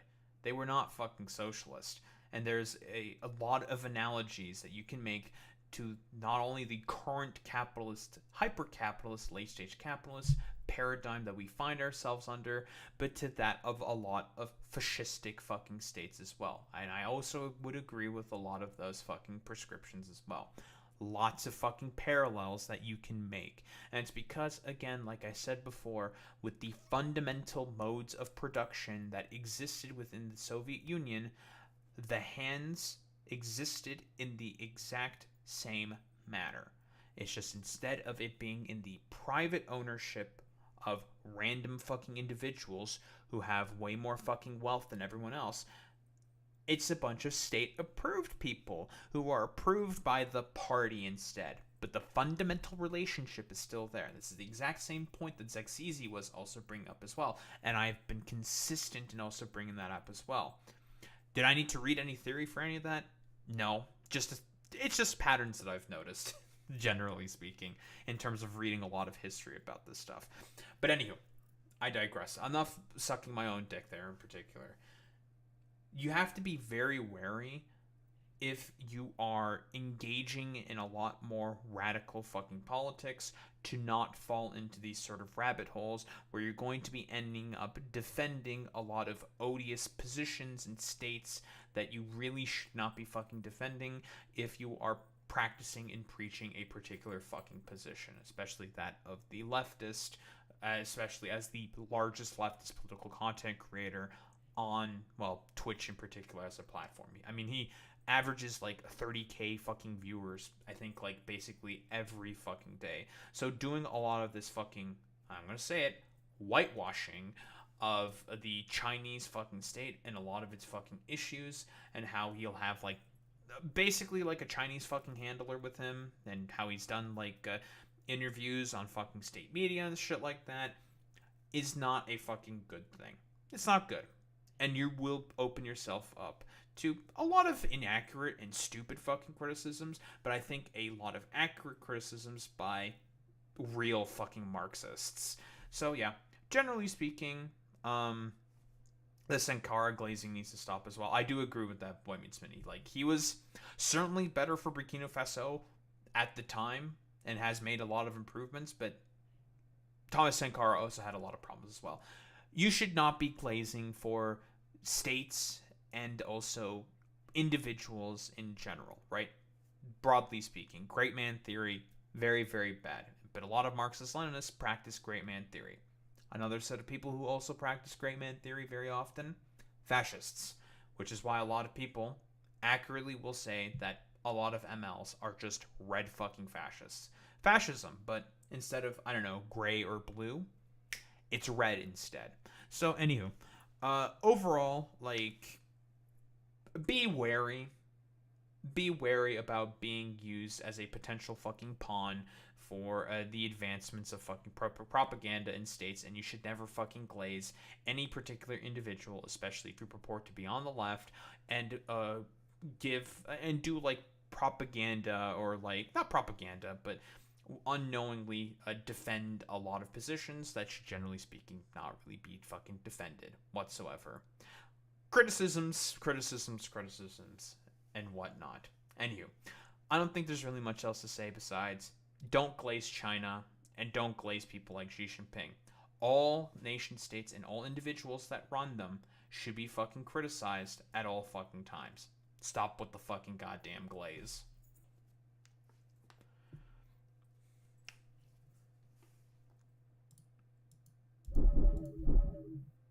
Nice meme. There is one more fucking video that I do want to grab, though. Excuse me. Oof.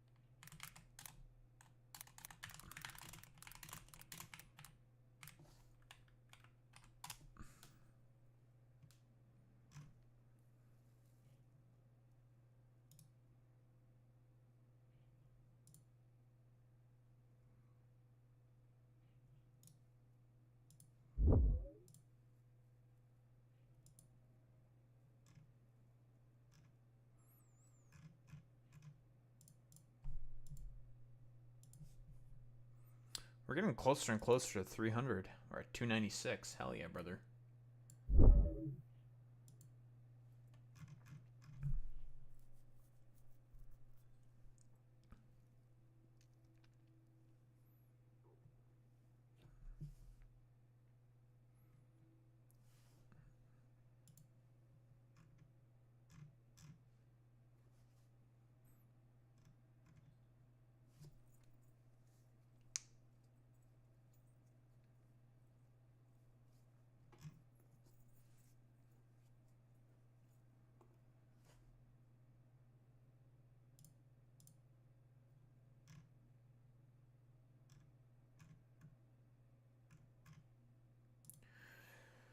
Oh, man.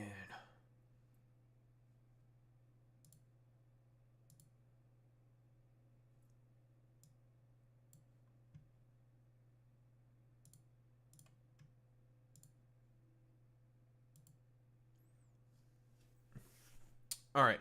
What do we have here?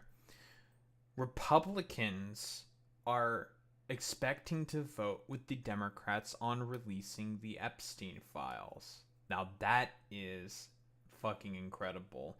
With the discharge petition now being successfully signed with the 218 fucking votes, it is now more or less expected for the vote to sail through the House at this point. And there's not a lot of options for Mike Johnson to stop this. I believe the vote for the release of the fucking Epstein files is going to be next week, I believe.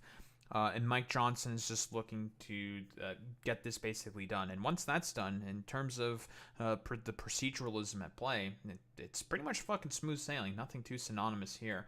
And Mike Johnson has essentially co-signed himself, be like, listen, dude, I did everything possible to fucking stop this. It's not going to be fucking stopped. At this point, it's going to put a lot of fucking pressure on the fucking Senate, where they're just going to be like, are they going to release it? Are they going to vote for the fucking bill to release the fucking Epstein files? Or have the DOJ release the rest of the fucking information on the fucking Epstein files after the recent drop that the Democrats, the House Oversight Committee for the Democrats, did with the not the discharge petition, of the fucking emails specifically for the Epstein files. Where essentially, like, and you're gonna have like a lot of like MAGA fucking weirdos. We'll get to them, okay?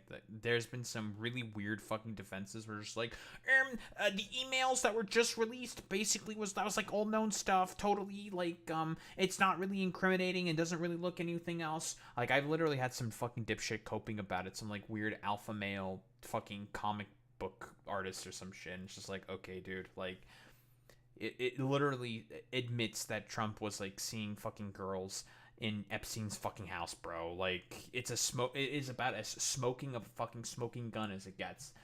Not a fucking great look in particular there for Trump. And if it was like such a not a big deal that those emails are being fucking released by the House Oversight Committee from the Democrats, then why is Trump still trying to pull Lauren Boebert into the Situation Room in order to convince her to not vote for the fucking discharge petition? Like, why is he still so fucking desperate? Like, that is nonsensical. Like, unfortunately, they will never have an explanation to this, because in reality, the goalposts are going to start to shift, and they're gonna, like, unironically start defending fucking pedophilia, which, unsurprising, because, again, conservatives are already okay with fucking pedophilia. I've talked about this before, but conservatives do not believe that children are actually human. They do not believe that they have a will. They see them as homunculi, as property, as simulacra for you to imprint commands and thoughts and beliefs into. They do not see them as their own person, as their own fucking humans. They see them as property. And just like any other piece of property, you can abuse it and damage it and do whatever to it. But yeah, like, a lot of Republicans have been indicating, and this is a position outlined by Bell, the fifth column, 3 positions. Either they don't care, and this is probably the biggest faction of Republicans, they just want to move on, so they're just going to fucking vote for it and be like, whatever, like, let's just get this over with so we can just move on to something else. Broadly speaking, because they understand that the politics of it is going to be beneficial for them. A lot of their fucking base wants the release of those fucking files. Quick reminder, this is also the same party who decided to vote to destroy fucking SNAP benefits and healthcare for the American people. But, releasing the Epstein files, that's totally fine, whatever. But destroying the American social safety net and funneling billions of dollars to the corporations and the rich, that's totally okay. Like, Republicans don't give a shit about any of that stuff. Causing more suffering to themselves and minority populations around them. It's causing suffering to the minorities. That's what they actually care way, way, way more about, because, again, for these people, it's all about maintenance of fucking hierarchy and control, in this case, a racial hierarchy, of course. And if that means, giving a bunch more money to corporations and rich, fine, fantastic. Republicans love doing that shit anyways. That's like the only legislation that they ever pass anyways, is fucking tax cuts. But yeah, that's the like biggest faction where they're just like, can we just like move on? Yeah, I'll vote for it. Whatever. I want to move on with this. People who are still going to stick by the side of the president, no matter what, but also a bunch of people who are seemingly also just full-throated in support or kind of apathetic, and just saying like, yeah, we'll vote for this fucking thing that comes to the House, because at this point, the Republican leadership can't do shit. They can't stop it. At this point, it's just going to proceed normally and procedurally. But what do we have here specifically? Talking about the many Republicans expected to vote with Democrats on releasing the Epstein files. Just curious. The group in the House has succeeded in its procedural efforts, but every member of Congress on the record on whether or not to release the Epstein files. Yesterday, we got the deciding signature, number 218, right out of 435, that's a majority, from the newly sworn-in Representative Adelita Grijalva of Arizona. True. That effort, known as a discharge petition, forces an up or down House vote next week on what is now called the Epstein Files Transparency Act. That act would give Attorney General Pam Bondi 30 days to release, quote, all unclassified records, documents, communications, and investigative materials in the possession of the Department Why does of it have to be 30 days? Jeffrey Epstein, Ghislaine Maxwell, flight logs, or travel records. Pretty much everything the government has, including internal DOJ communications like emails, memos, meeting notes concerning decisions to charge, not charge, investigate, or decline to investigate Epstein or his associates. Ooh, that's actually pretty fucking significant, because we know from a lot of reporting that, from specifically the Wall Street Journal, that Pam Bondi told the President of the United States that he is in the fucking Epstein files. Same with Akash Patel in the FBI and Dan Bongino.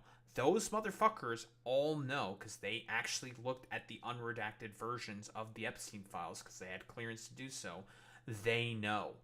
They know his dumbass is definitely in there, because given those fucking goddamn emails that just were released not that long ago from the House Oversight Committee by the fucking Democrats, we definitely fucking know that his goofy looking head ass is absolutely in the fucking goddamn Epstein files. We know he's in there. We know all too well. And that's why the administration is like basically doing every desperate gambit, I think, possible in order to make sure that this stuff never sees the light of day. And it's not really working out all too well there by the DOJ and by the general fucking Trump administration, because again, like, I don't know, reap what you fucking sow. If you didn't want that stuff to be released, Trump, why'd you promise on the campaign trail to fucking release the goddamn Epstein files? For all you stupid MAGA weirdos out there, that's the direct retort that I have to you when you say, like, why didn't the Democrats release this after like 8 years? Because they didn't make it a campaign promise, and nobody really gave a shit about it at that point. So there's like, whatever. Quick reminder as well, Alex Acosta, labor secretary under the Trump administration, was the original guy who gave the sweetheart fucking deal to Jeffrey Epstein, which allowed him to continue his work instead of rotting in a fucking prison at his 2007 trial. He got a sweetheart deal instead by Alex Acosta, and also Pam Bondi, who was the follow-up attorney general, could have done additional fucking investigations into any of this, decided not to. I wonder why. So the proposition now before every member of Congress is very simple. You either vote for releasing the Epstein files, or you vote against it. And members of both parties are predicting mass defections by Republicans to vote to release the files. Ro Khanna told us today, your co-sponsor, there could be 40 or 50 Republicans on the House floor who vote for this. Yeah, I'd say there probably is. I don't see how you don't vote for it, honestly. It's going to be really interesting next week when this comes to a vote. I think that they're all going to, I think it'll probably be unanimous. The problem is, this Epstein vote, the record is going to last longer than Trump's presidency. So these are the original two. We got Thomas Massie and Ro Khanna obviously talking about, like, listen, the legacy of this is going to last a really long time. And again, this is just a shot in the own foot of Donald Trump right there. He's the one who brought this all up. He said he wanted to release them and immediately fucking started hesitating about that, and he tried to do a bunch of fucking LARP coat bullshit for the fact that he actually, in reality, did not want to release the files. Like, he fucked up here. The politics here is really, really bad. And I mean, if you guys want to start defending fucking pedophilia by saying, actually it was a phebophilia, be my fucking guest. You're gonna make yourself look like an absolute fucking clown. And so what are you going to do in 2028 or 2030 when he's no longer president and you sit in a debate either with a Democrat or another Republican and they say, why should we trust you? You voted to protect pedophiles. Congressman Maxwell Frost, Democrat of Florida, sits on the House Oversight Committee, has been very active. It really would. It's just a fucking complete, like, it's just a complete loss there for Trump and the administration there. Like, if you didn't want to make this a big deal, then fuck it. Like, Thomas Massey is just correct there. It's like, dog, you are protecting the GOP in this particular instance. The fucking guardians of pedophiles. Like, you're just protecting them for, like, literally no reason, which is not a good fucking look. Jordan, he joins me now. Good to have you here. Yeah, good to be on. I was joking to Rokan and Tom Massey when they were on the program that I have covered so many discharge petition attempts in my career. And it's like, it's a little like an onside kick in football when you're down like 3 touchdowns. It's almost not going to happen. Like maybe. So now it happened. I've never seen one happen before. It's been a very long time. So just walk me through. So Johnson says there's going to be a vote. He's required to have a vote. That vote's going to be next week, and it's going to be on the text of the legislation. And there's no like funny business he's going to pull that's going to make it not happen? Well, we'll see. We anticipate that he might, that there might be some funny business because the Speaker of the House is essentially a lapdog for the president, right? The Speaker is Donald Trump. So anything that Donald Trump tells him, and I promise you, he is locked away right now the next few days. Oh, Trump is going to do anything. Like, it's like, Mike, literally, you need to throw the kitchen sink. You have to do everything possible to not let this get out. Because so far, like I said before, the discharge petition works around Republican leadership. Like, they procedurally speaking, they can't do shit. The discharge petition says, like, no, we're forcing a vote in the House, on the floor of the House. We're going to release this stuff. And because as soon as the discharge petition was met, which what it was after Adelita Grilhava was forced to be sworn in by Mike Johnson with the House reopening, couldn't fucking that's like the first order principle that he has to do. Like, nothing, he couldn't do anything else. As soon as the fucking House reopened, he had to swear her in. She immediately fucking signed the goddamn discharge petition, which is why Trump was desperately, and I mean desperately, trying to get Lauren Boebert to flip by bringing her into the fucking Situation Room. And credit to Lauren Boebert, she didn't fucking flip. She held her fucking ground. I can only imagine whatever sweet nothings the president decided to fucking offer. But like a lot of these like MAGA charlatan sort of grifters, I think Lauren Boebert also has an understanding that Trump is not long for this world. He's not long for this fucking goddamn world. I honestly, boy meets me, I think it's because of Trump's fucking decline, generally speaking, as an old man. He's dementia-addled. He smells weird. He can't go to the fucking bathroom normally because his body just doesn't function as it used to because he's incredibly, incredibly old. And she's got a career to think about. And she'd much rather be, like, on the right side of history for the Epstein file stuff in comparison to the wrong side of that, where it's all just going to be like, I'm just going to be doing the correct thing here, and I'm going to think about my career first and foremost, because Trump ain't long for the world. Which is why there's, like, the arguments saying that he's probably going to be a fucking lame duck. Like, he's basically a fucking lame duck right now. His approval ratings on basically all issues are in the tank. He is on, I think, like, high, like, last time I checked, 37% approval rating. For a lot of the fascistic shit that he's trying to do, you need to have broad appeal and broad fucking support and be broadly popular to do that stuff. Doesn't have that, which is why he's facing significant fucking backlash. And now with this Epstein file stuff, where a bunch of Republicans within the Senate and the House are essentially just being like, fuck it, it's pretty much over. We're just going to go against the fucking president on this one. Not a great fucking position there for Trump. Going to be very, very difficult for him to want to basically be able to pull really much of anything. Because, I mean, if all the annals of fucking Congress are against you, the judiciary is against you, and the bully pulpit's against you, good luck getting anything done there, Bubby. With Pam Bondi and all the other cronies trying to figure out what they can do to stop this. The day of the vote, hours before Adelita Grijalva was even sworn in, he was calling members of Congress. He had Lauren Boebert go over to the White House. The Situation Room. Right in the Situation Room. It is a situation for him. Because he's in the files, right? And so he's pressuring them. Dude, this is what I said. It's DEFCON pedophile. Like, unironically, it's DEFCON pedophilia for fucking our favorite little orange boy here. Try to get them off. So they're look, I mean, we're talking about something that is going to implicate some of the richest and most powerful people in this country and perhaps in the world. They will do anything to make sure that they're not involved here. And so I think we might see some shenanigans, but we're going to press on and continue to fight on this. So let's say, okay, maybe they try to throw some procedural Hail Mary, or so there's going to be. I'm not sure it'll work, by the way. Right. So let's say there's a vote. The next question is, I know you're going to vote. You're going to vote to release the files. What Tim Burchett said there and others, do you anticipate big Republican defections? I do. Because it comes to a point where, I mean, what Massey said is 100% correct. Like, I mean, I think a bunch of them, like, I think, like, Don Bacon and a bunch of other fucking Republicans were saying, like, yeah, I'm going to vote in favor of this because, like, I just want to move on at this point. Like, it's been such a whole complete shit show for so long in the administration. And I think, like, a bunch of House Republicans said this. Talked about how this has just been such a complete PR disaster for the administration that at this point, just take the L and move on. Just take it. move on. Like, it's over. Like, this shit's gonna pass. And they're voting in favor of it. Because for a lot of them, they recognize, like, dog, we want to continue our careers as fucking populations, as politicians. Like, it's fucking Jover.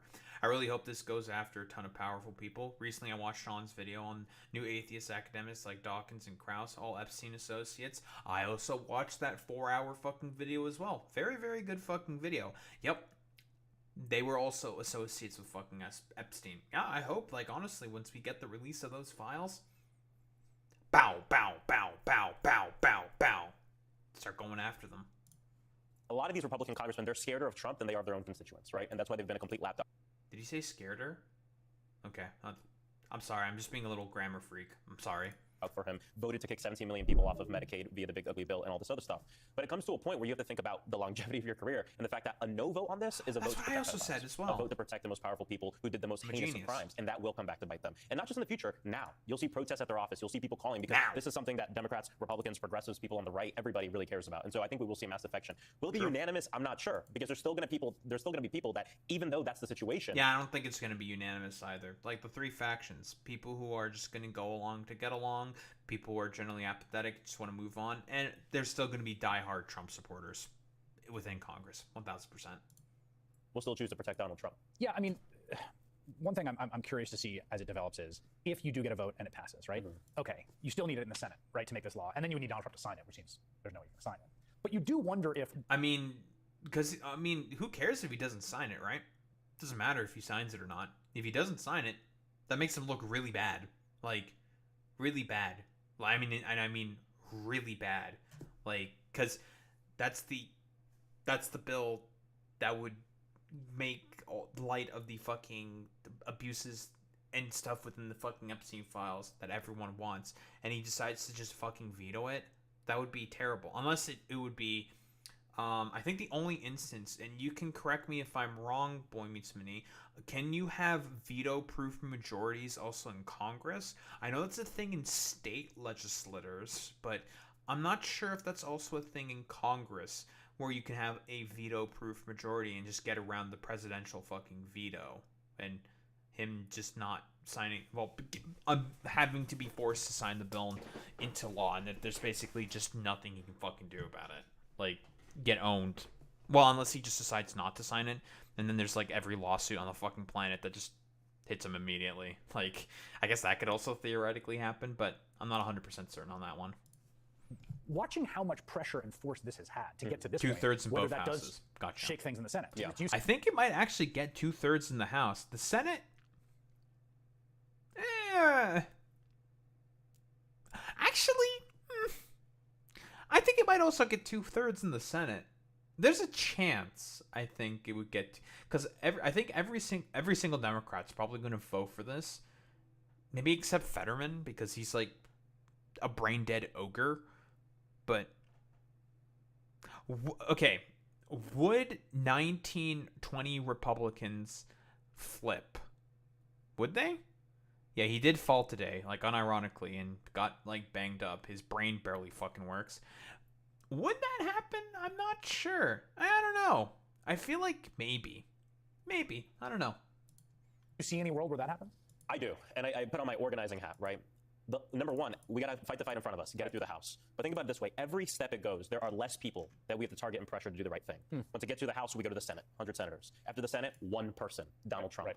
And what we'll see is that... Boy, that's a tough veto, man. Yeah. I mean, I think he'd veto in a heartbeat, but my God, what a disaster. Yeah, and you think it's bad right now, right? Exactly. I mean, his approvals are tanking right now with both Republicans and Democrats. He's very unpopular. Him vetoing that legislation, I think that will be a breaking point that we see. That'll lead to a lot of other losses for his legislative agenda. Well, there's also to me a little bit, I think post-Tuesday, the election last week, it does feel like the specter of lame duckness is in the air. Oh, yeah. There was just a little bit of a collective delusion. It's genuinely incredible that, like, and God, this is also the exact same point. I swear, I didn't fucking watch this, okay? This is the exact same point I also brought up as well. Like, the fact that he's so fucking unpopular in terms of every issue, the House and the Senate are starting to actively more and more want to go against him, Republicans. Generally speaking, like, after, like, the midterms generally happen, the lame duck sort of president thing generally that happens more and more in that particular instance, where it's just like, well, you don't have control of all of the branches of fucking government. What the fuck are you gonna do? You're basically gonna get like nothing accomplished unless it's like one or two things every now and again, like whatever. But otherwise, you're not really gonna get anything done. It's not even been a year, and because of just how ridiculously unpopular all the shit that he's doing, and has never really had good approval within America, it's like I said before, Donald Trump and the broader sort of MAGA movement, all these like stupid fucking fascists, just decided to insulate themselves and decided to consolidate power way, way, way too early. They didn't have public fucking approval. They didn't have, because when the Nazis decided to fucking consolidate, they had broader public approval. They had the judiciary on their fucking side. They had most of the seats within the Bundestag. They had everything needed in order to clamp down and actually do the fucking dictatorship.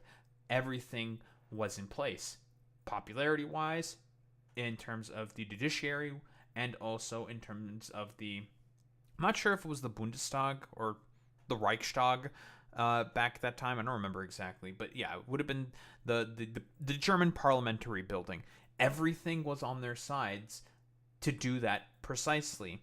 Not the case with Donald Trump. Popularity, not really. In terms of the judiciary, not really. Congress, they had all three branches of Congress, but they're still missing those two rather fucking important pieces. So they decided to start with the fucking consolidation, and inevitably, it collapsed in on itself. This guy's going to like rule it for 1,000 years, and I mean he's 79, so that always seemed a little short-sighted to me. But also that he was attempting an autocratic roll-up of the government so that would render normal politics no longer relevant. That was the project from day one. Yeah, true. That project doesn't look as ticketed for success now as it might have looked, and it kind of looked that way to me unnervingly a few months ago. I mean, Project 2025, a bunch of the stuff still has been kind of implemented, but it's kind of flimsy. A lot of it's been tied up in court, so is it actually going to work out? As soon as the fucking Democratic president comes in, they're just going to actively undo all of the stuff, and it's just going to be like, all right, well, get rid of all that fucking bullshit. Very cool. feel that's true in the House? I do. I do. Number one, Trump learned from his first administration that his presidency is really 100 days, if that. And that is why the velocity of things that he was doing was much more at the beginning of the year. Now it's a lot slower than what we saw before. And it's for many different reasons. Number one, he's dealing with a lot of situations, including Epstein, right, and everything else.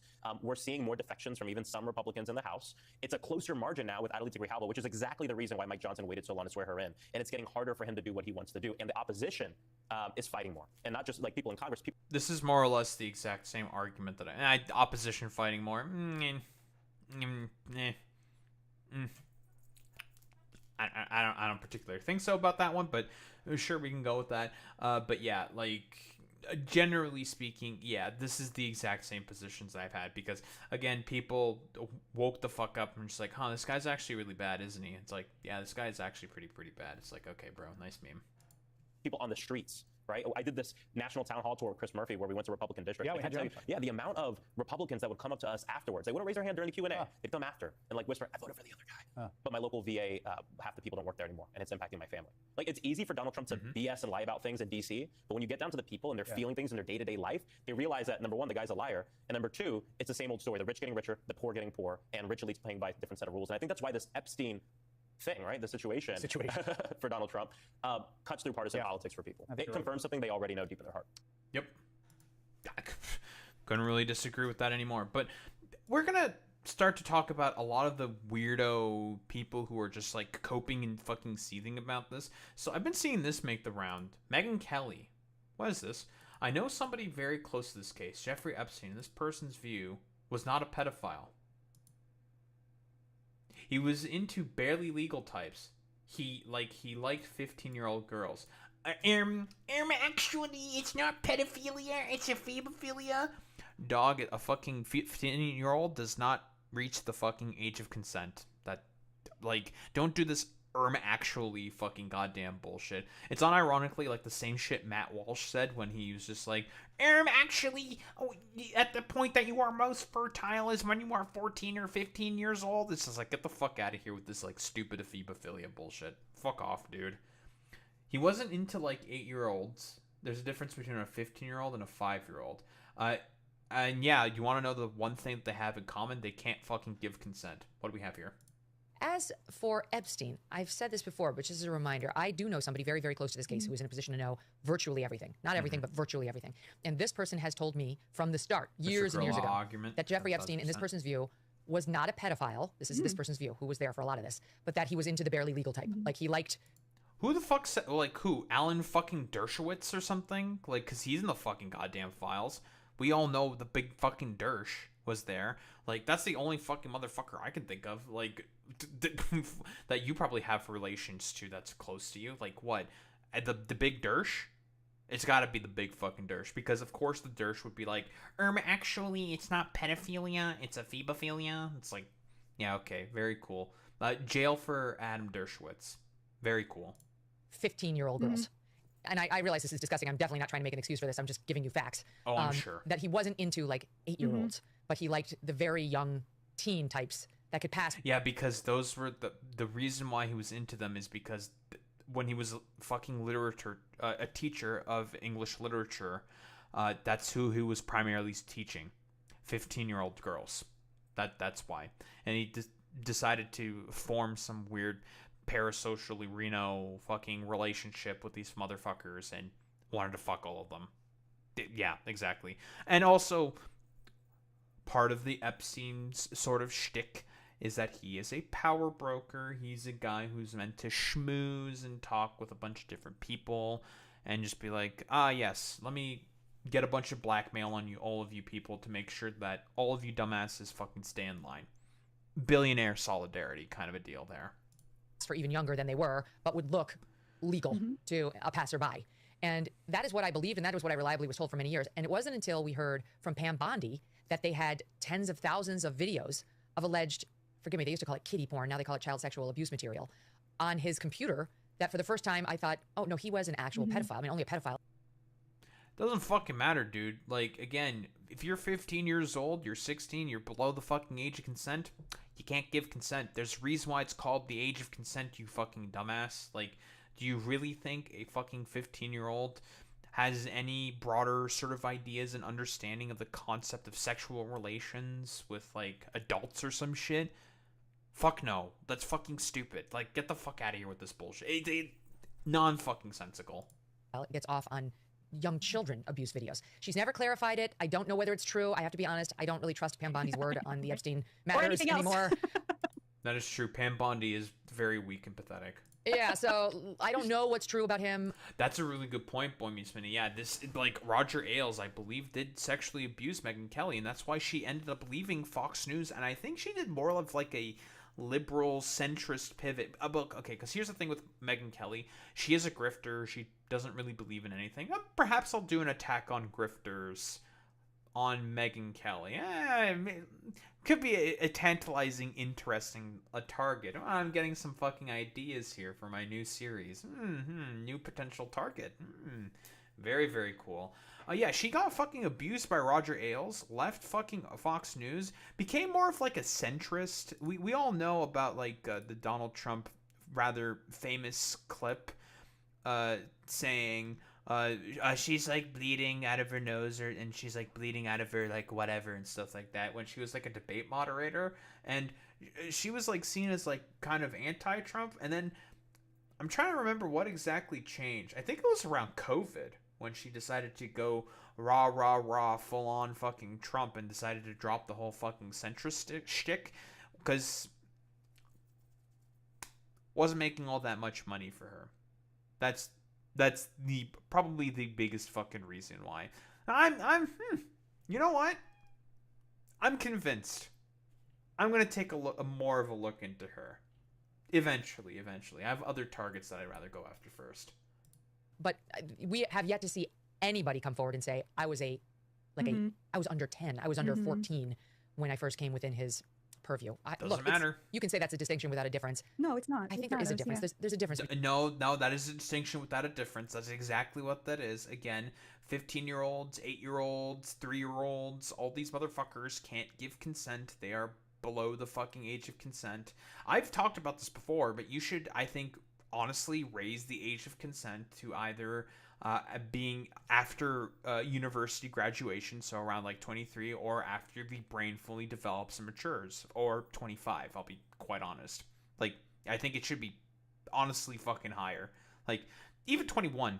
Sure, fuck it. 21 when you have the ability to legally drink, or I think also drive within the United States of America. Yeah. You know, I have no problems with that. Are you for the raising of the age of consent then? Megyn Kelly? You know, that seems alright to me. But then again, you know, pedocon law, it's no longer pedocon theory. They have to do everything possible to defend their fucking pedophiles that are currently in power, because the Epstein files are probably going to be released. Then you would have to raise the military age. Totally fine by me as well then, Boy Meets Minnie. Yeah, absolutely. The military is quite fucking goddamn coercive for a lot of fucking young people. We all know about the military fucking recruiters that go on fucking high school grounds and shit like that in order to fucking recruit 18-year-olds just so they graduate fucking high school. Genuinely fucking demonic. I think that shit should be fucking illegal. Between a 15-year-old and a 5-year-old. You know, it's just whatever. Yeah, whatever, dude. Yeah, totally. But here's another one that's been making the rounds. This is, I believe, Dean Withers, who's a, you know, normie, lib kind of a dude. Debate bro. He loves to do his debates and stuff like that. He does TikTok live and stuff like that. And he generally debates a lot of fucking conservatives. And I think this is also Parker not Malloy. Parker something. He was like on Jubilee once with Charlie Kirk, and Charlie Kirk talks about how much he thought he was like a dumbass for being like impassioned, basically. This is in reference with One Hand Politics. Shout out to One Hand Politics when he was debating fucking Charlie Kirk. Right. Yeah. Where he said that One Hand, or Mason, was smart in comparison to Parker, right? Parker, get a job, guy. Gotcha, Boy Meets Minnie. Right. Yeah, they're all like TikTok creators and shit like that. Anywho, I get these guys are like debating some, I don't know, probable MAGA Groiper freak or some shit or whatever, because the dude just basically comes on to defend pedophilia. Are you asking me why it's wrong to rape children? Yeah, I need you to tell me why it is wrong in your eyes to rape children. To do that. Okay, I can answer the question, because they don't answer the question, because why would you answer the question? It's wrong to rape children because they cannot give consent to having sexual relations with adults.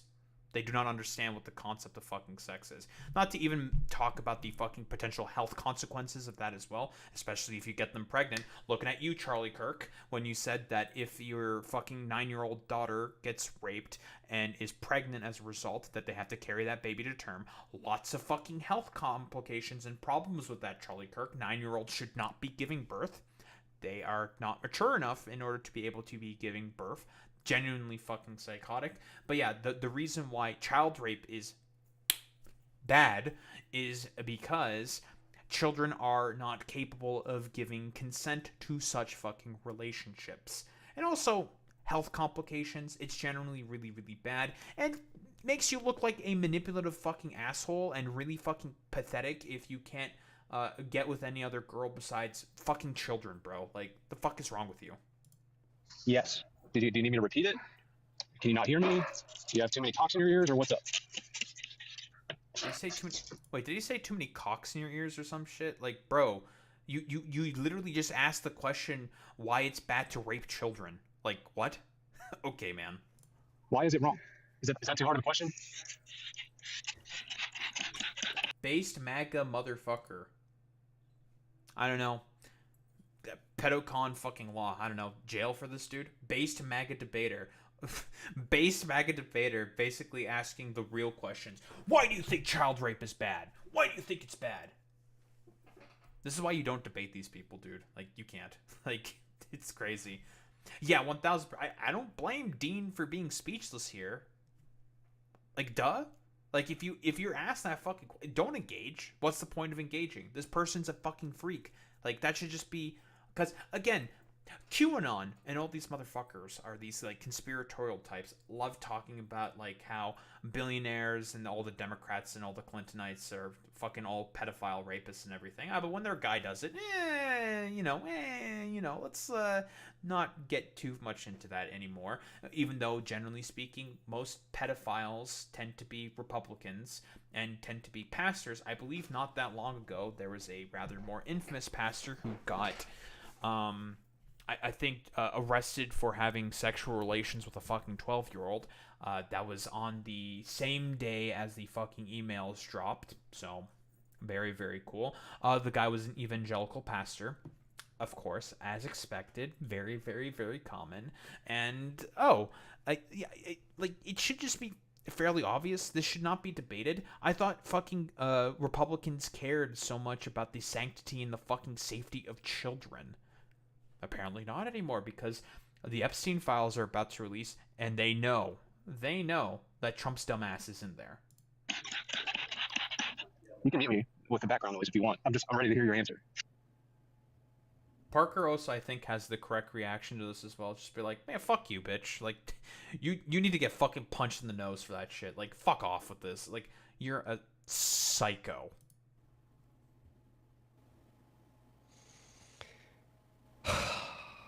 It's happening. Mm-hmm. It's actually happening. That pearl clutching is so beta. It's... Pearl clutching is so beta. Bro, you literally asked why it's wrong to rape kids. That's not a question to have a debate over, you stupid motherfucker. It's just bad. Period. Some things are just bad because they're bad. Insane. This dude's a fucking NPC. Actually answer the question. It's actually happening. He's calling me a pearl clutcher for saying that child rape is wrong. No, because I asked the question. Why are you? I didn't think this one happened. You know, we see it often. Sorry, Dean. This was inevitably gonna fucking happen because these people are psychotic. They are in a cult. Like, you cannot interact with these people. You cannot have normal rapport or relations with these people. You must actively shun them out of society. That's the only solution for dudes who unironically go on a TikTok live stream and ask, what's bad about child rape? What's bad about that? Jail. Immediate jail. Like, just go to jail. Okay, bye. You're getting voted off the island. See ya. No one wants you here. Bye-bye. They'll say that something's wrong, and then Trump will do it, and then they'll defend it. Did that with J6. Did that with the J6 pardons. Mm-hmm. Did that with the Medicaid cuts. Mm-hmm. Did that with the SNAP cuts. Mm-hmm. Just didn't think they'd do it with child rape. Just get to the fucking point, bro. I just didn't think they'd do it with child rape. No, dude, there is no point to be had here. And this, again, this is a broader criticism that I have had of the laissez-faire attitude that Americans have with free speech and why it is fucking bad. There are some topics that you just do not debate, such as this. You don't debate this. You don't debate human rights. You don't debate fucking child rape. You don't debate shit like fucking abortion. It is just nonsensical. All the benefits, all the studies, all of the everything has already come out about all the fucking benefits. This is all just red herrings and nonsensical fucking arguments for the express purpose of being weirdo fucking contrarians on the internet. Because this guy, he's loving it. He gets to debate with a big liberal debater who's like a big guy, and he thinks he's fucking epically owning him because Dean just doesn't want to answer the question of, is child rape bad? Because it's like, what is the point of engaging with this? Because, yeah, obviously it's fucking bad. Like, what the fuck? Why the fuck are you asking this question? Like, what is wrong with you? Like, genuinely. And now we're seriously at that point where Trump supporters are now saying that it's not wrong to rape children and asking why it is wrong to rape children. True. Yep, it is genuinely fucking insane. But I expect nothing less from these complete charlatans and fucking freaks because they're all a part of a cult. It's a cult. That's all that it is. I think it doesn't matter. And it's broader consequences of the laissez-faire attitudes of free speech. But yeah, that's the sort of like MAGA response to all of this. They're talking about ephebophilia and asking people why it is bad to rape children. It's gotten to this fucking point with these, like, stupid, dumb fucking contrarians. Don't engage with them, make fun of them, call them fucking stupid, despite the fact that all their politicians are seeing the writing on the walls and that this shit's probably going to be released and the president's probably going to fucking veto that shit and it's gonna make him look really, really, really fucking bad. But all these, like, dumbass fucking contrarians are just gonna be like, actually, it's a phobophilia, and oh, what's so bad about raping children anyways? They benefit from it, so spare me it. Complete fucking freaks, charlatans, and nonsense from these people. Don't treat them seriously. Insult them. Call them stupid. Call them other things. Doesn't matter. Socially ostracize them from your circles. Fuck these people. But yeah, the cope is only going to get more and more worse. Aggressive? I'm not really sure what the best term here is. They're going to keep coping and seething and malding about this shit because they know they're cooked. It's over. Like, the Epstein files, they're going to drop. We're going to see what's in them. We're going to see his dumbass name in them. And everyone's just being like, well, there he is. Like, we all said that he was in there. And you guys are wallahi fucking cooked. But yeah, I don't think there's really much else to say besides we've gotten to the point that Republicans are starting to defend fucking child rape and are doing the it's a phobophilia actually fucking tier arguments to defend Donald Trump. Genuinely fucking insane from these people.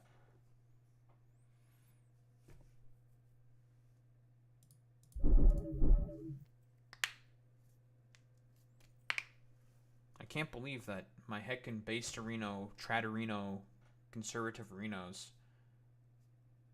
talk about rape. Oh yeah, they want to fucking defend it. Yeah, sure. Absolutely. They want to defend rape. That's their problem.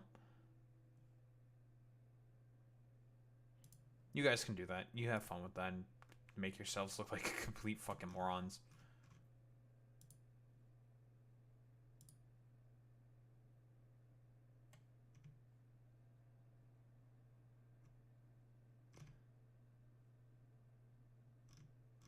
Anywho.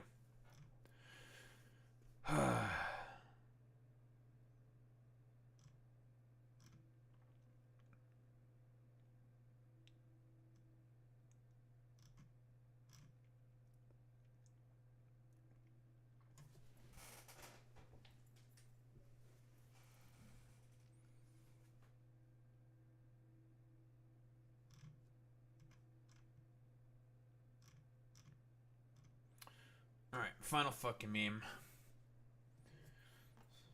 Well, this has been quite the fucking attitude shift. So, if we all recall correctly, Trump and the Trump administration signed an executive order saying that if you want to get an H-1B visa, you have to pay $100,000 when you get over the fucking quota that is necessary for the within the H-1B visa system that already fucking exists, and that made all the MAGA fucking weirdos soy the fuck out and be like, yeah, let's fucking go, yeah, we love this shit, we love our fucking based hecking ethno-nationalism, and we have to develop a bunch of fucking home talent that doesn't actually fucking exist because of a lot of complicated reasonings.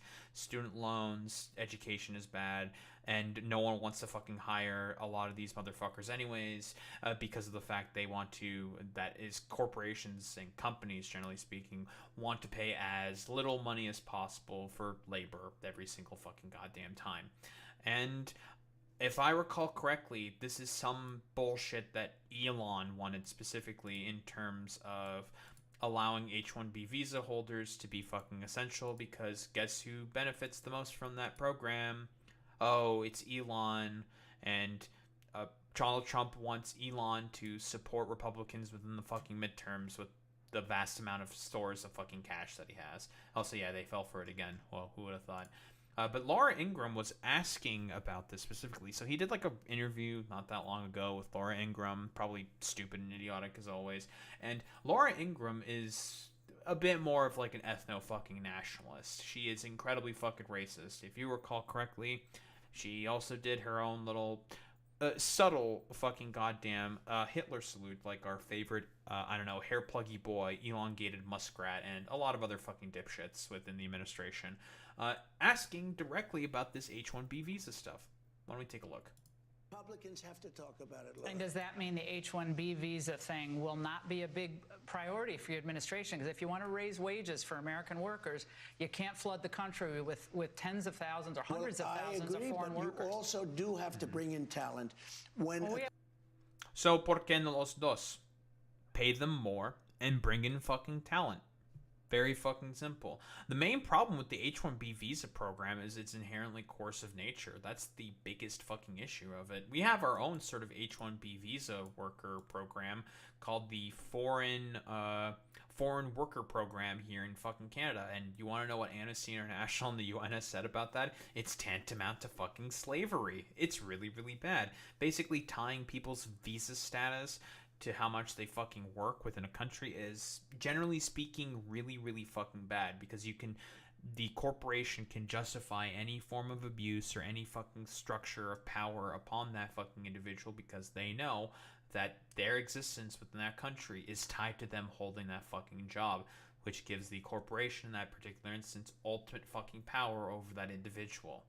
And again, we talked about this before, ostensibly like tech jobs, and I should know about this, I tend to lose a lot of fucking tech work positions to a lot of people in the foreign worker fucking programs that exist. A lot of people get hired from places in India. I specifically am talking about India because I work in IT, because they don't want to pay for like natural born citizens here who are going to know about their own rights significantly more, and are, if they get abused, they know that they're going to make a big fuss about it within fucking court, because we have labor protections in this country, whereas a lot of these foreign born workers don't have those exact same fucking protections. We have plenty of talented people you here. don't. No, you don't. We don't have talented people here? No, you don't have. So this is what got all the fucking Nazis and MAGA fucking freaks mad. This is true, by the way. Like, a lot of these motherfuckers are like brain dead fucking dipshits who just, I don't know, sit around in their own fucking fecal matter in their mom's fucking basement. Talentless fucking hacks who, I don't know, make more fucking like racist ass memes and making stupid fucking crypto bets and losing all their tiny amounts of cash that they still have. Like, yeah, these people are fucking dim-witted motherfuckers who go to like college for like one semester, think that they're too smart for it, and then just I don't know, wallow away in their own shit for a really long fucking time. You don't have certain talents, and people have to learn. You can't take people off an unemployment line and say, I'm going to put you into a factory where we're going to make missiles, or I'm going to put How did we ever do it before? Well, when you and I were. So obviously, like, Trump's not wrong here exactly. If you're unemployed for long enough, like, you can't just be expected to just go back immediately into work, then be able to work a certain position, because you have to get trained and stuff like that. If we're talking about, like, I don't know, this is like a broader problem with like American manufacturing in general, as a result of all the jobs being fucking shipped out to Southeast Asia specifically. The reason why there's not much of that talent and people to teach that stuff is because of fucking particular trade deals that motherfuckers like yourself approved of, and you still negotiated the exact same fucking trade deals, but you just wanted your fucking rubber stamp on that instead. Like, the issue is with with American fucking manufacturing is that your expectations for it and the general sort of economy has completely changed, and this dumbass is still stuck in like the 1880s, where he wants to think only about American fucking manufacturing. So this is why like Return with a V fucking nostalgia shit, just generally speaking, doesn't fucking work, because dynamics and social, well, pressures and stuff change significantly, where that economy is just not fucking possible anymore. But Donald Trump doesn't want to fucking bring that change because he's still stuck in the past. I'll give you an example. In Georgia, they raided because they wanted illegal immigrants. Jason's Society with a raid of 16 viewers. What is up, gamers? How are we doing this fine night? I am Da Harumba. I'm a variety streamer. I yap and well, play video games on the internet. That's what I do. Very, very simple. Yes, I also have YouTube. Thank you very much, Boy Meets Mini. Subscribe to the YouTube. I'm 4 subs away from 300. I'm at 296, so sub to the fucking goddamn YouTube. And currently we are talking about, well, Trump basically backing away from his H-1B visa dog shit because presumably he wants to have Elon give a bunch of money to Republican candidates during the midterms, if I were to take a guess. But thank you for the raid, Jason. Appreciate that, bud. The welcome in Raiders. I'll just keep going with this. They raided because they wanted illegal immigrants out. They had people. So I also talked about this as well.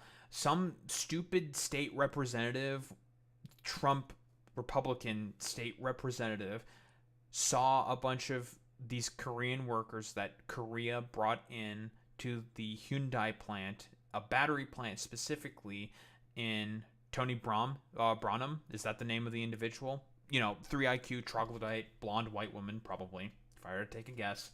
If I just want to fucking clock her immediately, stupid, dumbass blonde woman. Whatever. I digress. She basically reported to ICE saying that these Korean workers that were brought in specifically by Hyundai to teach American workers how to build those fucking goddamn plants or batteries within the fucking battery plants, because those positions don't exist anymore for the Americans, and the Koreans specialized in doing a lot of that fucking construction. This is the benefit, by the way, of like a globalized economy. You can just like have big corporations bring in people to teach other people how to do certain things, so then you can have manufacturing work. It was a big international fucking scandal caused by one complete fucking dumbass, and he had to go over to Korea, do a lot of fucking schmoozing, and also doing a bunch of fucking promises specifically for the fucking Koreans, because the Koreans were fucking pissed. Everyone was really pissed about that shit there. I think even when Trump was doing his Asia tour for the ASEAN sort of conferences, there was a bunch of protesters who came out and said, like, dude, this motherfucker treats us like fucking complete shit. We remember that fucking raid. We didn't forget any of that shit. And it was a complete international fucking boondoggle because of, I don't know, for lack of a better term, one 3 IQ backwards shithead troglodyte that exists in the fucking boonies of fucking Georgia. Like, that's really all there is to it.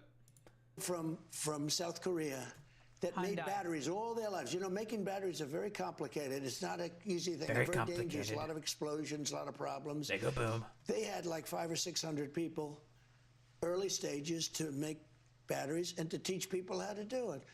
Well, they wanted them to get out of the country. Yeah, because those positions don't exist in America anymore, because there's no point in having those people teach the younger, newer generations to make those batteries, because those jobs don't exist anymore. You're going to need that, Laura. I mean, I know you and I disagree on this. You can't just say a country's coming in, going to invest $10 billion to build a plant, and going to take people off an unemployment line who haven't worked in 5 years, and they're going to start making missiles. Okay, a little exaggerated, but okay. Generally speaking, we get the point that Trump is saying here. And this is causing a major fucking rift within, well, the MAGA world and the Trump sphere in general, because of the fact that he's doing this specifically to get Elon to donate a bunch of fucking money to Republican candidates, vulnerable Republican candidates within the midterms, because they are all very afraid, but also because of the fact that, it turns out getting rid of the fucking H-1B visa program for this really stupid fucking goddamn reason is not going to work out. I mean, like, corporations can take it on the chin and pay the $100K for the H-1B visas, but they're not going to be particularly fucking happy about it. So, whatever causes more political complications and infighting within the right is generally what I'm for, and this is going to cause a particular amount of fucking infighting amongst the right, which is why I've talked about this before. A lot of these like fascistic Nazi takeovers are just not going to work anymore because of just how globalized everything has become and how non-homogenous of a population the United States of America is. Like, this shit's not going to work, and if it were to be put in power, a lot of people would have to be killed or somehow fucking deported, and logistically speaking, that's not going to fucking happen. So again, it's one of those situations where Trump is just doing this because he wants Elon's fucking money, and Laura Ingraham is just like a dumbass fucking white nationalist, and they're always going to inherently butt heads here because Donald Trump may be racist, but he's not like current neo-Nazi, Twitter Nazi fucking racist. He's like old style fucking racism where he's just like, well, I still only care about making money, but I'm not going to be particularly happy about renting out the blacks kind of a deal, right? So yeah, there's always going to be an inherent butting of heads here in particular when it comes to this sort of like position, but I'm all for it. You guys keep butting heads and keep causing tension amongst yourselves. I'm just going to be sitting here eating some fucking goddamn popcorn. Don't think there's really much else to say besides white nationalism is simply just not compatible with the United States of America. So, cope and seethe about it, Nazis. Actually, you do sound like that, and there's nothing you could do about it, Chris, if that's even your name. That's exactly what I sound like. I don't know what you're talking about. Fuck you, suck my dick, and eat my shit.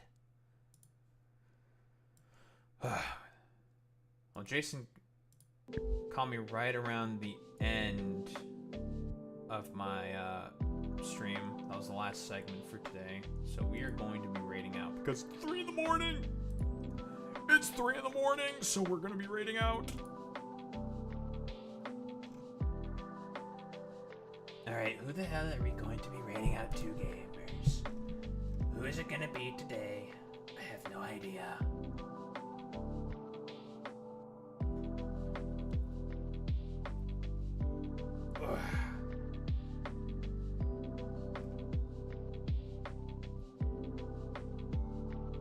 Yeah, we're gonna raid out to twitch.tv.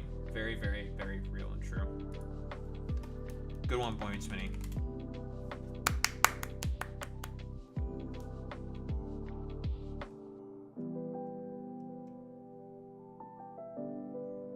I also saw that Arun is on, so perhaps I will raid into Arun. Sure, why not? Let's raid out to Arun and no. Alright, gamers. We're raiding out to Arun. Raid messages. You idiots know what to do, you know what to say. Transcribe with the Daho raid button if you're a sub. If you're a non-sub, you do the WoW with the Daho raid button. That's how we show appreciation. Those are into the case. Gamers, I will be back tomorrow. And, I don't know, more Factorio, more yapping about stuff, yada yada, you know how it is. Any case, gamers, I will be back tomorrow. Same time, same place, same face. Peace out, gamers.